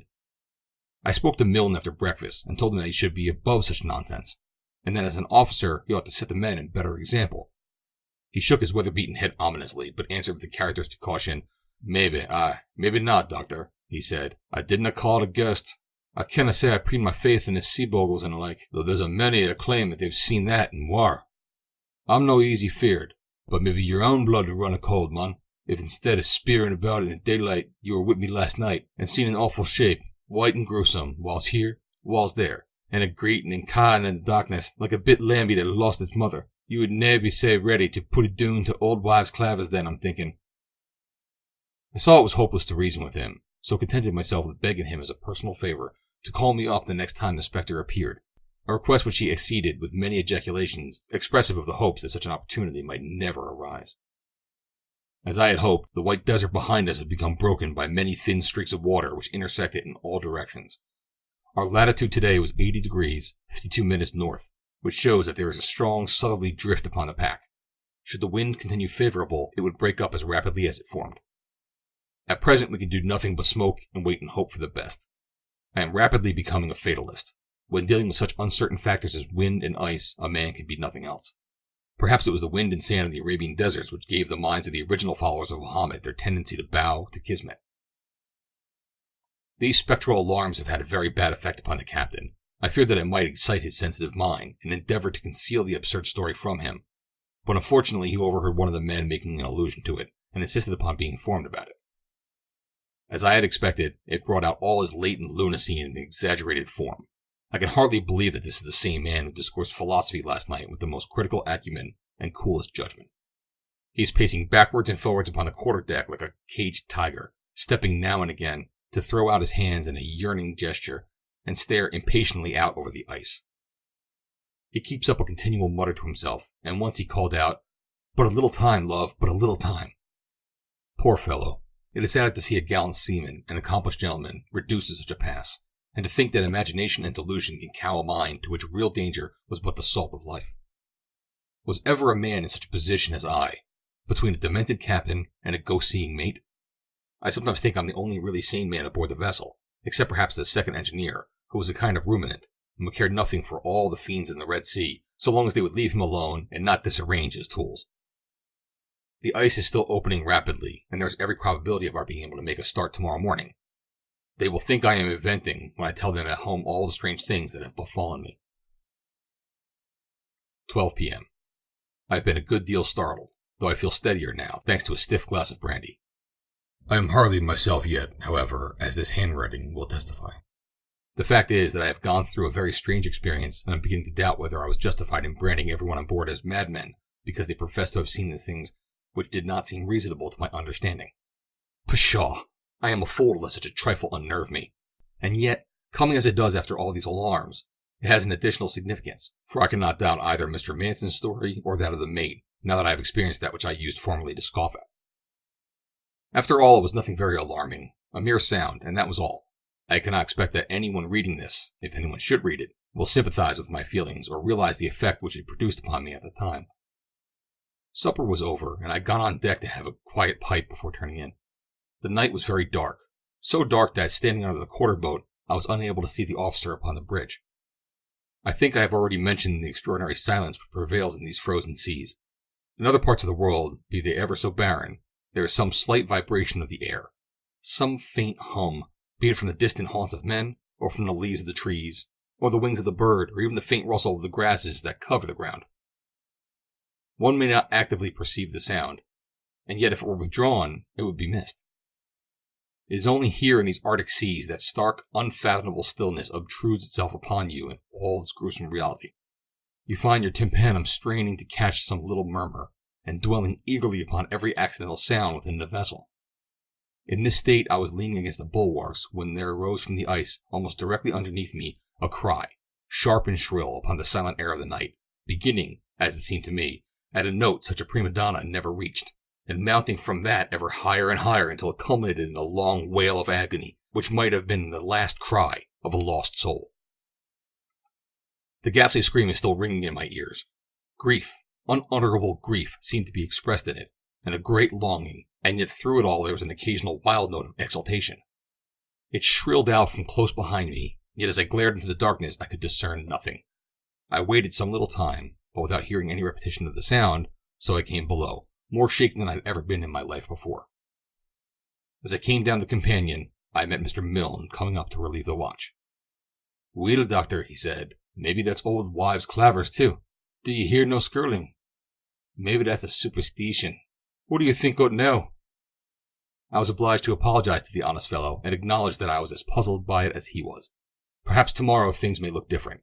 At present, I daily hard write all that I think. Reading it again in days to come, when I have shaken off these associations, I might despise myself for having been so weak. September 18th. Passed a restless and uneasy night, still haunted by a strange sound. The captain does not look as if he has much repose either, for his face is haggard and his eyes bloodshot. I have not told him of my adventure last night, nor shall I. He is already restless and excited, standing up, sitting down, and apparently utterly unable to keep still. A fine lead appeared in the pack this morning, as I have expected, and we were able to cast off our ice anchor and steam about 12 miles in the west-southwesterly direction. We were then brought to a halt by a great floe as massive as any which we had left behind us.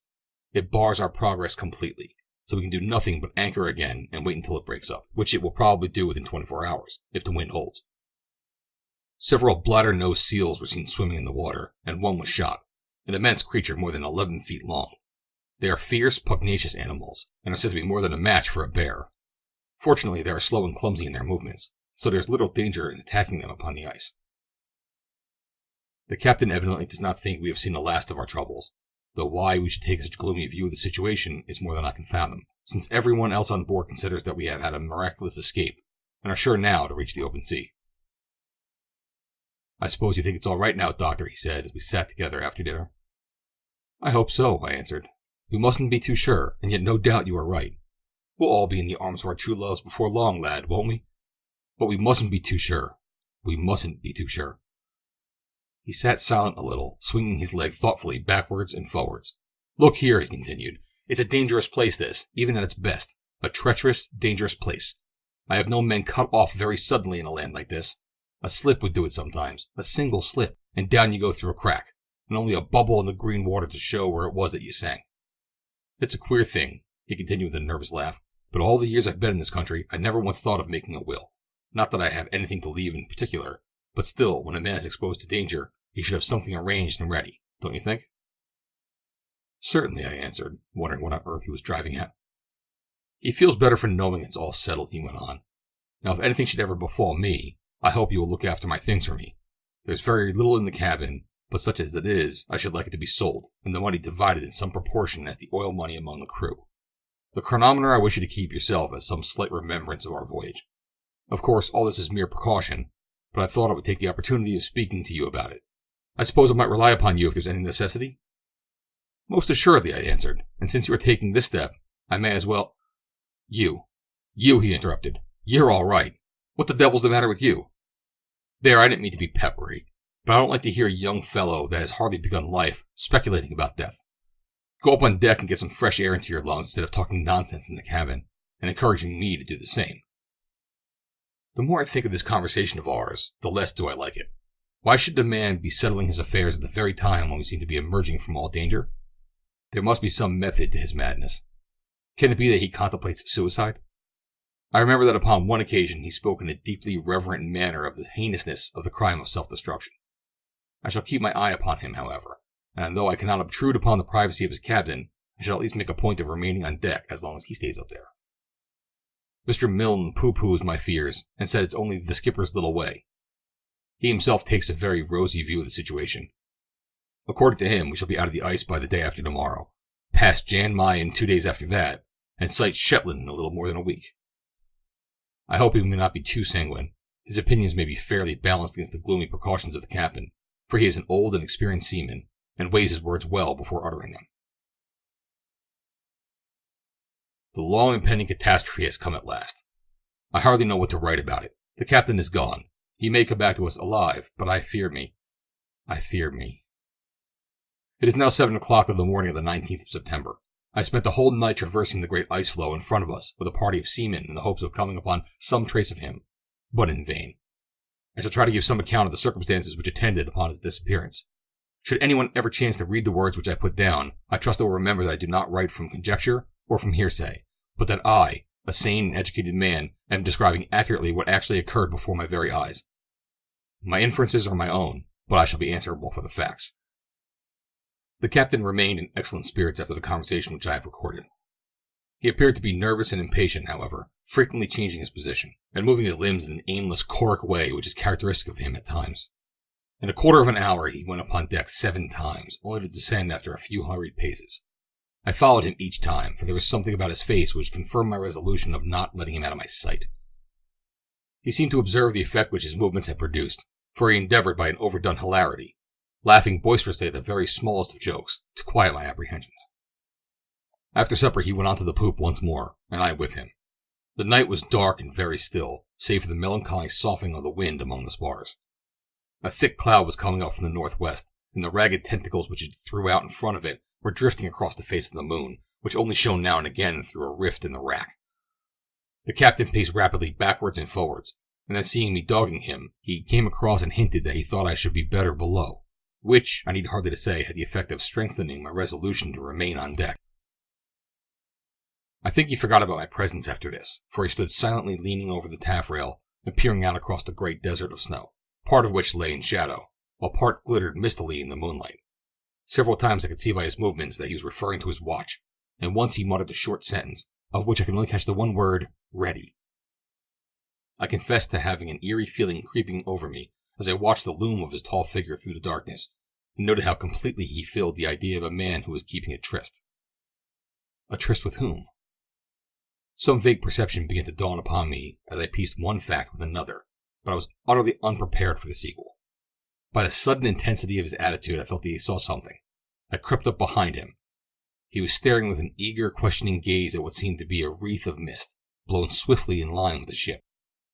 It was a dim, nebulous body devoid of shape, sometimes more, sometimes less apparent, as the light fell upon it. The moon was dimmed in its brilliance at the moment by a canopy of the thinnest cloud, like the coating of an anemone. "Coming, lass, coming," cried the skipper, in a voice of unfathomable tenderness and compassion, like one who soothes a beloved one by some favor long looked for, and as pleasant to bestow as to receive. What followed happened in an instant. I had no power to interfere. He gave one spring to the top of the bulwarks, and another which took him onto the ice, almost to the feet of the pale, misty figure. He held out his hands as if to clasp it, and so ran into the darkness with outstretched arms and loving words. I still stood rigid and motionless, straining my eyes after his retreating form, until his voice died away in the distance. I never thought to see him again, but at that moment the moon shone out brilliantly through a chink in the cloudy heaven and illuminated the great field of ice. Then I saw his dark figure already a very long way off, running with prodigious speed across the frozen plain. That was the last glimpse which we caught of him, perhaps the last we ever shall. A party was organized to follow him, and I accompanied them, but the men's hearts were not in the work, and nothing was found. Another will be forming within a few hours. I can hardly believe I have not been dreaming, or suffering from some hideous nightmare as I write these down.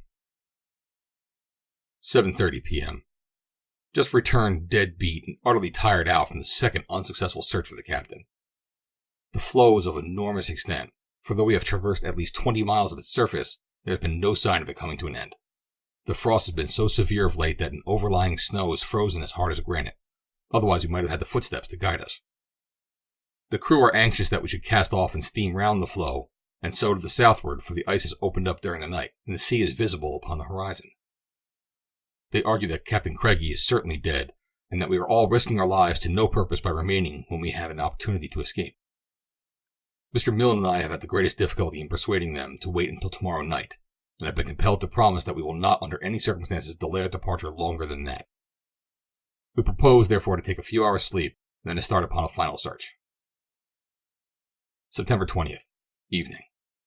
I crossed the ice this morning with a party of men exploring the southern part of the floe, while Mr. Milne went off in the northerly direction. We pushed on for 10 or 12 miles without seeing a trace of any living thing except a single bird, which fluttered a great way over our heads, and which by its flight I should have judged to have been a falcon. The southern extremity of the ice field tapered away into a long, narrow spit, which projected out upon the sea. When we came to the base of this promontory, the men halted, but I begged them to continue to the extreme end of it, that we might have the satisfaction of knowing that no possible chance has been neglected. We can hardly have gone 100 yards before MacDonald of Peterhead cried out that he saw something in front of us and began to run. We all got a glimpse of it and ran too. At first it was only a vague darkness against the white ice, but as we raced along together it took the shape of a man, and eventually of the man whom we were in search. He was lying face downwards upon a frozen bank. Many little crystals of ice and feathers of snow had drifted onto him as he lay, and sparkled upon the dark seaman's jacket. As he came up, some wandering puff of wind caught these tiny flakes in a vortex, and they whirled up in the air, partially descending again, and then, once more in current, sped rapidly away in the direction of the sea. To my eyes it seemed but a snowdrift, but many of my companions averred that it started up in the shape of a woman, stooped over the corpse and kissed it, and then hurried away across the floe. I have learned never to ridicule any man's opinion, however strange it may seem. Sure it is that Captain Nicholas Craigie had met with no painful end, for there was a bright smile upon his blue-pinched features, and his hands were still outstretched, as though grasping at the strange visitor which had summoned him away into the dim world that lies beyond the grave. We buried him in the afternoon with the ship's ensign around him, and a 32-pound shot at his feet.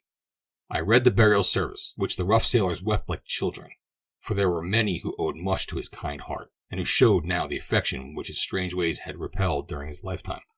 He went off the grating with a dull, sullen splash, and as I looked into the green water, I saw him go down, down, down, until he was but a flickering patch of white hanging above the outskirts of eternal darkness.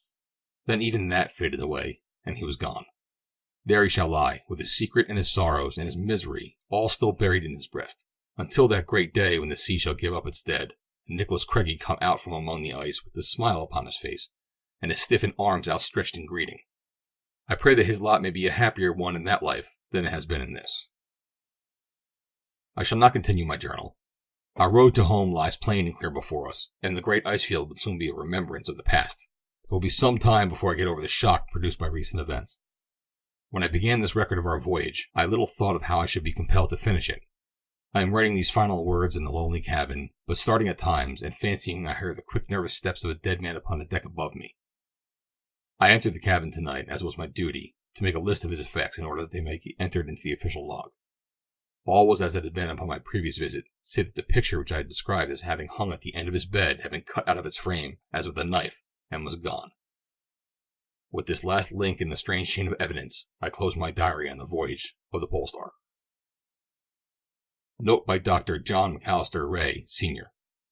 I have read over the strange events connected with the death of the captain of the Polestar, as narrated in the journal of my son. That everything occurred exactly as he describes it, I have the fullest confidence, and indeed the most positive certainty, for I know him to be a strong-nerved and unimaginative man, with the strictest regard for veracity. Still, the story is, on the face of it, so vague and so improbable that I was long opposed to its publication. Within the last few days, however, I have had an independent testimony upon the subject which throws a new light upon it. I had run down to Edinburgh to attend the meeting of a British Medical Association, where I chanced to come across Dr. P., an old college chum of mine, now practicing at Saltish in Devonshire. Upon my telling him of this experience of my son's, he declared to me that he was familiar with the man, and proceeded, to my own no surprise, to give me a description of him, which tallied remarkably well with that given in the journal, except that he depicted him as a younger man. According to his account, he had been engaged to a young lady of singular beauty residing upon the Cornish coast. During his absence at sea, his betrothed had died under circumstances of peculiar horror. End of Chapter 8. Chapter 9. The Fiend of the Cooperage. It was no easy matter to bring the Gamecock up to the island, for the river had swept down so much silt that the banks extended for many miles out into the Atlantic. The coast was hardly to be seen when the first white curl of the breakers warned us of our danger, and from there onwards we made our way very carefully under mainsail and jib, keeping the broken water well to the left, as is indicated on the chart. More than once her bottom touched the sand. We were drawing something under 6 feet at the time, but we had always way enough and luck enough to carry us through. Finally, the water shoaled very rapidly, but they had sent a canoe from the factory, and the crewboy pilot brought us within 200 yards of the island. Here we dropped our anchor, for the gestures of the Negro indicated that we cannot hope to get any farther. The blue of the sea had changed to the brown of the river, and, even under the shelter of the island, the current was singing and swirling round our bows. The stream appeared to be in spate, for it was over the roots of the palm trees, and everywhere upon its muddy, greasy surface we could see logs of wood and debris of all sorts, which had been carried down by the flood. When I had assured myself that we swung securely at our moorings, I thought it best to begin watering at once, for the place looked as if it reeked with fever. The heavy river, with muddy, shining banks, the bright, poisonous green of the jungle, the moist steam in the air, they were all so many danger signals to one who could read them. I sent the longboat off, therefore, with 2 large hogsheads, which should be sufficient to last us until we made St. Paul de Loanda. For my own part, I took the dinghy and rowed for the island, for I can see the Union Jack fluttering above the palms to mark the position of Armitage and Wilson's trading station. When I had cleared the grove, I could see the place, a long, low, whitewashed building with a deep veranda in front, and an immense pile of palm oil barrels heaped upon either flank of it. A row of surf boats and canoes lay along the beach, and a single small jetty projected into the river. 2 men in white suits with red cummerbunds around their waists were waiting upon the end of it to receive me. One was a large, portly fellow with a grayish beard. The other was slender and tall, with a pale, pinched face, which was half concealed by a great mushroom-shaped hat. "Very glad to see you," said the latter, cordially. "I am Walker, the agent of Armitage and Wilson. Let me introduce Dr. Severall, of the same company. It is not often we see a private yacht in these parts." "She's the Gamecock," I explained. "I'm owner and captain. Meldrum is the name." "Exploring?" he asked.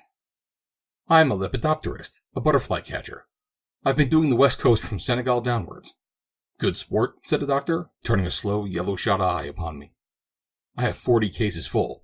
We came in here to water, and also to see what you have in my line." These introductions and explanations had filled up the time whilst my 2 crew boys were making the dinghy fast. Then I walked down the jetty with one of my new acquaintances upon either side, each plying with questions, for they had seen no white man for months. "What do we do?" said the doctor, when I had begun asking questions in my turn. "Our business keeps us pretty busy, and in our leisure time we talk politics. Yes, by the special mercy of Providence, Severall's a rank radical, and I am a good stiff unionist, and we talk home rule for 2 solid hours every evening." "And drink quinine cocktails," said the doctor. "We're both pretty well salted now, but our normal temperature was about 103 last year. I shouldn't, as an impartial advisor, recommend you to stay here very long, unless you are collecting bacilli as well as butterflies. The mouth of the Ogowai River will never develop into a health resort. There is nothing finer than the way in which these outlying pickets of civilization distill a grim humor out of their desolate situation, and turn not only a bold, but a laughing face upon the chances which their lives may bring.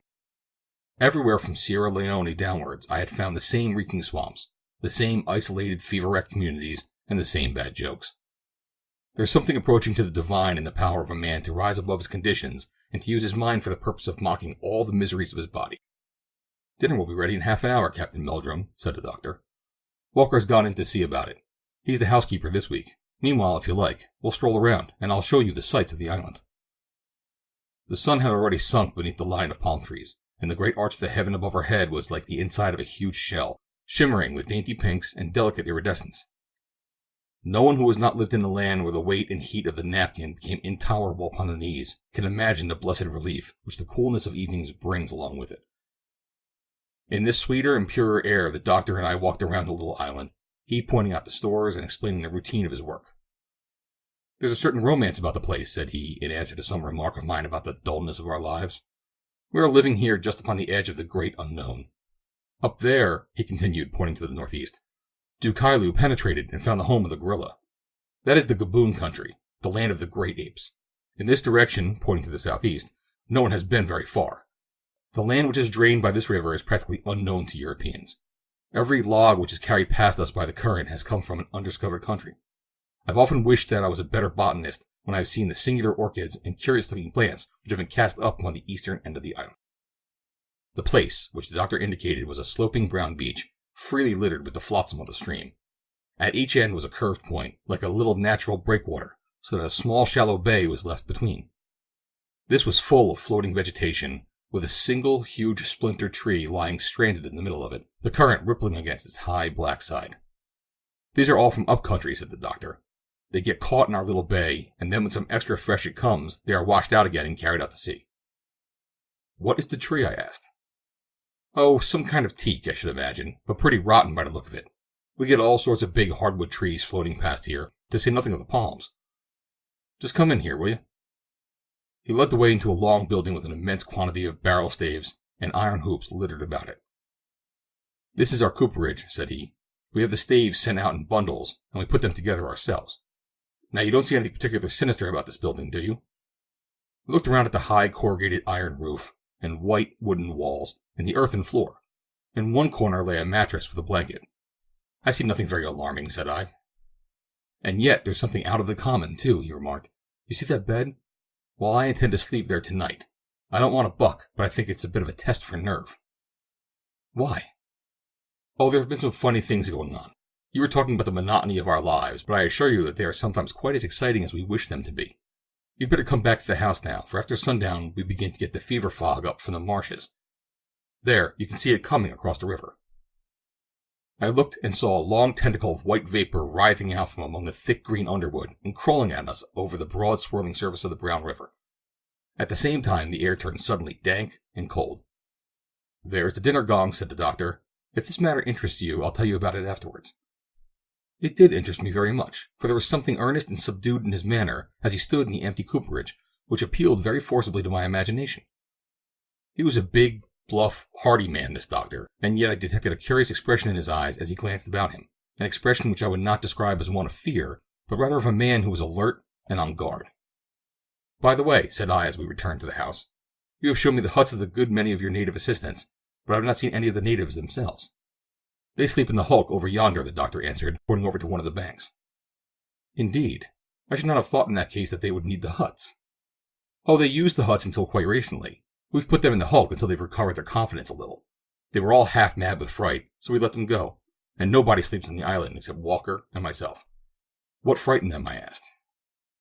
Well, that brings us back to the same story. I suppose Walker has no objection to your hearing all about it. I don't know why we should make any secret about it, though it is certainly a pretty bad business. He made no further allusion to it during the excellent dinner which had been prepared in my honor. It appeared that no sooner had the little white topsail of the Gamecock shown round the Cape Lopez that these kind fellows had begun to prepare their famous pepper pot, which is the pungent stew peculiar to the West Coast, and to boil their yams and sweet potatoes. We sat down to as good a native dinner as one could wish, served by a smart Sierra Leone waiting boy. I was just remarking to myself that he at least had not shared in the general fright, when, having laid the dessert and the wine on the table, he raised his hand to his turban. Anything else I do, Massa Walker? He asked. No, I think that should be all right, Musa, my host answered. I'm not feeling very well tonight, though, and I should much prefer if he would stay on the island. I saw a struggle between his fears and his duty upon the swarthy face of the African. His skin had turned of a livid purplish tint, which stands for pallor in a Negro, and his eyes looked furtively about him. No, no, Master Walker, he cried at last. You better come to the hulk with me, sir. Look after you much better in the hulk, sir. That won't do, Musa. White men don't run away from the posts when they are placed. Again I saw the passionate struggle in the Negro's face, and again his fears prevailed. No use, Master Walker, sir, he cried. So help me, I can't do it. If it was yesterday, or if it was tomorrow, but this is the third night, sir, and it's more than I can face. Walker shrugged his shoulders. Off with you then, said he. When the mailboat comes, you can get back to Sierra Leone, for I'll have no servant who deserts me when I need him most. I suppose this is all mystery to you, or has the doctor told you, Captain Meldrum? I showed Captain Meldrum the cooperage, but I did not tell him anything, said Dr. Severall. You're looking bad, Walker, he added, glancing at his companion. You have a strong touch coming on you. Yes, I've had the shivers all day, and now my head is like a cannonball. I took 10 grains of quinine, and my ears are singing like a kettle. But I want to sleep with you in the cooperage tonight. No, no, my dear chap, I won't hear of such a thing. You must get to bed at once, and I am sure Meldrum will excuse you. I shall sleep in the cooperage, and I promise you that I'll be round with your medicine before breakfast. It was evident that Walker had been struck by one of those sudden and violent attacks of remittent fever, which are the curse of the West Coast. His sallow cheeks were flushed and his eyes shining with fever, and suddenly as he sat there, he began to croon out a song in the high-pitched voice of a delirium. Come, come, we must get you to bed, old chap, said the doctor, and with my aid he led his friend into his bedroom. There we undressed him, and presently, after taking a strong sedative, he settled down into a deep slumber. He's right for the night, said the doctor, and we sat down and filled our glasses once more. Sometimes it is my turn, and sometimes his. But, fortunately, we have never been down together. I should have been sorry to be out of it tonight, for I have a little mystery to unravel. I told you that I intended to sleep in the cooperage. Yes, you said so. When I said sleep, I meant watch, for there will be no sleep for me. We've had such a scare there that no native will stay after sundown, and I mean to find out tonight what the cause of it may be. It has always been the custom for a native watchman to sleep in the cooperage, to prevent the barrel hoops being stolen. Well, 6 days ago, the fellow who slept there disappeared. We have never seen a trace of him since. It was certainly singular, for no canoe had been taken, and these waters are too full of crocodiles for any man to swim to shore. What became of the fellow, or how he could have left the island, is a complete mystery. Walker and I were merely surprised, but the blacks were badly scared, and queer voodoo tales began to get about amongst them. But the real stampede broke out 3 nights ago, when the new watchman in the cooperage also disappeared. What became of him, I asked. Well, we not only don't know, but we can't even give a guess which would fit the facts. The nigger swears there is a fiend in the cooperage who claims a man every 3rd night. They wouldn't stay in the island. Nothing could persuade them. Even Musa, who's a faithful boy enough, would, as you have seen him, leave his master in a fever rather than remain for the night. If we are to continue to run this place, we must reassure our niggers, and I don't know any better way of doing it than by putting in a night there myself. This is the 3rd night, you see, so I suppose the thing is due, whatever it may be. You have no clue, I asked? Was there no mark of violence, no bloodstain, no footprints, nothing to give you a hint as to what kind of danger you may have to meet? Absolutely nothing. The man was gone, and that was all.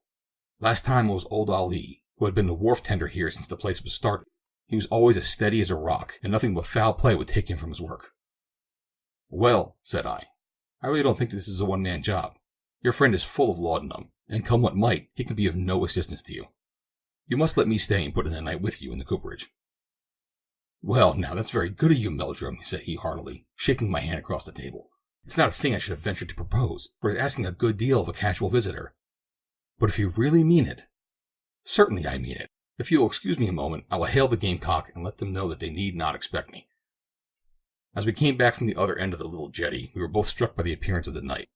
A huge, blue-black pile of clouds had built itself up upon the landward side, and the wind came from it in little hot pants, which beat upon our faces like the draft from a blast furnace. Under the jetty, the river was swirling and hissing, tossing little white spurts of spray over the planking. Confound it, said Dr. Severill. We are likely to have a flood on top of all of our troubles. That rise in the river means heavy rain up-country, and when it once begins, you never know how far it will go. We've had the island nearly covered before now. Well, we'll just go see that Walker is comfortable, and then if you like, we'll settle down in our quarters. The sick man was sunk in a profound slumber, and we left him with some crushed limes in the glass beside him, in case he should awake with the thirst of fever upon him. Then we made our way through the unnatural gloom thrown by that menacing cloud.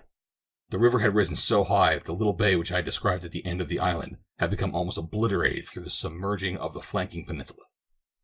The great raft of driftwood, with the huge black tree in the middle, was swaying up and down the swollen current. That's one good thing a flood will do for us, said the doctor. It carries away all the vegetable stuff which it brought down on the east end of the island. It came down with the freshet the other day, and here it will stay until the flood sweeps it out into the main stream. Well, here's our room, and here are some books, and here's my tobacco pouch. We must try and put in the night as best we may.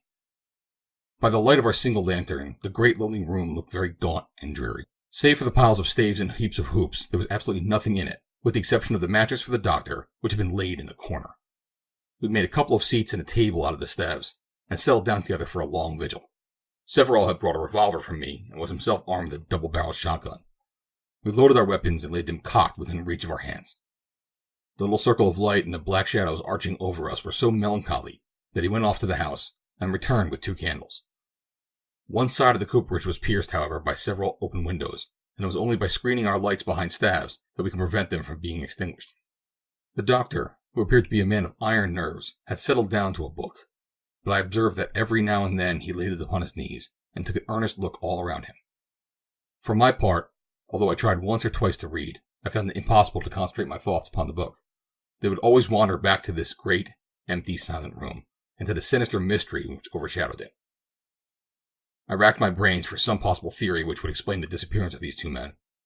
There was the black fact that they were gone, and not the least tittle of evidence as to why or whither. And here we are waiting in the same place, waiting without an idea as to what we were waiting for. I was right in saying that it is not a one-man job. It was trying enough as it was, but no force upon earth would have kept me there without a comrade. What an endless, tedious night it was. Outside we heard the lapping and gurgling of the great river, and the soughing of the rising wind. Within, save for our breathing, the turning of the doctor's pages, and the high, shrill ping of an occasional mosquito, there was a heavy silence. Once my heart sprang into my mouth, as Severall's books suddenly fell to the ground, and he sprang to his feet with his eyes on one of the windows. Did you see anything, Meldrum? No. Did you? Well, I had a vague sense of movement outside that window. He caught up his gun and approached it. No, there's nothing to be seen, and yet I could have sworn that something passed slowly across it. A palm leaf, perhaps, said I, for the wind was growing stronger every instant. Very likely, said he, and settled down to his book again. But his eyes were forever darting little suspicious glances up at the window. I watched it also, but all was quiet outside. And then suddenly our thoughts were turned into a new direction by the bursting of the storm. A blinding flash was followed by a clap, which shook the building. Again and again came the vivid white glare with thunder at the same instant, like the flash and roar of a monstrous piece of artillery. And then down came the tropical rain, crashing and rattling on the corrugated iron roofing of the cooperage. The big hollow room boomed like a drum. From the darkness arose a strange mixture of noises, a gurgling, splashing, tinkling, bubbling, washing, dripping. Every liquid sound that nature can produce, from the thrashing and swishing of the rain to the deep, steady boom of the river. Hour after hour, the uproar grew louder and more sustained. My word, said Severall, we're going to have the father of all floods this time. Well, here's the dawn coming at last, and that is a blessing. We've about exploded the third night superstition anyhow. A gray light was stealing through the room, and there was the day upon us in an instant. The rain had eased off, but the coffee-colored river was roaring past like a waterfall. Its power made me fear for the anchor of the Gamecock. I must get aboard, said I. If she drags, she'll never be able to beat up the river again. The island is as good as a breakwater, the doctor answered. I'll give you a cup of coffee if you'll come up to the house. I was chilled and miserable, so the suggestion was a welcome one. We left the ill-omened cooperage with its mystery still unsolved, and we splashed our way up to the house. There's the spirit lamp, said Severall. If you would just put a light to it, I'll see how Walker feels this morning. He left me, but was back in an instant with a dreadful face. He's gone, he cried hoarsely.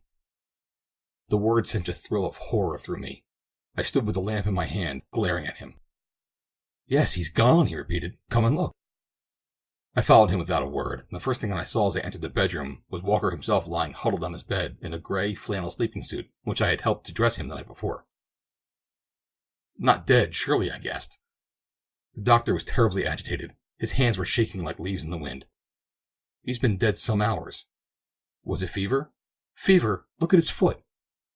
I glanced down and a cry of horror burst from my lips. One foot was not merely dislocated, but was turned completely round in a most grotesque contortion. Good God, I cried. What could have done this?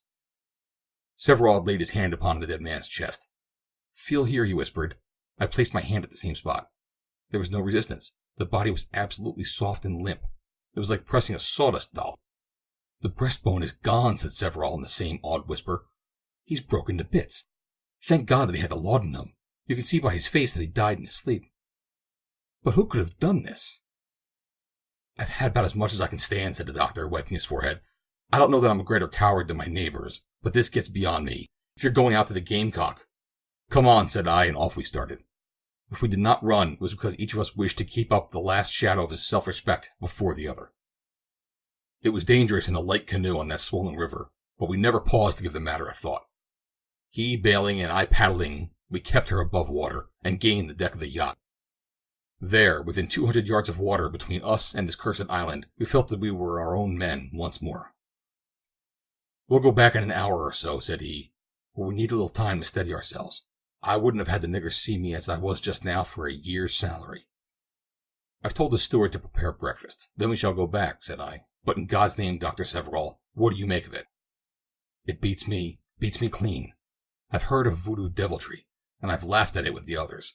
But that poor old Walker, a decent, God-fearing, 19th century Primrose League Englishman, should go under like this without a whole bone in his body? It's given me a shake, I won't deny it. But look there, Meldrum. Is that hand of yours mad or drunk? Or what is it? Old Patterson, the oldest man of my crew, and as steady as the pyramids, had been stationed in the bows with a boat hook to fend off the drifting logs which came sweeping down with the current. Now he stood with crooked knees, glaring out in front of him with one forefinger stabbing fearlessly at the air. Look at it, he yelled. Look at it! And at that same instant, we saw it. A huge black trunk was coming down the river, its broad glistening back just lapped by the water. And in front of it, about 3 feet in front, arching upwards like the figurehead of a ship, there hung a dreadful face, swaying slowly from side to side. It was flattened, malignant, as large as a small beer barrel, and a faded fungoid color, but the neck which supported it was mottled with dull yellow and black. As it flew past the gamecock in the swirl of the waters, I saw two immense coils rope out of some great hollow in the tree, and the villainous head rose suddenly to the height of 8 or 10 feet, looking with dull, skin-covered eyes at the yacht. An instant later the tree had shot past us and was plunging with its horrible passenger toward the Atlantic. "What was it?" I cried. "It is our fiend of the cooperage," said Dr. Severill, and he had become in an instant the same bluff, self-confident man that he had been before. "Yes, that is the devil who has been haunting our island. It is the great python of the Gaboon." I thought of the stories which I had heard all down the coast of the monstrous constrictors of the interior, of their periodical appetite, and of the murderous effects of their deadly squeeze. Then it all took shape in my mind. There had been a freshet the week before. It had brought down the huge hollow tree with its hideous occupant. Who knows from what far distant tropical forest it may have come? It had been stranded on a little east bay of the island. The cooperage had been the nearest house. Twice with the return of its appetite it had carried off the watchman. Last night it had doubtless come again, when Severill had thought he had saw something move at the window, but our lights had driven it away. It had writhed onwards and had slain poor Walker in his sleep. Why did it not carry him off? I asked. The thunder and the lightning must have scared the brute away. There's your steward, Meldrum. The sooner we have breakfast and get back to the island, the better, or some of those niggers might think that we have been frightened. End of Chapter 9. Chapter 10. JELLAND'S Voyage. "Well," said our Anglo-Jap as we all drew up our chairs round the smoking room fire, "it's an old tale out yonder. It may have split out into print for all I know. I don't want to turn this club room into a chestnut stall, but it's a long way to the Yellow Sea, and it's just as likely that none of you have ever heard of the yawl Matilda, and of what happened to Henry Jelland and Willie McAvoy aboard her. The middle of the 60s was a stirring time out in Japan. That was just after the Shimonoseki bombardment, and before the Daimyo affair. There was a Tory party, and there was a Liberal party among the natives, and the question that they were wrangling over was whether the throats of the foreigners should be cut or not. I tell you all, politics have been tame to me since then. If you lived in a treaty port, you were bound to wake up and take an interest in them. And to make it better, the outsider had no way of knowing how the game was going. If the opposition won, it would not be a newspaper paragraph that would tell him of it, but a good old Tory in a suit of chainmail, with a sword in each hand, would drop in and let him know all about it in a single uppercut. Of course, it makes men reckless when they are living on the edge of a volcano like that. Just at first they are very jumpy, and then there comes a time when they learn to enjoy life while they have it. I tell you, there's nothing that makes life so beautiful as when the shadow of death begins to fall across it. Time is too precious to be dawdled away then, and a man lives every minute of it. That was the way with us in Yokohama. There were many European places of business which had to go on running, and the men who worked them made a place lively for 7 nights a week. One of the heads of the European colony was Randolph Moore, the big export merchant. His offices were in Yokohama, and he spent a good deal of his time at his house up in Jeddo, which had only just been opened to the trade. In his absence, he used to leave his affair in the hands of the head clerk, Jelland, whom he knew to be a man of great energy and resolution. But energy and resolution are two-edged things, you know, and when they are used against you, you don't appreciate them so much. It was gambling that set Jelland wrong. He was a little dark-eyed fellow with black curly hair, more than 3/4 Celt, I should imagine. Every night in the week you would see him in the same place, on the left-hand side of the croupier, at Matheson's Rouge et Noir table. For a long time he won, and lived in better style than his employer. And then came a turn of luck, and began to lose, so that at the end of the single week, his partner and he were stone broke, without $1 to their names. This partner was a clerk in the employ of the same firm, a tall, straw-haired young Englishman called McAvoy. He was a good boy enough at the start, but he was clay in the hands of Jelland, who fashioned him into a kind of weak model of himself. They were forever on the prowl together, but it was Jelland who led and McAvoy who followed. Lynch and I and 1 or 2 others tried to show the youngster that he could come to no good along that line, and when we were talking to him, we could win him round easily enough, but 5 minutes Jelland would swing him back again. It may have been animal magnetism or what you like, but the little man could pull the big one along like a 60-foot tug in front of a full-rigged ship. Even when they had lost all their money, they would still take their places at the table and look on with shining eyes when anyone else was raking in the stamps. But one evening, they can keep out of it no longer. Red had turned up 16 times running, and was more than Jelland could bear. He whispered to McAvoy, and then said a word to the croupier. "Certainly, Mr. Jelland, your check is as good as notes," said he. Jelland scribbled a check and threw it on the black. The card was the King of Hearts, and the croupier raked in a little bit of paper. Jellin grew angry, and McAvoy white. Another and a heavier check was written and thrown on the table. The card was a 9 of diamonds. McAvoy leaned his head upon his hands and looked as if he would faint. "By God," growled Jellin, "I won't be beat," and he threw on a check that covered the other two. The card was the deuce of hearts. A few minutes later they were walking down the Bund, and the cool night air playing upon their fevered faces. "Of course, you know what this means," said Jellin, lighting a cheroot. "We'll have to transfer some of the office money to our current account. There's no occasion to make a fuss over it. Old Moore won't look over the books before Easter. If we have any luck, we can easily replace it before then." "But if we have no luck?" faltered McAvoy. "Tut, man, we must take things as they come. You stick to me, and I'll stick to you, and we'll pull through together. You shall sign the check tomorrow night, and we shall see if your luck is better than mine." But if anything, it was worse. When the pair rose from the table on the following evening, they had spent over £5,000 of their employer's money. But the resolute Jellin was as sanguine as ever. "We have a good 9 weeks before us before the books will be examined," said he. "We must play this game out, and it will all come straight." McAvoy returned to his rooms that night in an agony of shame and remorse. When he was with Jelland, he borrowed strength from him. But alone, he recognized the full danger of his position, and the vision of his old, white-capped mother in England, who had been so proud when he had received his appointment, rose up before him to fill him with loathing and madness. He was still tossing upon his sleepless couch when his Japanese servant entered the room. For an instant, McAvoy thought that the long-expected outbreak had come, and plunged for his revolver. Then, with his heart in his mouth, he listened to the message which the servant had brought.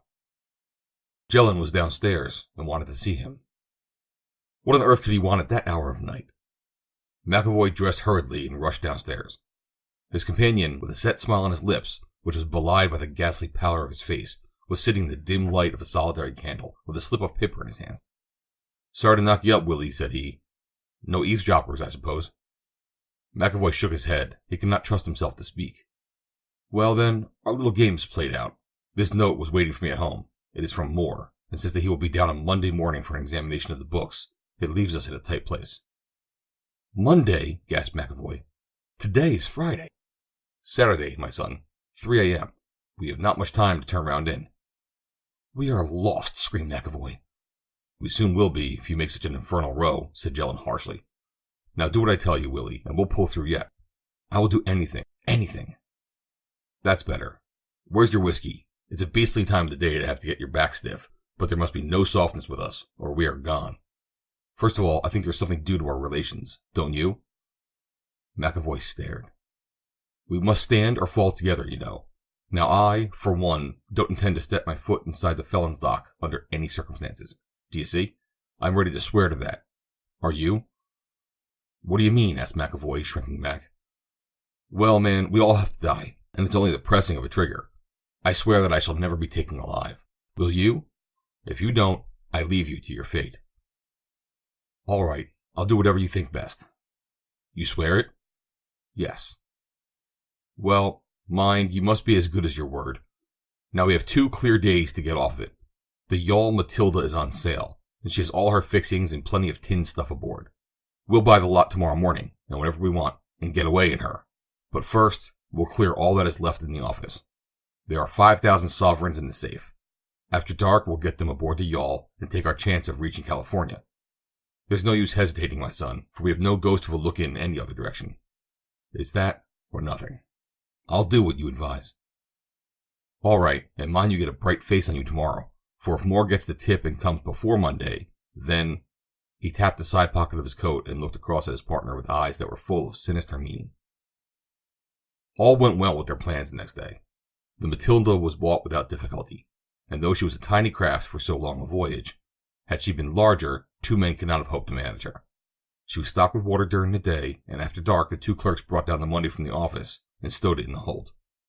Before midnight they had collected all their own possessions without exciting suspicion, and at 2 in the morning they left their moorings and stole quietly out from among the shipping. They were seen, of course, and were set down as keen yachtsmen who were on for a good long Sunday cruise, but there was no one who dreamed that the cruise would only end either on the American coast or at the bottom of the North Pacific Ocean. Straining and hauling, they got their mainsail up and set their foresail and jib. There was a slight breeze from the southeast, and the little craft went dipping along upon her way. 7 miles from land, however, the wind fell away and they lay becalmed, rising and falling on a long swell of a glassy sea. All Sunday they did not make a mile, and in the evening Yokohama still lay along the horizon. On Monday morning, down came Randolph Moore from Jeddah and made straight for the offices. He had a tip from someone that his clerks had been spreading themselves a bit, and that had made him come down out of his usual routine. But when he reached his place, he found the 3 juniors waiting in the street with their hands in their pockets. He knew the matter was serious. "What's this?" he asked. He was a man of action, and a nasty chap to deal with when he had his topmast lowered. "We can't get in," said the clerks. "Where is Mr. Jelland?" "He has not come today." "And Mr. McAvoy?" "He has not come either." Randolph Moore looked serious. "We must have the door down," said he. They don't build houses very solid in that land of earthquakes, and in a brace of shakes they were all in the office. Of course, the thing told its own story. The safe was open, the money gone, and the clerks fled. Their employer lost no time in talk. Where were they last seen? On Saturday they bought the Matilda and started for a cruise. Saturday, the matter seemed hopeless if they got 2 days' start. But there was still the shadow of a chance. He rushed to the beach and swept the ocean with his glasses. "My God," he cried, "there's the Matilda out yonder. I know her by the rake of her mast. I have my hand upon the villains after all." But there was a hitch even then. No boat had steam up, and the eager merchant had not patience to wait. Clouds were banking up along the launch of the hills, and there was every sign of approaching change in weather. A police boat was ready with 10 armed men in her, and Randolph Moore himself took the tiller as she shot out in pursuit of the becalmed yawl. Jelland and McAvoy, waiting wearily for the breeze which never came, saw the dark speck which sprang out from the shadow of the land and grew larger with every swish of the oars. As she drew nearer, they could see also that she was packed with men, and the gleam of weapons told what manner of men they were. Jelland stood leaning against the tiller, and he looked at the threatening sky, the limp sails, and the approaching boat. "It's a case with us, Willie," said he. "By the Lord, we are 2 most unlucky devils, for there's a wind in that sky, and another hour would have brought it to us." McAvoy groaned. "There's no good softening over it, my lad," said Jelland. "It's the police boat right enough, and there's old Moore driving them to row like hell. It'll be a $10 job for every man of them." Willie McAvoy crouched against the side with his knees on the deck. "My mother, my poor old mother," he sobbed. "She'll never hear that you have been in the dock anyway," said Jelland. "My people never did much for me, but I will do that much for them. It's no good, Mac. We can chuck our hands. God bless you, old man. Here's the pistol." He cocked the revolver and held the butt towards the youngster, but the other shrank away from it with little gasping cries. Jelland glanced at the approaching boat. It was not more than a few hundred yards away. "There's no time for nonsense," said he. "Damn it, man. What's the use of flinching? You swore it." No, Jelland." "Well, anyhow, I swear that neither of us would be taken. Will you do it?" I can't. "Then I will for you." The rowers in the boat saw him lean forward. They heard 2 pistol shots. They saw him double himself across the tiller. And then, before the smoke had lifted, they found they had something else to think of. For at that instant, the storm broke, one of those short, sudden squalls which are common in those seas. The Matilda heeled over. Her sails bellied out. She plunged her lee rail into a wave, and was off like a frightened deer. Jelland's body had jammed the helm, and she kept the course right before the wind, and fluttered away over the rising sea like a blown piece of paper. The rowers worked frantically, but the yawl still drew ahead, and in 5 minutes they had plunged into the storm rack, never to be seen again by mortal eye. The boat put back and reached Yokohama with the water washing halfway up the thwarts. And that's how it came that the yawl Matilda, with a cargo of 5,000 pounds and a crew of 2 dead young men, set sail across the Pacific. What the end of Jelland's voyage may have been, no one knows. He may have foundered in that gale, or he may have been picked up by some other canny merchantman who stuck to the bullion and kept his mouth shut. Or he may be still cruising in that vast waste of waters, blown north to the Bering Sea, or south to the Malay Islands. It's better to leave it unfinished than to spoil a true story by inventing a tag to it. End of Chapter 10. Chapter 11. J. HABAKUK JEPHSON'S Statement. In the month of December in the year 1873, the British ship Dei Gratia steered into Gibraltar, having in tow the derelict brigantine Mary Celeste, which had been picked up in latitude 38 degrees 40 minutes, longitude 17 degrees 15 minutes west.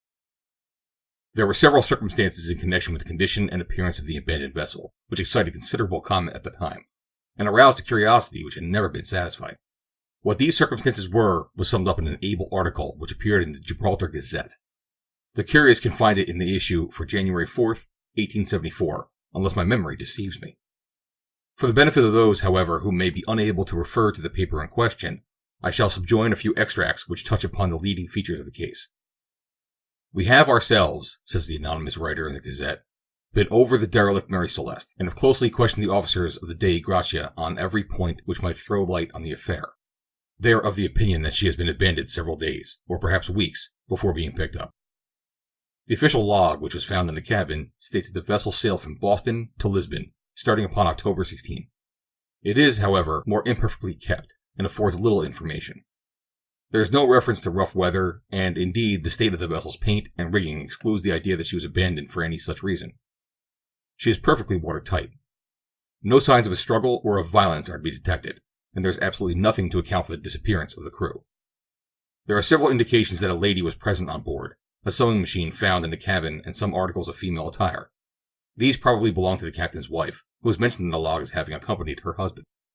As an instance of the mildness of the weather, it may be remarked that a bobbin of silk was found standing upon a sewing machine, though the least roll of the vessel would have precipitated it to the floor. The boats were intact and slung upon the davits, and the cargo, consisting of tallow and American clocks, was untouched. An old-fashioned sword of curious workmanship was discovered among some lumber in the forecastle, and this weapon is said to exhibit a longitudinal striation of the steel, as if it had been recently wiped. It has been placed in the hands of the police and submitted to Dr. Moynihan, the analyst, for inspection. The result of his examination has not yet been published. We may remark in conclusion that Captain Dalton, of the Dei Gratia, an able and intelligent seaman, is of opinion that the Mary Celeste may have been abandoned a considerable distance from the spot at which she was picked up, since a powerful current runs up in that latitude from the African coast. He confessed his inability, however, to advance any hypothesis which can reconcile all the facts of the case. In the utter absence of a clue or grain of evidence, it is to be feared that the fate of the crew of the Mary Celeste will be added to those numerous mysteries of the deep which will never be solved until the great day when the sea shall give up its dead. If crime has been committed, as is much to be suspected, there is little hope of bringing the perpetrators to justice." I shall supplement this extract from the Gibraltar Gazette by quoting a telegram from Boston, which went the round of the English papers, and represented the total amount of information which had been collected about the Mary Celeste. "She was," it said, "a brigantine of 170 tons burden, and belonged to White, Russell, and White, wine importers, of the city. Captain J. W. Tibbs was an old servant of the firm, and was a man of known ability and tried probity. He was accompanied by his wife, aged 31, and their youngest child, 5 years old. The crew consisted of 7 hands, including 2 colored seamen and a boy. There were 3 passengers, one of whom was the well-known Brooklyn specialist on consumption, Dr. HABAKUK Jeffson, who was a distinguished advocate for abolition in the early days of the movement, and whose pamphlet entitled, 'Where is Thy Brother?' exercised a strong influence on public opinion before the war. The other passengers were Mr. J. Harton, a writer in the employ of the firm, and Mr. Septimus Goring, a half-caste gentleman from New Orleans. All investigations have failed to throw any light upon the fate of these 14 human beings. The loss of Dr. Jephson will be felt both in political and scientific circles. I have here epitomized, for the benefit of the public, all that has been hitherto known concerning the Mary Celeste and her crew, for the past 10 years have not in any way helped to elucidate the mystery. I have now taken up my pen with the intention of telling all that I know of the ill-fated voyage. I consider that it is a duty which I owe to society, for symptoms which I am familiar with in others lead me to believe that before many mouths my tongue and hand may be alike incapable of conveying information. Let me remark, as a preface to my narrative, that I am Joseph Habakuk Jephson, Doctor of Medicine at the University of Harvard, and ex-consulting physician of the Samaritan Hospital of Brooklyn. Many will doubtless wonder why I have not proclaimed myself before, and why I have suffered so many conjectures and surmises to pass unchallenged. Could the ends of justice have been served in any way by my revealing the facts in my possession, I should unhesitatingly have done so. It seems to me, however, that there was no possibility of such a result, and when I attempted after the occurrence to state my case to an English official, I was met with such offensive incredulity that I determined never again to expose myself to the chance of such an indignity. I can excuse the discourtesy of the Liverpool magistrate, however, when I reflect upon the treatment which I received at the hands of my own relatives, who, though they knew my unimpeachable character, listened to my statement with an indulgent smile, as if humoring the delusion of a monomaniac. This slur upon my veracity led to a quarrel between myself and John Vanberger, the brother of my wife, and confirmed me in my resolution to let the matter sink into oblivion, a determination which I have only altered through my son's solicitations. In order to make the narrative intelligible, I must run lightly over 1 or 2 incidents in my former life which throw light upon subsequent events. My father, William K. Jephson, was a preacher of the sect called Plymouth Brethren, and was one of the most respected citizens of Lowell. Like most of the other Puritans of New England, he was a determined opponent of slavery, and it was from his lips that I received these lessons which tinged every action of my life. While I was studying medicine at Harvard University, I had already made a mark as an advanced abolitionist, and when, after taking my degree, I bought a third share of the practice of Dr. Willis of Brooklyn, I managed, in spite of my professional duties, to devote a considerable time to the cause which I had at heart, my pamphlet, Where is Thy Brother? Schwartzberg, Lister & Co., 1849, attracting considerable attention. When the war broke out, I left Brooklyn and accompanied the 113th New York Regiment through the campaign. I was present at the Second Battle of Bull's Run and at the Battle of Gettysburg. Finally, I was severely wounded at Antietam, and would probably have perished on the field had it not been for the kindness of a gentleman named Murray, who had me carried to his house and provided me with every comfort. Thanks to his charity and to the nursing which I received from his black domestics, I was soon able to get about the plantation with the help of a stick. It was during this period of convalescence that an incident occurred which is closely connected to my story. Among the most assiduous of the negresses who had watched my couch during my illness, there was one old crone who appeared to exert considerable authority over the others. She was exceedingly attentive to me, and I gathered from the few words that passed between us that she had heard of me, and that she was grateful to me for championing her oppressed race. One day as I was sitting alone in the veranda, basking in the sun, and debating about whether I should rejoin Grant's army, I was surprised to see that this old creature hobbling toward me. After looking cautiously around to see that we were alone, she fumbled in the front of her dress and produced a small camise leather bag, which was hung round her neck by a white cord. "Massa," she said, bending down and croaking the words into my ear, "me die soon. Me very old woman. Not stay long on Massa Murray's plantation." "You may live a long time yet, Martha," I answered. "You know I am a doctor. If you feel ill, let me know about it, and I will try to cure you." "No wish to live, wish to die. I'm going to join the heavenly host." Here she relapsed into one of those half-heedless rhapsodies in which Negroes indulge. "But, Massa, me have one thing must leave behind me when I go. No able to take it with me across the Jordan. That one thing very precious, more precious and more holy than all things else in the world. Me, a poor old black woman, have this because my people, very great people, suppose they was back in the old country. But you cannot understand the same as black folk could. My father gave it to me, and his father gave it to him. But now, who shall I give it to? Poor Martha have no child, no relation, nobody. All round I see black man, very bad man. Black woman, very stupid woman. Nobody worthy of the stone. And so I say, here is Massa Jefferson, who write books and fight for colored folk. He must be a good man, and he shall have it, though he is a white man, and never can know what it mean or where it came from." Here the old woman fumbled in the camise leather bag, and pulled out a flattish black stone with a hole through the middle of it. "Here, take it," she said, pressing it into my hand. "Take it. No harm never come from anything good. Keep it safe. Never lose it." And with a warning gesture, the old crone hobbled away in the same cautious way as she had come, looking from side to side to see if we had been observed. I was more amused than impressed by the old woman's earnestness, and was only prevented from laughing during her oration by the fear of hurting her feelings. When she was gone, I took a good look at the stone which she had given me. It was intensely black, of extreme hardness, and oval in shape. Just such a flat stone as one would pick up on the seashore if one wished to throw a long way. It was about 3 inches long and an inch and a half broad at the middle, but rounded off at all extremities. The most curious part about it was several well-marked ridges which ran in semicircles over its surface, and gave it exactly the appearance of a human ear. Altogether I was rather interested in my new possession, and determined to submit it, as a geological specimen, to my friend Professor Schroeder of the New York Institute, upon the earliest opportunity. In the meantime I thrust it into my pocket, and rising from my chair, started off for a short stroll in the shrubbery, dismissing the incident from my mind. As my wound had nearly healed by this time, I took my leave of Mr. Murray shortly afterwards. The Union armies were everywhere victorious and converging on Richmond, so that my assistance seemed unnecessary, and I returned to Brooklyn. There I resumed my practice and married the second daughter of Josiah Vanberger, the well-known wood engraver. In the course of a few years I built up a good connection and acquired considerable reputation in the treatment of pulmonary complaints. I still kept the old black stone in my pocket, and frequently told the story of the dramatic way in which I had become possessed of it. I also kept my resolution of showing it to Professor Schroeder, who was much interested both by the anecdote and the specimen. He pronounced it to be a piece of meteoric stone, and drew my attention to the fact that it resembled to an ear was not accidental, but that it was most carefully worked into that shape. A dozen little anatomical points showed that the worker had been as accurate as he was skillful. "I should not wonder," said the professor, "if it were broken off of some larger statue, though how such hard material could be so perfectly worked is more than I can understand. If there is a statue to correspond, I should like to see it." So I thought at the time, but I've changed my opinion since. The next 7 or 8 years of my life were quiet and uneventful. Summer followed spring, and spring followed winter, without any variation in my duties.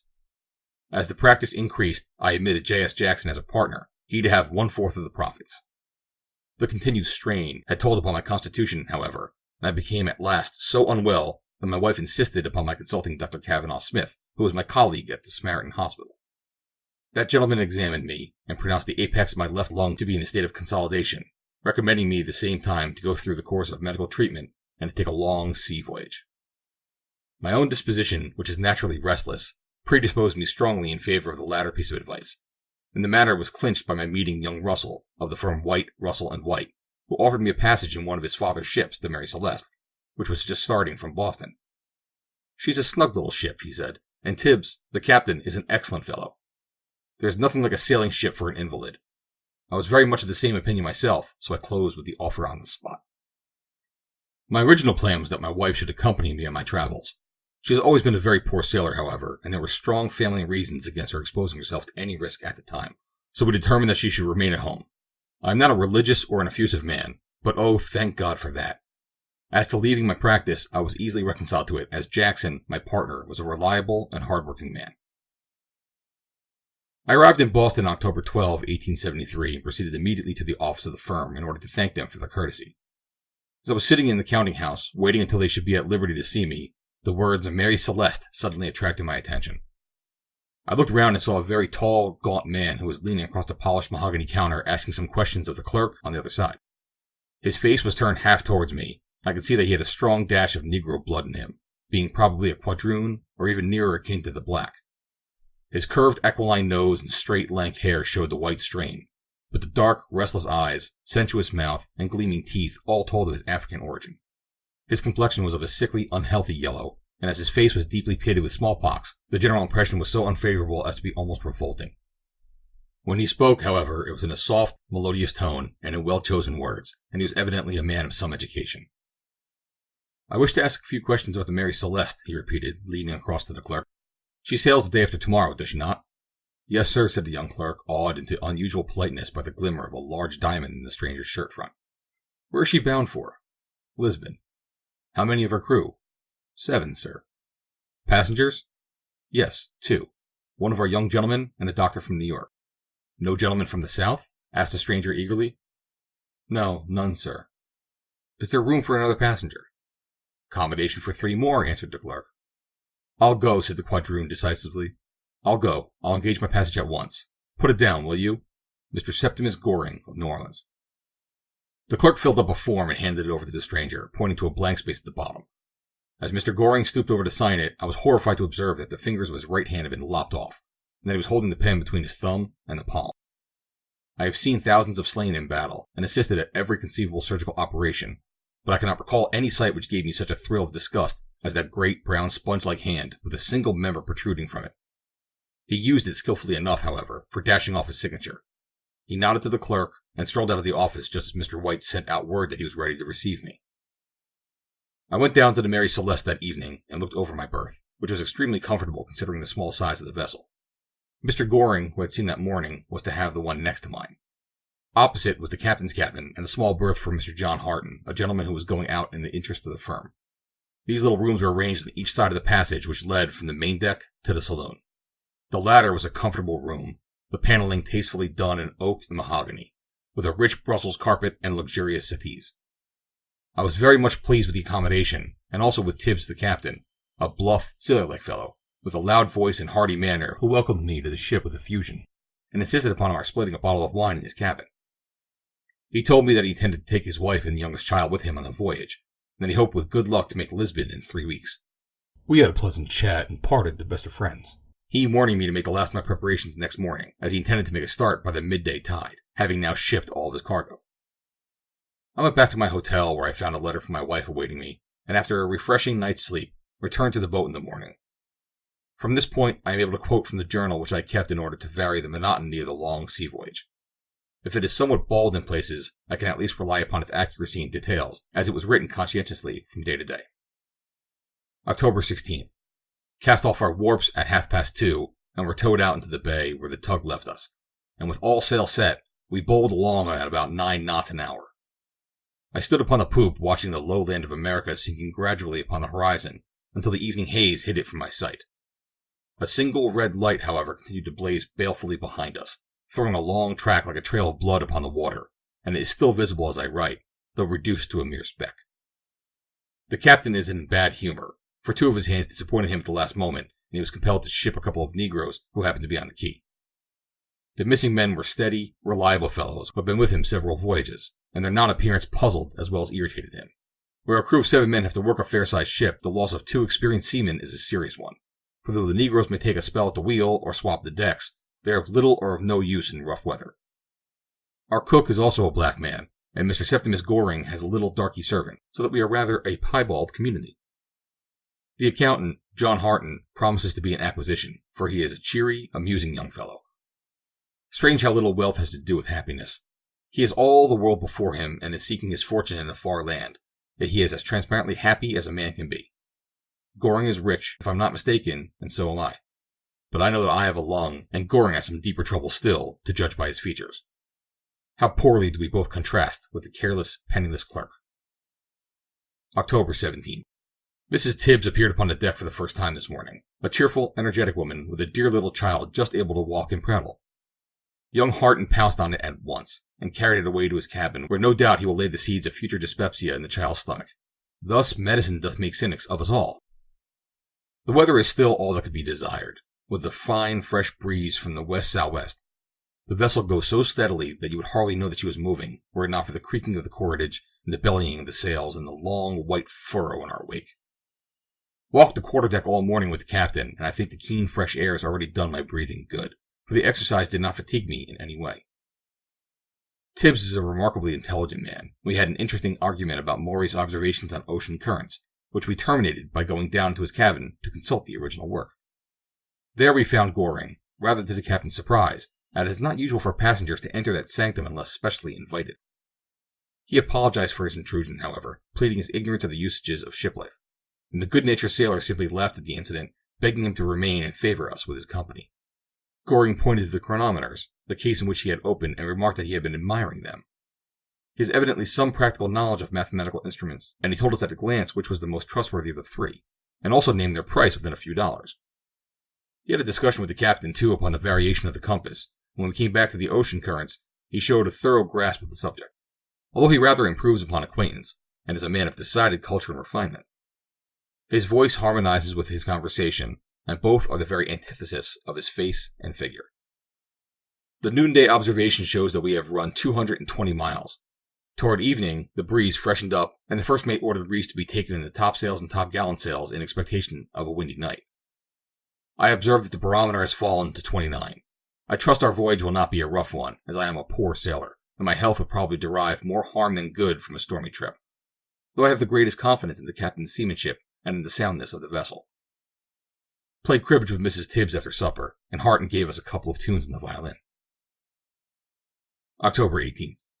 The gloomy prognostications of the last night were not fulfilled, as the wind died away again, and we are lying now in a long, greasy swell, ruffled here and there by a fleeting cat's paw, which is insufficient to fill the sails.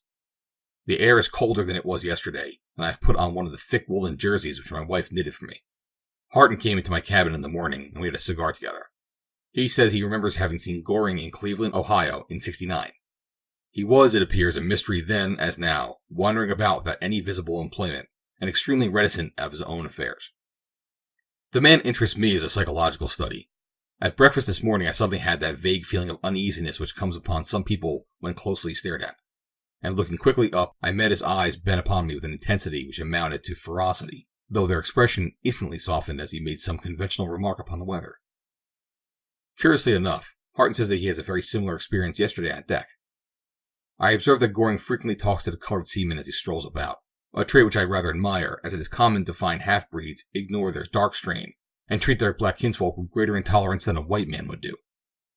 His little page is devoted to him, apparently, which speaks well for his treatment of him. Altogether, the man is a curious mixture of incongruous qualities, and unless I am deceived in him, will give me food for observation during the voyage. The captain is grumbling about his chronometers, which do not register exactly the same time. He says it is the first time they have ever disagreed. We were unable to get a noonday observation on account of the haze. By dead reckoning, we have done about 170 miles in 24 hours. The dark seamen have proved, as the skipper prophesied, to be very inferior hands. But as they could both manage the wheel well, they are kept steering, and so leave the more experienced men to work the ship. These details are trivial enough, but a small thing serves as food for gossip aboard ship. The appearance of a whale in the evening caused quite a flutter among us. From its sharp back and forked tail, I should pronounce it to have been a rorqual, or finner as they are called by fishermen. October 19th. Wind was cold, and so I prudently remained in my cabin all day, only creeping out for dinner. Lying in my bunk, I can, without moving, reach my books, pipes, or anything else I may want, which is one advantage of a small apartment. My old wound began to ache a little today, probably from the cold. Read Montaigne's essays and nursed myself. Harton came in the afternoon with Dottie, the captain's child, and the skipper himself followed, so that I held quite a reception. October 20th and 21st. Still cold with a continual drizzle of rain, and I have not been able to leave the cabin. The confinement makes me feel weak and depressed. Goring came in to see me, but his company did not tend to cheer me up as much, as he hardly uttered a word, but contented himself with staring at me in a peculiar and rather irritating manner. He then got up and stole out of the cabin without saying anything. I am beginning to suspect that the man is a lunatic. I think I mentioned that his cabin is next to mine. The two are simply divided by a thin wooden partition, which is cracked in many places. Some of the cracks being so large that I can hardly avoid, as I lie in my bunk, observing his motions in the adjoining room. Without any wish to play the spy, I see him continually stooping over what appears to be a chart and working with a pencil and compasses. I have remarked the interest he displays in matters connected with navigation, but I am surprised that he should take the trouble to work out the course of the ship. However, it is a harmless amusement enough, and no doubt he verifies his results by those of the captain. I wish the man did not run in my thoughts so much. I had a nightmare on the night of the 20th in which I thought my bunk was a coffin, and I laid out in it, and that Goring was endeavoring to nail up the lid, which I was frantically pushing away. Even when I woke up, I could hardly persuade myself that I was not in a coffin. As a medical man, I know that a nightmare is simply a vascular derangement of the cerebral hemispheres, and yet in my weak state, I cannot shake off the morbid impression which it produces. October 22nd. A fine day, with hardly a cloud in the sky, and a fresh breeze from the southwest, which wafts us gaily on our way. There has evidently been some heavy weather near us, and there is a tremendous swell on, and the ship lurches until the end of the foreyard nearly touches the water. Had a refreshing walk upon the quarterdeck, though I have hardly found my sea legs yet. Several small birds, chaffinches, I think, perched in the rigging. 4:40 p.m. While I was on deck this morning, I heard a sudden explosion from the direction of my cabin, and hurrying down, found that I had very nearly met with a serious accident. Goring was cleaning a revolver, it seemed, in his cabin, when one of the barrels which he thought was unloaded went off. The ball passed through the side partition and embedded itself in the bulwarks in the exact place where my head usually rests. I have been under fire too often to magnify trifles, but there is no doubt that if I had been in the bunk, it must have killed me. Goring, poor fellow, did not know that I had gone on deck that day, and must therefore have felt terribly frightened. I never saw such emotion in a man's face as when, on rushing out of his cabin with a smoking pistol in his hand, he met me face to face as I came down from deck. Of course, he was profuse in his apologies, though I simply laughed at the incident. 11 p.m. A misfortune has occurred so unexpected and so horrible that my little escape of the morning dwindles into insignificance. Mrs. Tibbs and her child have disappeared. Utterly and entirely disappeared. I can hardly compose myself to write the sad details. About 8:30, Tibbs rushed into my cabin with a very white face and asked me if I had seen his wife. I answered that I had not. He then ran wildly into the saloon and began groping about for any trace of her, while I followed him, endeavoring vainly to persuade him that his fears were ridiculous. We hunted over the ship for an hour and a half, without coming on any sign of the missing woman or child. Poor Tibbs lost his voice completely from calling her name. Even the sailors, who are generally stolid enough, were deeply affected by the sight of him as he roamed bareheadedly and disheveled about the deck, searching with feverish anxiety the most impossible places, and returning to them again and again with piteous pertinacity. The last time she was seen was about 7 o'clock, when she took Dottie onto the poop to give him a breath of fresh air before putting him to bed. There was no one there at the time except a black seaman at the wheel, who denies having seen her at all. The whole affair is wrapped in mystery. My own theory is that while Mrs. Tibbs was holding the child and standing near the bulwarks, it gave a spring and fell overboard, and that in her convulsive attempt to catch or save him, she followed it. I cannot account for the double disappearance in any other way. It is quite feasible that such a tragedy should be enacted without the knowledge of the man at the wheel, since it was dark at the time, and the peaked skylights of the saloon screened the greater part of the quarterdeck. Whatever the truth may be, it is a terrible catastrophe, and has cast the darkest gloom upon our voyage. The mate has put the ship about, but of course there isn't the slightest hope of picking them up. The captain is lying in a state of stupor in his cabin. I gave him a powerful dose of opium in his coffee, and for a few hours at least, his anguish may be deadened. October 23rd. Woke with a vague feeling of heaviness and misfortune, but it was not until a few moments' reflection that I was able to recall our loss of the night before. When I came on deck, I saw the poor skipper standing and gazing back at the waste of waters behind us, which contained everything dear to him upon earth. I attempted to speak to him, but he turned brusquely away and began pacing the deck with his head sunk upon his breast. Even now, when the truth is so clear, he cannot pass a boat or an unbent sail without peering under it. He looks 10 years older than he did yesterday morning. Harton is terribly cut up, for he was fond of little Dottie, and Goring seems sorry too. At least he has shut himself up in his cabin all day. When I got a casual glance at him, his head was resting on his two hands, as if in a melancholy reverie. I fear we are about as dismal a crew as ever sailed. How shocked my wife will be to hear of our disaster. The swell's gone down now, and we are doing about 8 knots with all sail set and a nice little breeze. Hyson is practically in command of the ship, as Tibbs, though he does his best to bear up and keep a brave front, is incapable of applying himself to serious work. October 24th. Is the ship accursed? Was there ever a voyage which began so fairly and which changed so disastrously? Tibbs shot himself through the head during the night. I was awakened about 3 o'clock in the morning by an explosion, and immediately sprang out of bed and rushed into the cabin's cabin to find out the cause, though with a terrible presentiment in my heart. Quickly as I went, Goring went more quickly still, for he was already in the cabin, stooping over the dead body of the captain.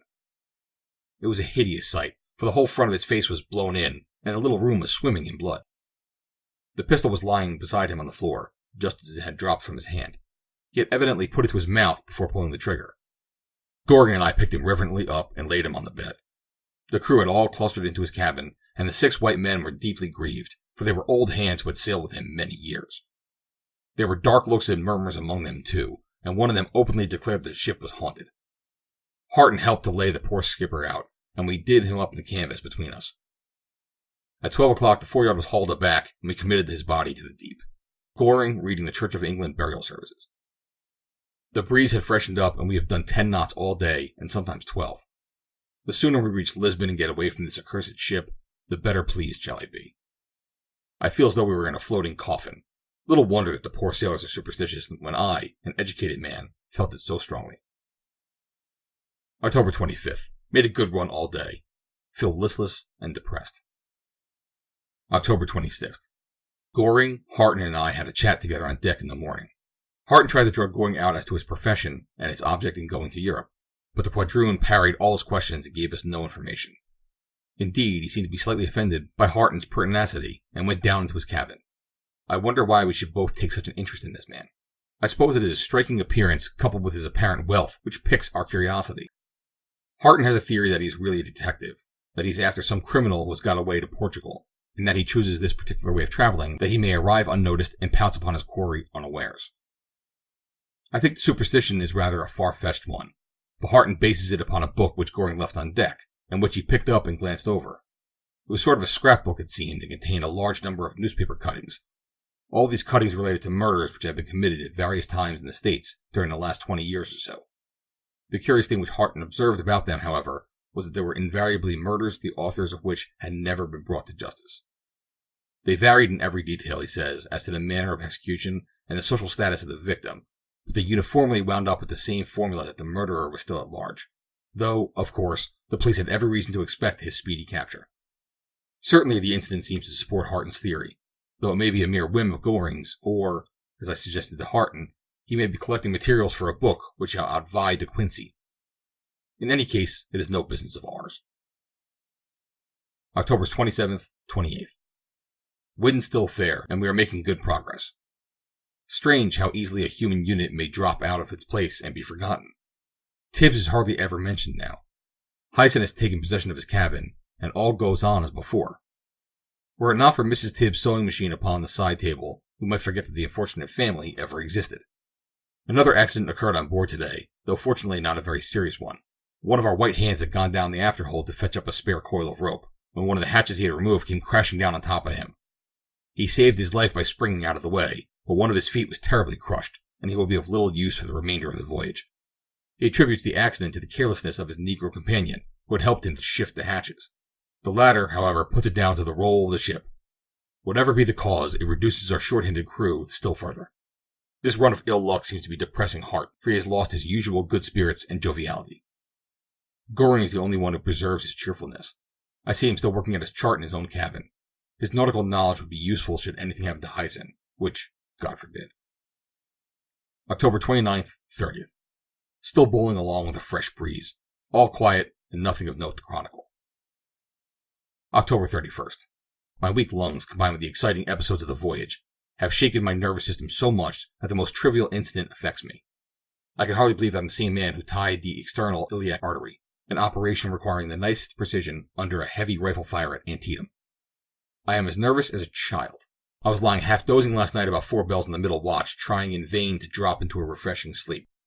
There was no light inside my cabin, but a single ray of moonlight streamed in through the porthole, throwing a silvery flickering circle upon the door.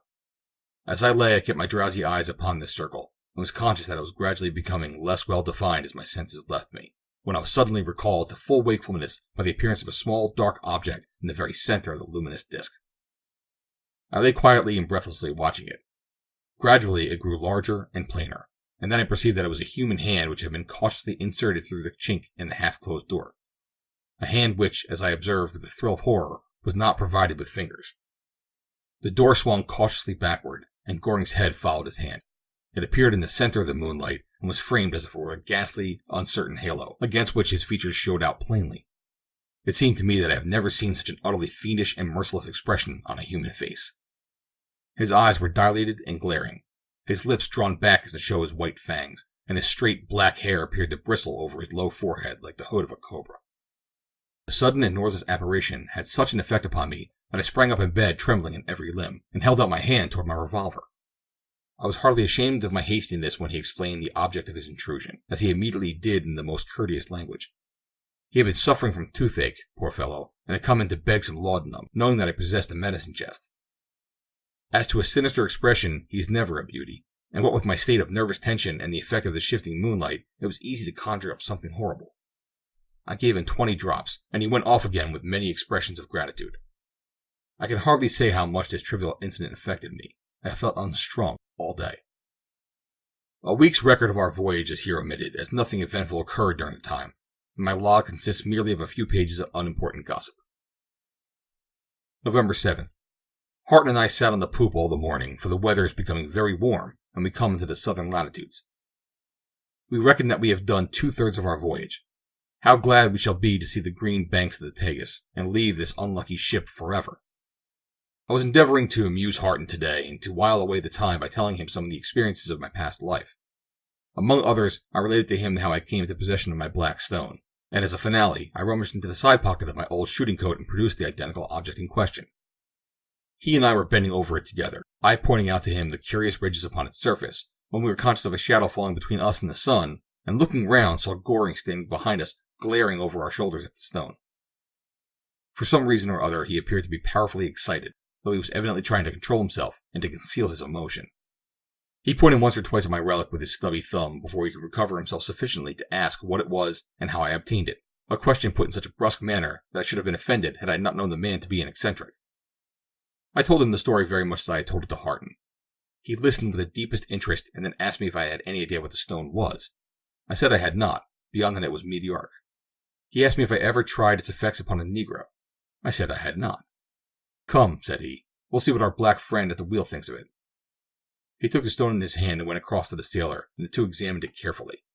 I could see the man gesticulating and nodding his head excitedly as if making some assertion, while his face betrayed the utmost astonishment, mixed, I think, with some reverence. Goring came across the deck to us presently, still holding the stone in his hand. "He says it is a worthless, useless thing," he said, "and fit only to be chucked overboard." With which he raised his hand and would have most certainly made an end of my relic, had the black sailor behind him not rushed forward and seized him by the wrist. Finding himself secured, Goring dropped the stone and turned away with a very bad grace to avoid my angry remonstrations at his breach of faith. The black picked up the stone and handed it to me with a low bow and every sign of profound respect. The whole affair is inexplicable. I am rapidly coming to the conclusion that Goring is a maniac or something very near one. When I compare the effect produced by the stone upon the sailor, however, with the respect shown to Martha on the plantation, and the surprise of Goring on its first production, I cannot but come to the conclusion that I have really got hold of some powerful talisman which appeals to the whole dark race. I must not trust it in Goring's hands again.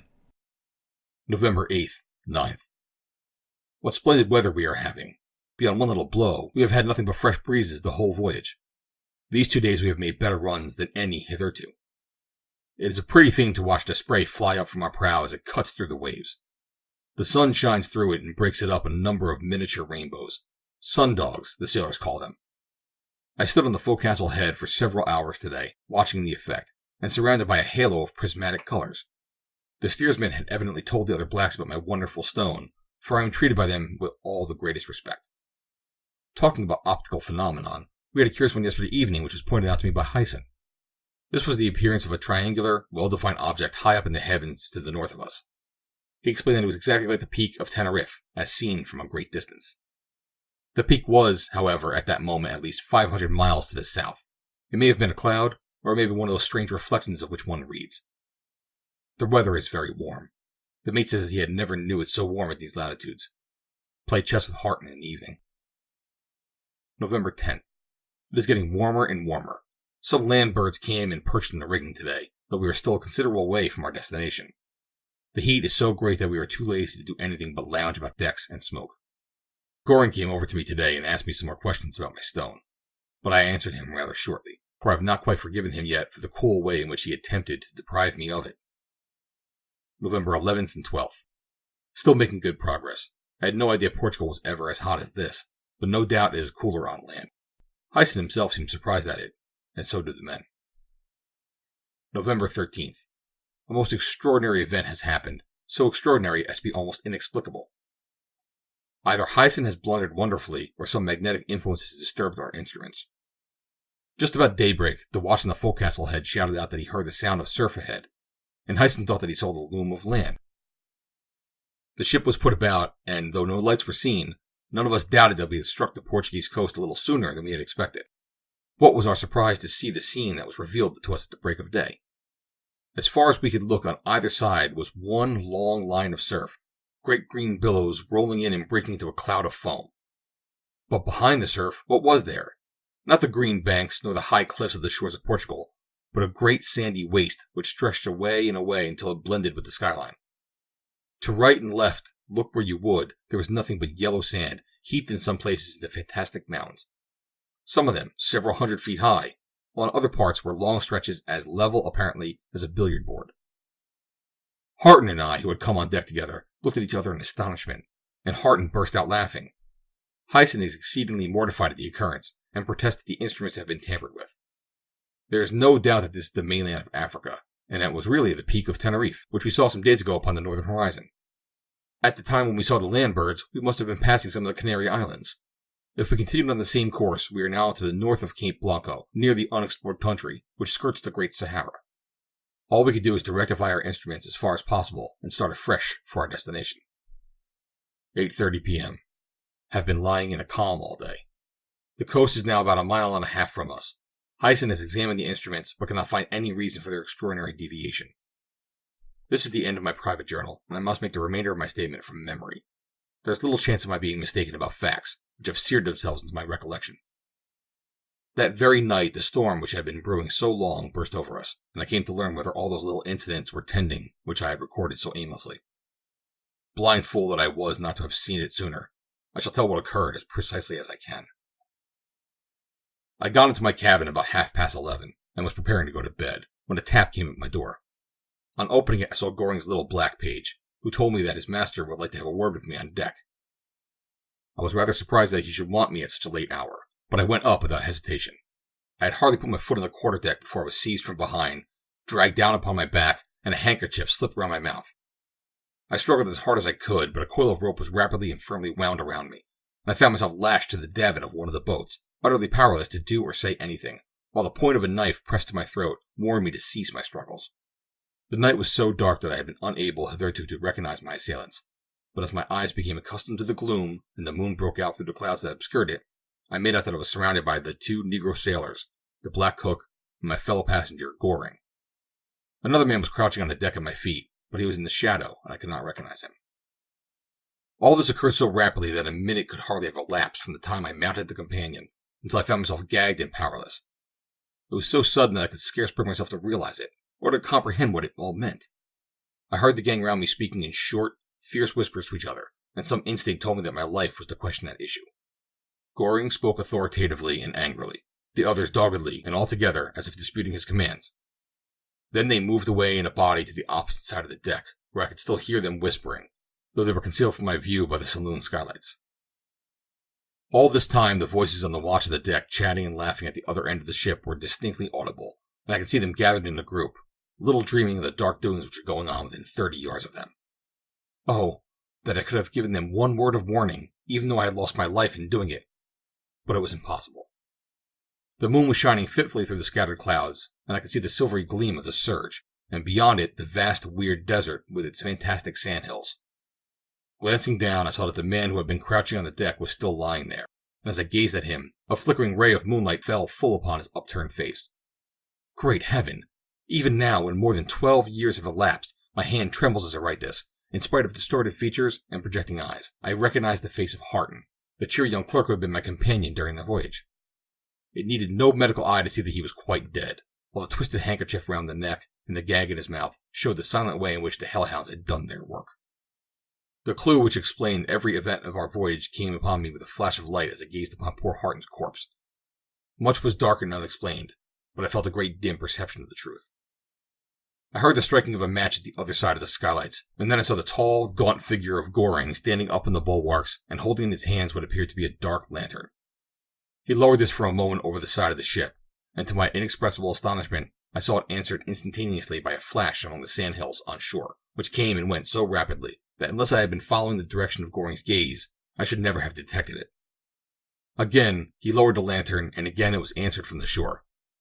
He then stepped down from the bulwarks, and in doing so slipped, making such a noise that for a moment my heart bounded with the thought that the attention of the watch would be directed to his proceedings. It was a vain hope. The night was calm and the ship motionless, and so that no idea of duty kept them vigilant. Hyson, who after the death of Tibbs was in command on both watches, had gone below to snatch a few hours' sleep, and the boatswain, who was left in charge, was standing with the other two men at the foot of the foremast.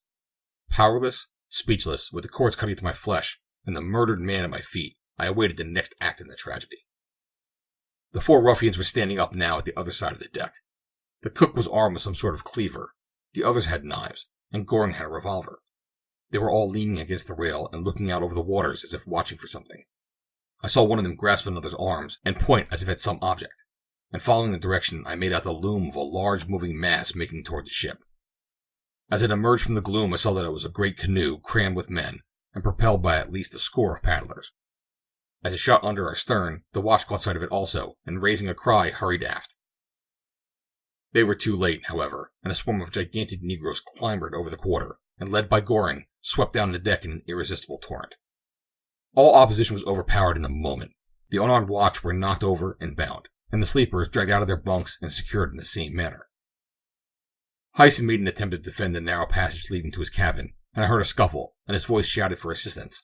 There was none to assist, however, and he was brought onto the poop with the blood streaming from a deep cut in his forehead.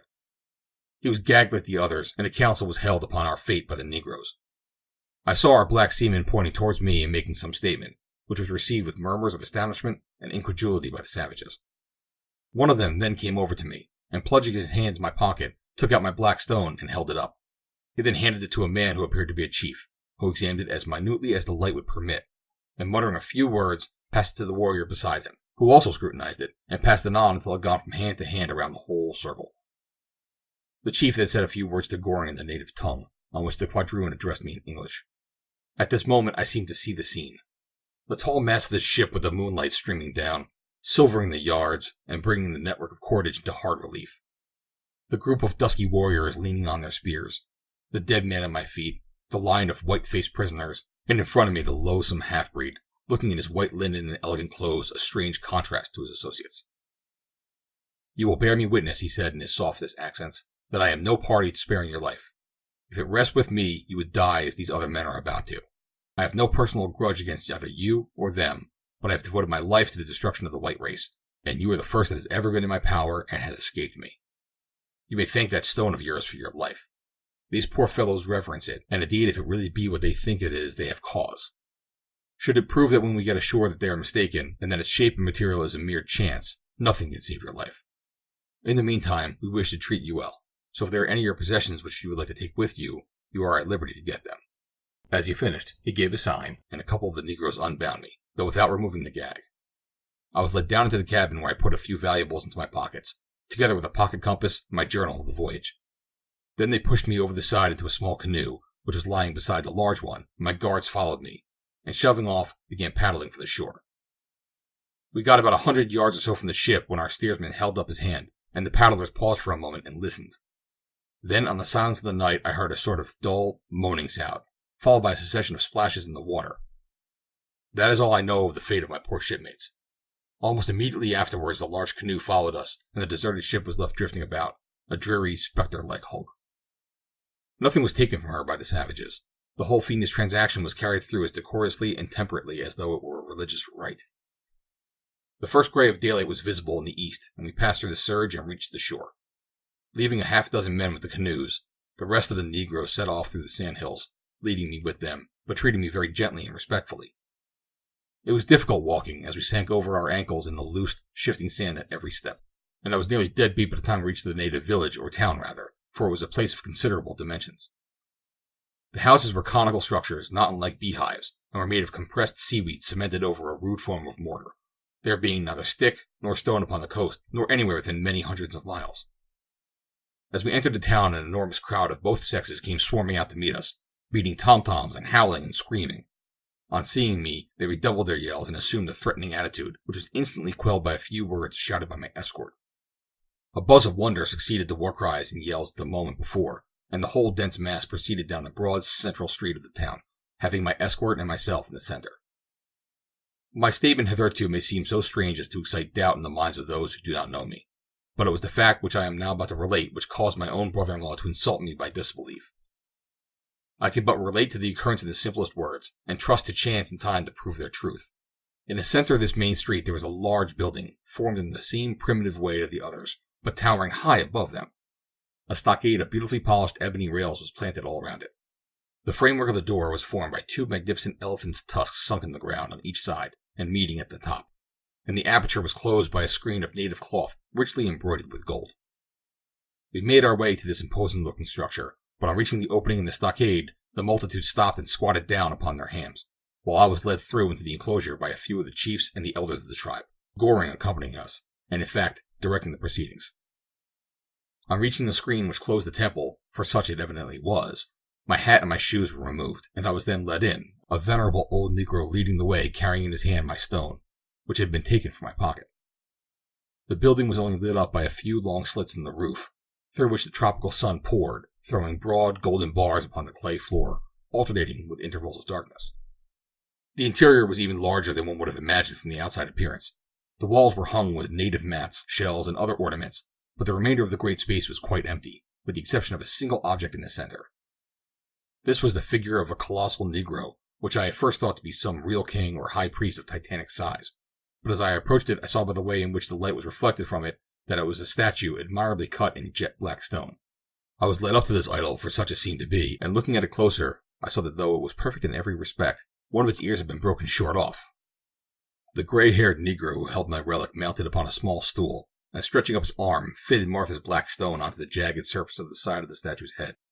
There could be no doubt that the one had been broken off from the other. The parts dovetailed together so accurately that when the old man removed his hand, the ear stuck in its place for a few seconds before dropping into his open palm. The group round me prostrated themselves upon the ground at the sight with a cry of reverence, while the crowd outside, to whom the result was communicated, set up a wild whooping and cheering. In a moment I found myself converted from a prisoner into a demigod. I was escorted back through the town in triumph, the people pressing forward to touch my clothing and to gather up the dust upon which my foot had trod. One of the largest huts was put at my disposal, and a banquet of every native delicacy was served me. I still felt, however, that I was not a free man, as several spearmen were placed on guard at the entrance of my hut. All day my mind was occupied with plans of escape, but none seemed in any way feasible.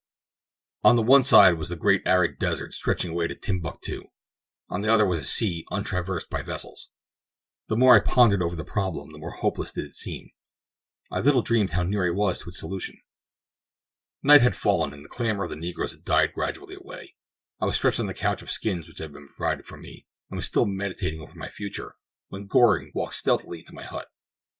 My first idea was that he had come to complete his murderous holocaust by making away with me, the last survivor, and I sprung up upon my feet, determined to defend myself to the last.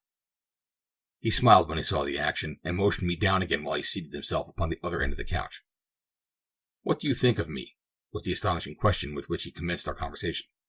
"Think of you!" I almost yelled. "I think you're the vilest, most unnatural renegade that ever polluted the earth. If we were away with these black devils of yours, I would strangle you with my hands." "Don't speak so loud," he said, without the slightest appearance of irritation.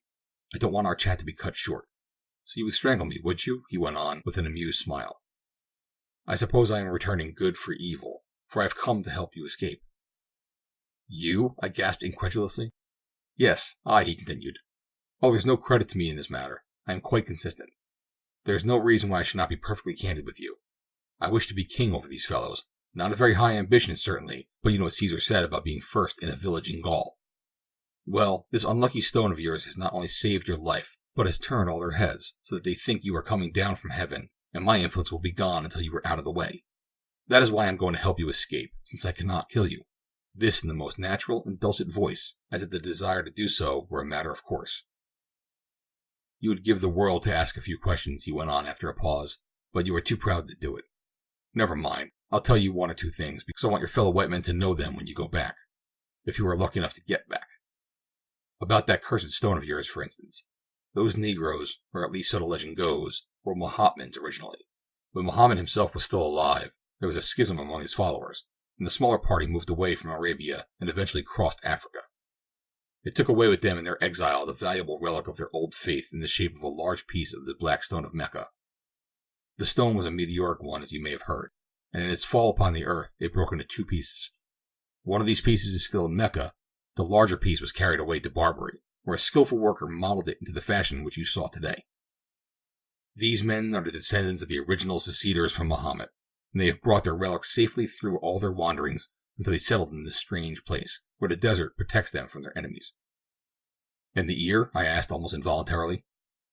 "Oh, that was the same story over again. Some of the tribe wandered away to the south a few hundred years ago, and one of them, wishing to have good luck for the enterprise, got into the temple at night and carried off one of the ears. There had been a tradition among the Negroes ever since that the ear would come back some day. The fellow who carried it was caught by some slaver, no doubt, and that was how he got it to America, and so into your hands, and you have had the honor of fulfilling the prophecy." He paused for a few minutes, resting his head upon his hands, waiting apparently for me to speak. When he looked up again, the whole expression of his face had changed. His features were firm and set, and he changed the air of half-levity with which he had spoken before for one of sternness and almost ferocity. "I wish you to carry a message back," he said, "to the white race, the great dominating race whom I hate and defy. Tell them I have battened on their blood for 20 years, that I have slain them until even I became tired of what had once been a joy, and I did this unnoticed and unsuspected in the face of every precaution which their civilization could suggest. There is no satisfaction in revenge when your enemy does not know who has struck him. I am not sorry, therefore, to have you as a messenger. There is no need why I should tell you how this great hate became born in me.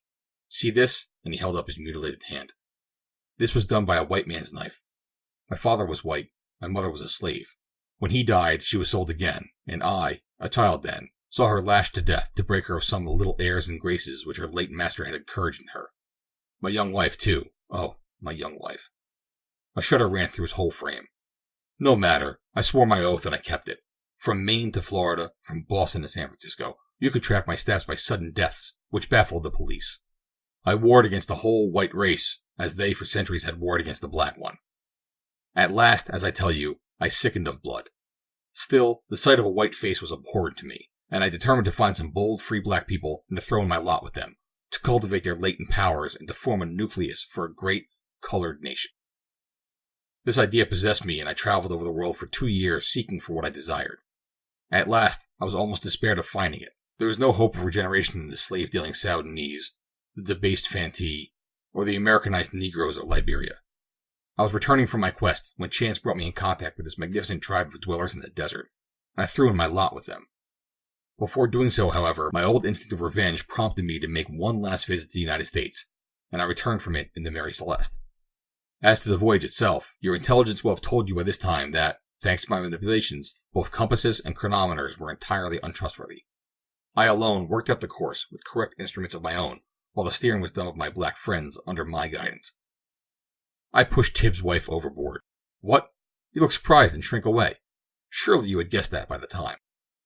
I would have shot you that day through the partition, but unfortunately you were not there. I tried again afterwards, but you were awake.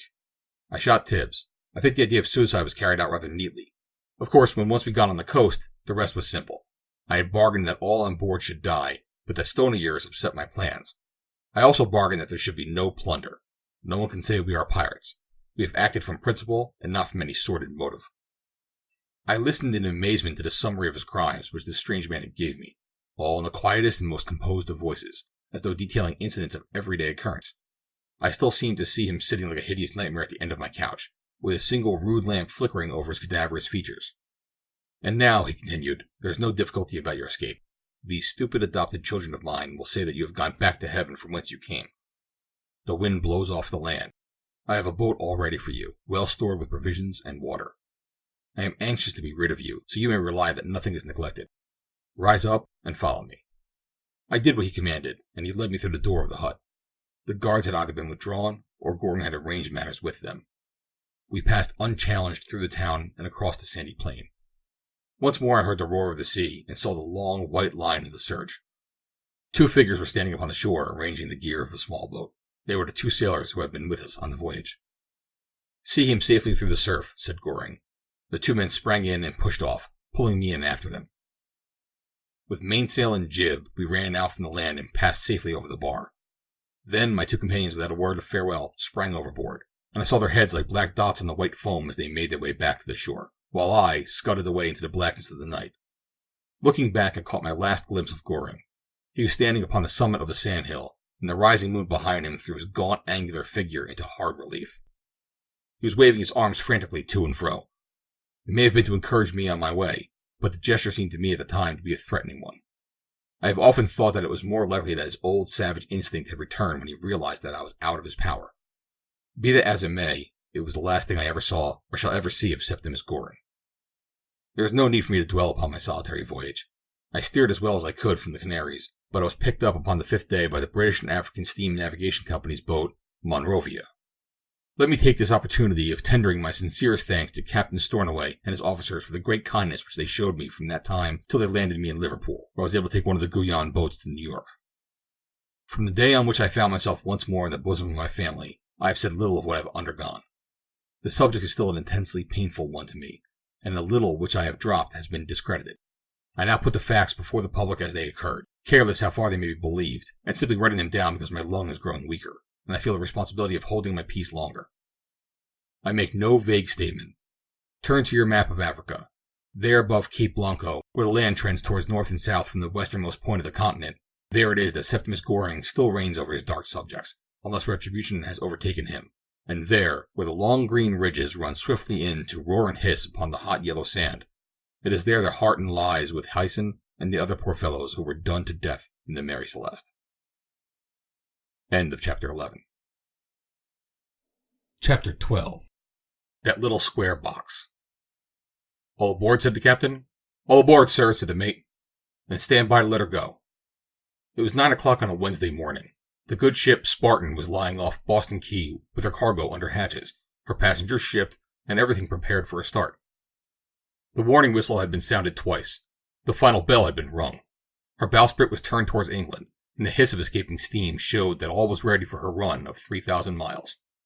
She strained at the warps that held her like a greyhound at the leash. I have the misfortune to be a very nervous man.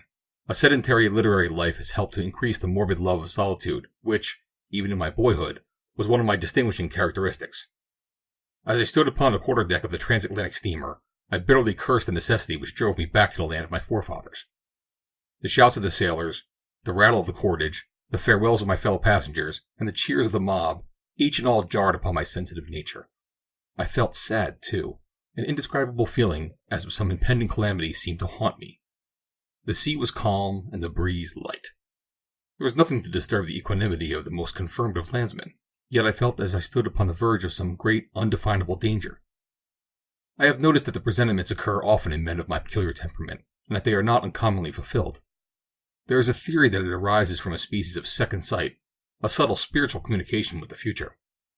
I will remember that Herr Raumer, the eminent spiritualist, remarked on one occasion that I was the most sensitive subject as regards supernatural phenomenon that he had ever encountered in the whole of his wide experience.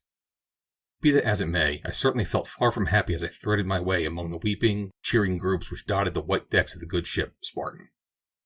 Had I known the experience which awaited me in the course of the next 12 hours, I should even then at the last moment have sprung upon the shore, and made my escape from the accursed vessel. "Time's up," said the captain, closing his chronometer with a snap, and replacing it in his pocket. "Time's up," said the mate, and there was a last wail from the whistle, a rush of friends and relatives upon the land. One warp was loosened, the gangway was being pushed away when there was a shout from the bridge, and 2 men appeared, running rapidly down the quay. They were waving their hands and making frantic gestures, apparently with the intention of stopping the ship. "Look sharp," shouted the crowd. "Hold hard," cried the captain. "Ease her. Stop her. Up with the gangway."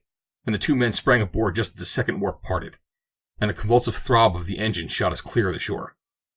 There was a cheer from the deck, another from the quay, a mighty fluttering of handkerchiefs, and the great vessel plowed its way out of the harbor and steamed grandly away across the placid bay. We were fairly started upon our fortnight's voyage. There was a general dive among the passengers in quest of berth and luggage, while a popping of corks in the saloon proved that more than one bereaved traveler was adopting artificial means for drowning the pangs of separation. I glanced round the deck and took a running inventory of my compagnons de voyage. They presented the usual types met with upon these occasions. There was no striking face among them. I speak as a connoisseur, for faces are a specialty of mine. I pounced upon a characteristic feature as a botanist does a flower, and bear it away with me to analyze at my leisure, and classify it and label it in my little anthropological museum. There was nothing worthy of me here. 20 types of young American going to Europe, a few respectable middle-aged couples as an antidote, a sprinkling of clergymen and professional men, young ladies, bagmen, British exclusives, and all the olla podrida of an ocean-going steamer. I turned away from them and gazed back at the receding shores of America, and, as a cloud of remembrances rose before me, my heart warmed towards the land of my adoption.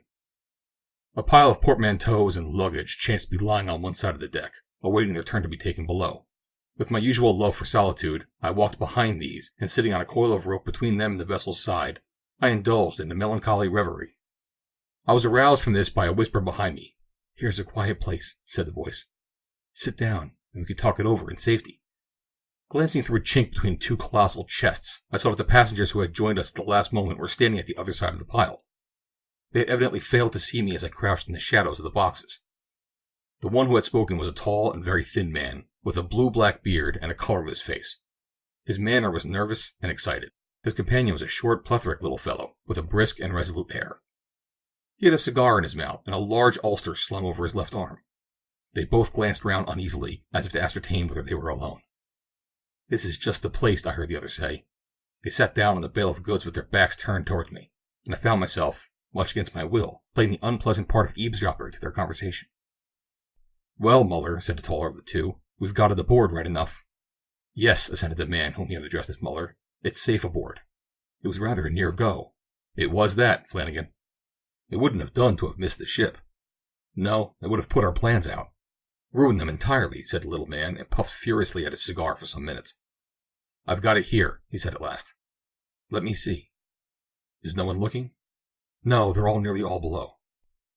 "We can't be too careful where so much is at stake," said Muller, as he uncoiled the ulster which hung over his arm, and disclosed a dark object which he laid upon the deck. One glance at it was enough to cause me to spring to my feet with an exclamation of horror. Luckily, they were so engrossed in the matter at hand that neither of them had observed me. Had they turned their heads, they would infallibly have seen my pale face glaring at them from over the pile of boxes. From the first moment of their conversation, a horrible misgiving had come over me. It seemed more than confirmed as I gazed at what lay before me. It was a little square box made of some dark wood and ribbed with brass. I suppose it would be the size of a cubic foot. It reminded me of a pistol case, only it was decidedly higher. There was an appendage to it, however, on which my eyes were riveted, and which suggested the pistol itself rather than its receptacle. This was a trigger-like arrangement upon a lid, to which a coil of string was attached. Beside this trigger there was a small square aperture through the wood. The tall man, Flanagan as his companion called him, applied his eye to this, and peered in for several minutes with an expression of intense anxiety upon his face. "It seems right enough," he said at last. "I tried not to shake it," said his companion. Such delicate things need delicate treatment. Put in some of the needful, Muller. The shorter man fumbled in his pocket for some time and then produced a small paper packet. He opened this and took out of it half a handful of whitish granules, which he poured down through the hole. A curious clicking noise followed from the inside of the box, and both men smiled in a satisfied way. Nothing much wrong there, said Flanagan. Right as a trivet, answered his companion. Look out, here's someone coming. Take it down to our berth. It wouldn't do to have anyone suspecting what our game is, or, worse still, having them fumbling with it and letting it off by mistake. Well, it would come to the same, whoever let it off, said Muller. They'd be rather astonished if they pulled the trigger, said the taller, with a sinister laugh. Ha ha, fancy their faces. It's not a bad bit of workmanship. I flatter myself. No, said Muller. I hear it is your own design, every bit of it, isn't it? Yes, the springing sliding shutter on my own. We should take out a patent. And the two men laughed again with a cold, harsh laugh as they took up the little brass-bound package and concealed it in Muller's voluminous overcoat. Come down and we'll stow it in our berth, said Flanagan. We won't need it until tonight, and it will be safe there. His companion assented, and the two went arm in arm along the deck and disappeared down the hatchway, bearing the mysterious little box away with them. The last words I heard were a muttered injunction from Flanagan to carry it carefully and avoid knocking it against the bulwarks. How long I remained sitting on that coil of rope, I shall never know. The horror of the conversation I had just overheard was aggravated by the first sinking qualms of seasickness. The long roll of the Atlantic was beginning to assert itself over both ship and passengers. I felt prostrated in mind and in body, and fell into a state of collapse, from which I was finally aroused by the hearty voice of our worthy quartermaster. Do you mind moving off that, sir? He said. We want to get this lumber cleared off deck. His bluff manner and ruddy, healthy face seemed to be a positive insult to me in my present condition. Had I been a courageous or muscular man, I would have struck him. As it was, I treated the honest sailor to a melodramatic scowl which seemed to cause him no small astonishment, and strode past him to the other side of the deck. Solitude was what I wanted. Solitude in which I can brood over the frightful crime which was being hatched before my very eyes. One of the quarter-boats was hanging rather low down upon the davits. An idea struck me, and climbing on the bulwarks, I stepped into the empty boat and lay down in the bottom of it. Stretched on my back, with nothing but the blue sky above me and an occasional view of the mizzen as the vessel rolled, I was at last alone with my sickness and my thoughts. I tried to recall the words which had been spoken in the terrible dialogue I had overheard. Would they admit of any construction but the one which stared me in the face? My reason forced me to confess that they would not. I endeavored to array the various facts which formed the chain of circumstantial evidence and to find a flaw in it. But no, not a link was missing. There was the strange way in which our passengers had come aboard, enabling them to evade any examination of their luggage. The very name of Flanagan smacked of Fenianism, while Muller suggested nothing but socialism and murder. Then their mysterious manner, their remark that their plans would have been ruined had they missed the ship, their fear of being observed. Last but not least, the clenching evidence in the production of the little square box with the trigger, and their grim joke about the face of the man who should let it off by mistake. Could these facts lead to any conclusion other than that they were the desperate emissaries of somebody, political or otherwise, who intended to sacrifice themselves, their fellow passengers, and the ship in one great holocaust? The whitish granules which I had seen one of them pour into the box formed no doubt a fuse or a train for exploding it. I had myself heard a sound come from it which might have emanated from some delicate piece of machinery. But what did they mean about their allusion to tonight? Could it be that they contemplated putting their horrible design into execution on the very first evening of our voyage? The mere thought of it sent a cold shudder over me and made me for a moment superior even to the agonies of seasickness. I have remarked that I am a physical coward.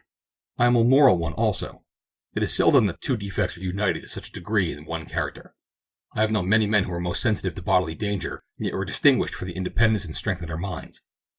In my own case, however, I regret to say that my quiet and retiring habits had fostered a nervous dread of doing anything remarkable or making myself conspicuous, which exceeded, if possible, my fear of personal peril.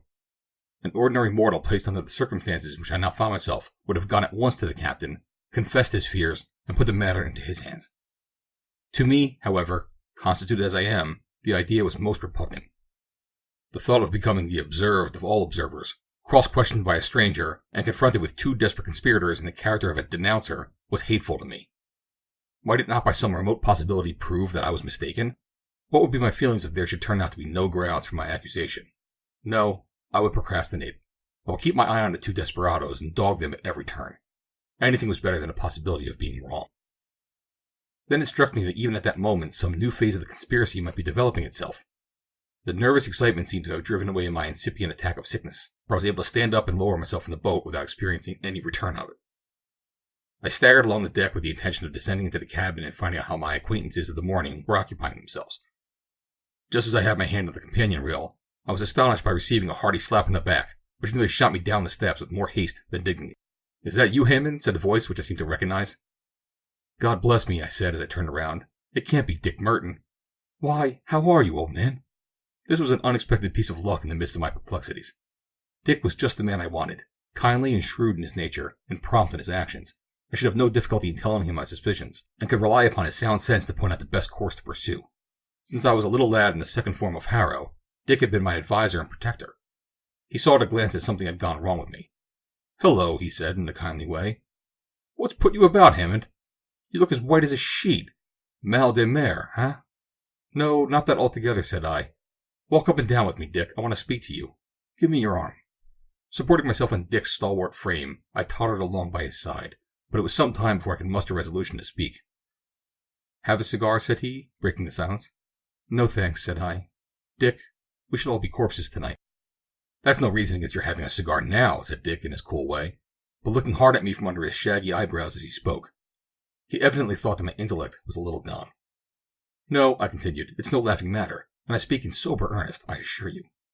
I have discovered an infamous conspiracy, Dick, to destroy this ship and every soul that is in her." Then I proceeded systematically and in order to lay before him the chain of events which I had collected.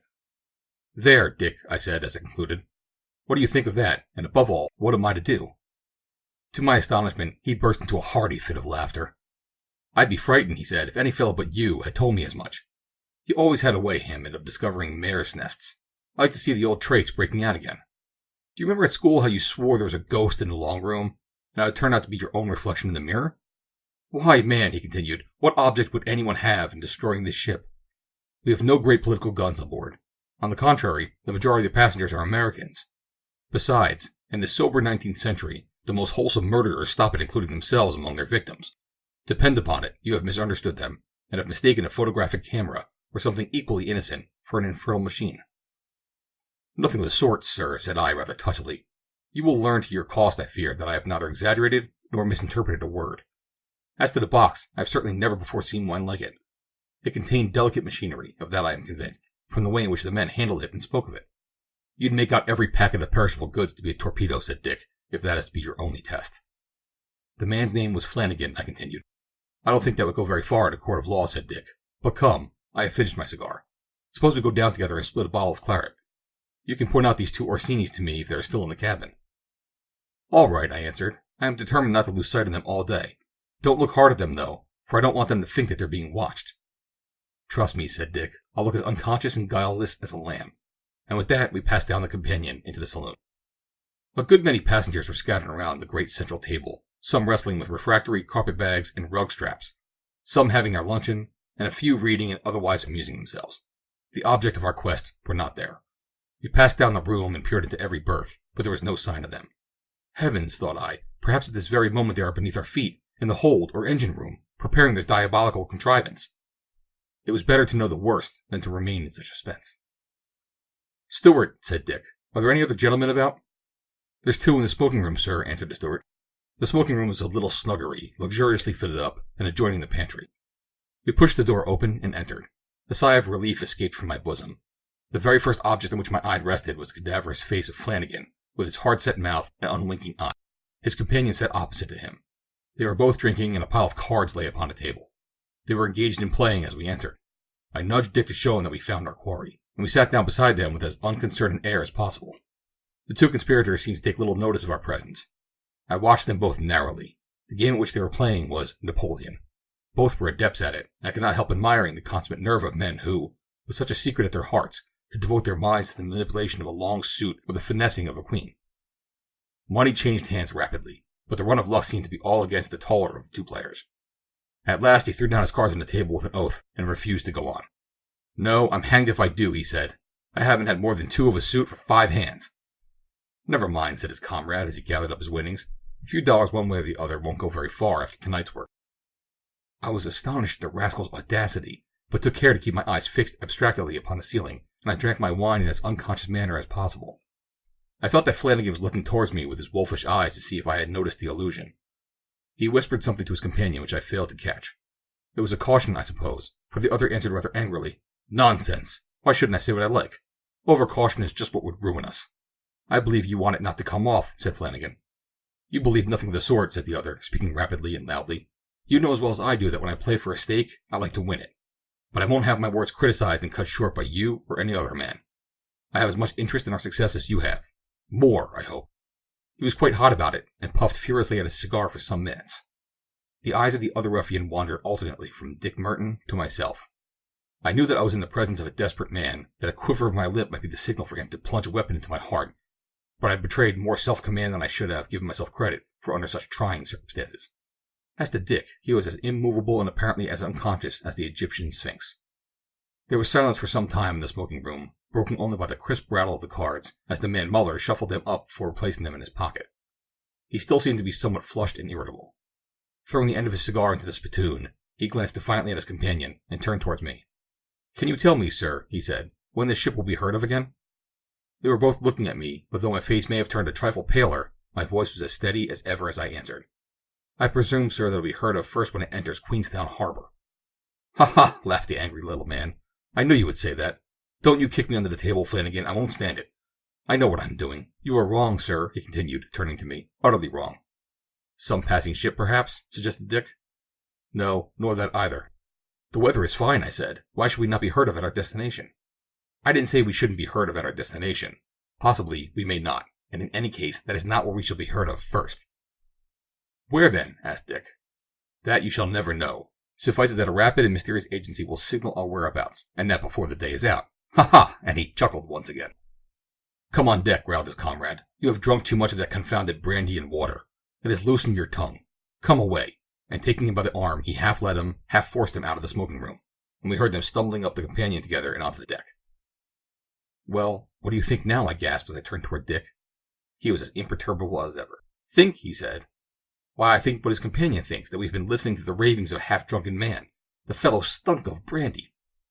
"Nonsense, Dick. You saw how the other tried to stop his tongue." "Of course he did. He didn't want his friend to make a fool of himself before strangers. Maybe the short one is a lunatic, and the other his private keeper. It's quite possible." "Oh, Dick, Dick," I cried. "How can you be so blind? Don't you see that every word confirmed our previous suspicion?" "Humbug, man," said Dick. "You're working yourself into a state of nervous excitement. Why, what the devil do you make of all that nonsense about a mysterious agent which would signal our whereabouts?" "I'll tell you what he meant, Dick," I said, bending forward and grasping my friend's arm. "He meant a sudden glare and a flash seen far out at sea by some lonely fisherman off the American coast. That's what he meant."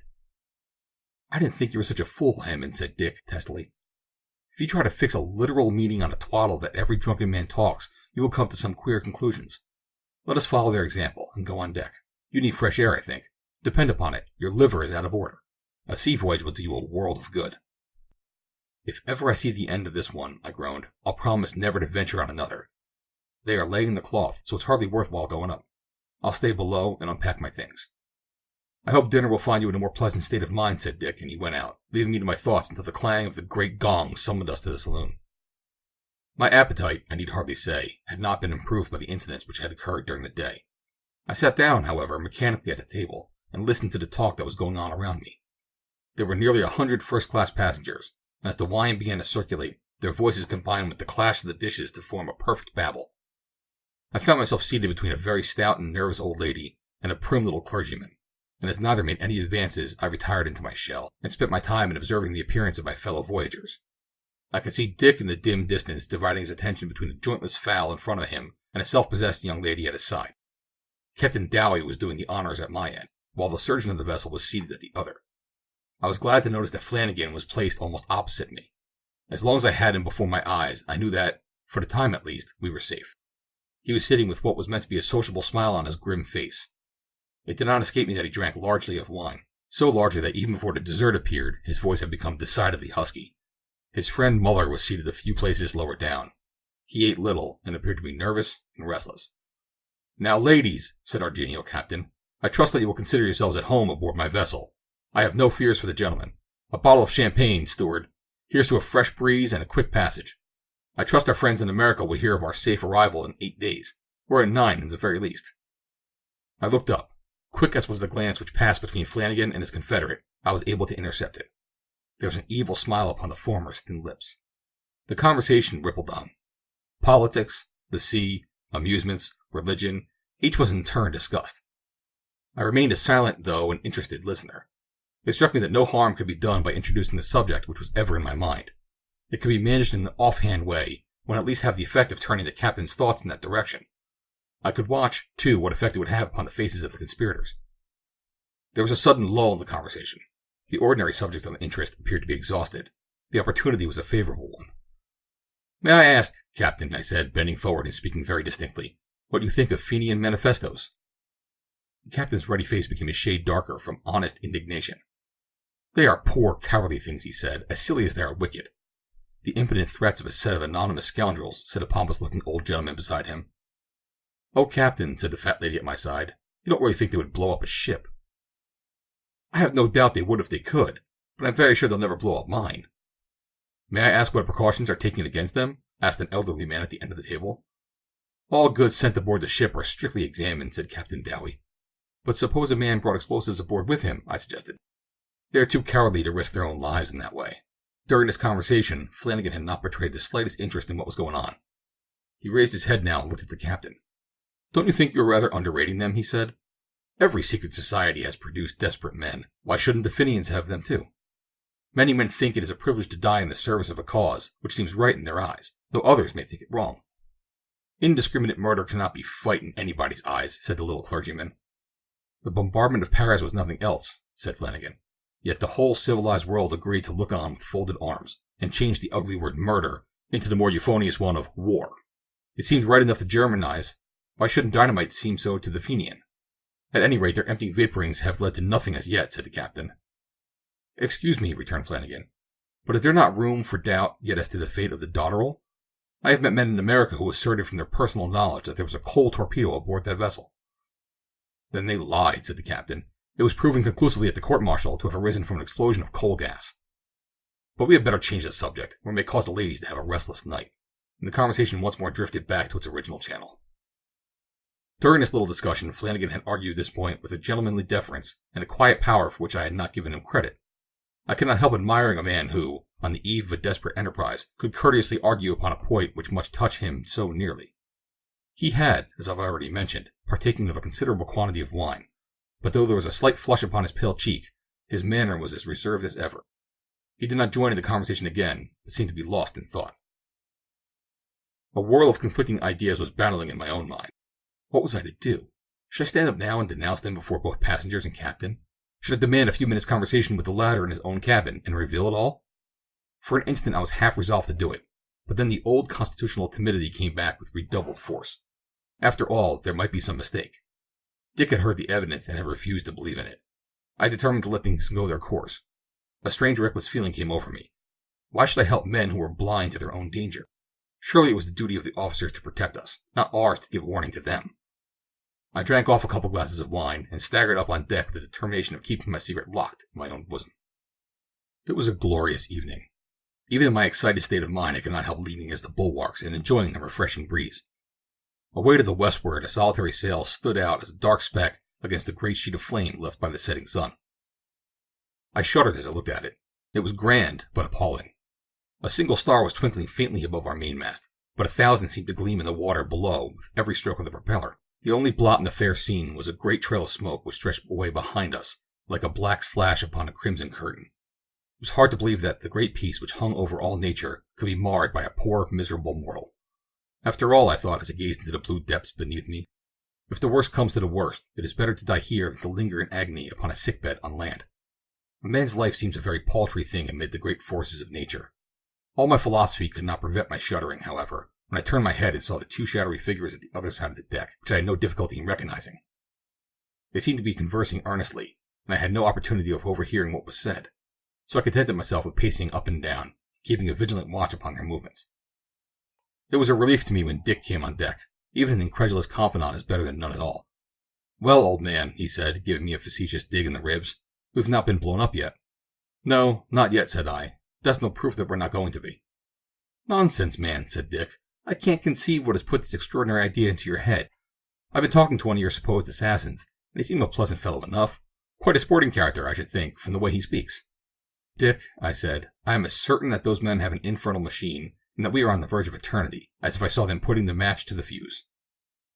Well, if you really think so, said Dick, half awed for the moment by the earnestness of my manner, it is your duty to let the captain know of your suspicions. You are right, I said. I will. My absurd timidity has prevented my doing so sooner. I believe our lives can only be saved by laying the whole matter before him. Well, go and do it now, said Dick, but for goodness sake, don't mix me up in the matter. I'll speak to him when he comes off the bridge, I answered, and in the meantime, I don't mean to lose sight of them. Let me know the result, said my companion, and with a nod he strolled away in search, I fancy, of his partner at the dinner table. Left to myself, I bethought me of my retreat of the morning, and climbing on the bulwark, I mounted into the quarter boat and lay down there. In it, I could reconsider my course of action, and by raising my head, I was able at any time to get a view of my disagreeable neighbors. An hour passed, and the captain was still on the bridge. He was talking to one of the passengers, a retired naval officer, and the two were deep in debate concerning some abstruse point of navigation. I could see the red tips of their cigars from where I lay. It was dark now, so dark that I could hardly make out the figures of Flanagan and his accomplice. They were still standing in the position which they had taken up after dinner. A few of the passengers were scattered about the deck, but many had gone below. A strange stillness seemed to pervade the air. The voices of the watch and the rattle of the wheel were the only sounds which broke the silence. Another half-hour passed. The captain was still upon the bridge. It seemed as if he would never come down. My nerves were in a state of unnatural tension, so much so that the sounds of 2 steps upon the deck made me start up in a quiver of excitement. I peered over the edge of the boat and saw that our suspicious passengers had crossed from the other side and were standing almost directly beneath me. The light of a binnacle fell full upon the ghastly face of the ruffian Flanagan. Even in that short glance, I saw that Muller had the ulster, whose use I knew so well, slung loosely over his arm. I sank back with a groan. It seemed that my fatal procrastination had sacrificed 200 innocent lives. I had read of the fiendish vengeance which awaited the spy. I knew that men with their lives in their hands would stick at nothing. All I could do was to cower at the bottom of the boat and listen silently to their whispered talk below.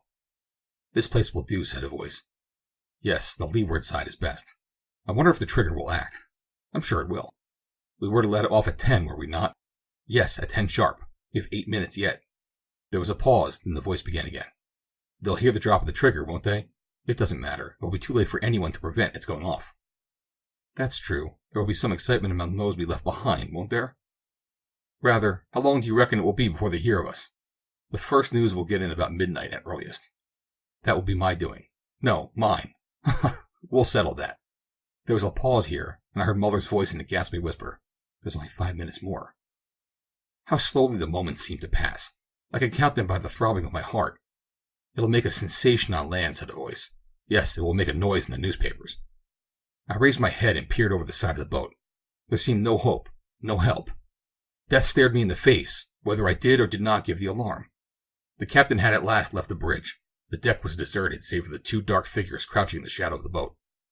Flanagan had a watch lying open in his hand. 3 minutes more, he said. Put it down upon the deck. No, put it here on the bulwarks. It was a little square box. I knew by the sound that they had placed it near the davit, and almost exactly under my head. I looked over again.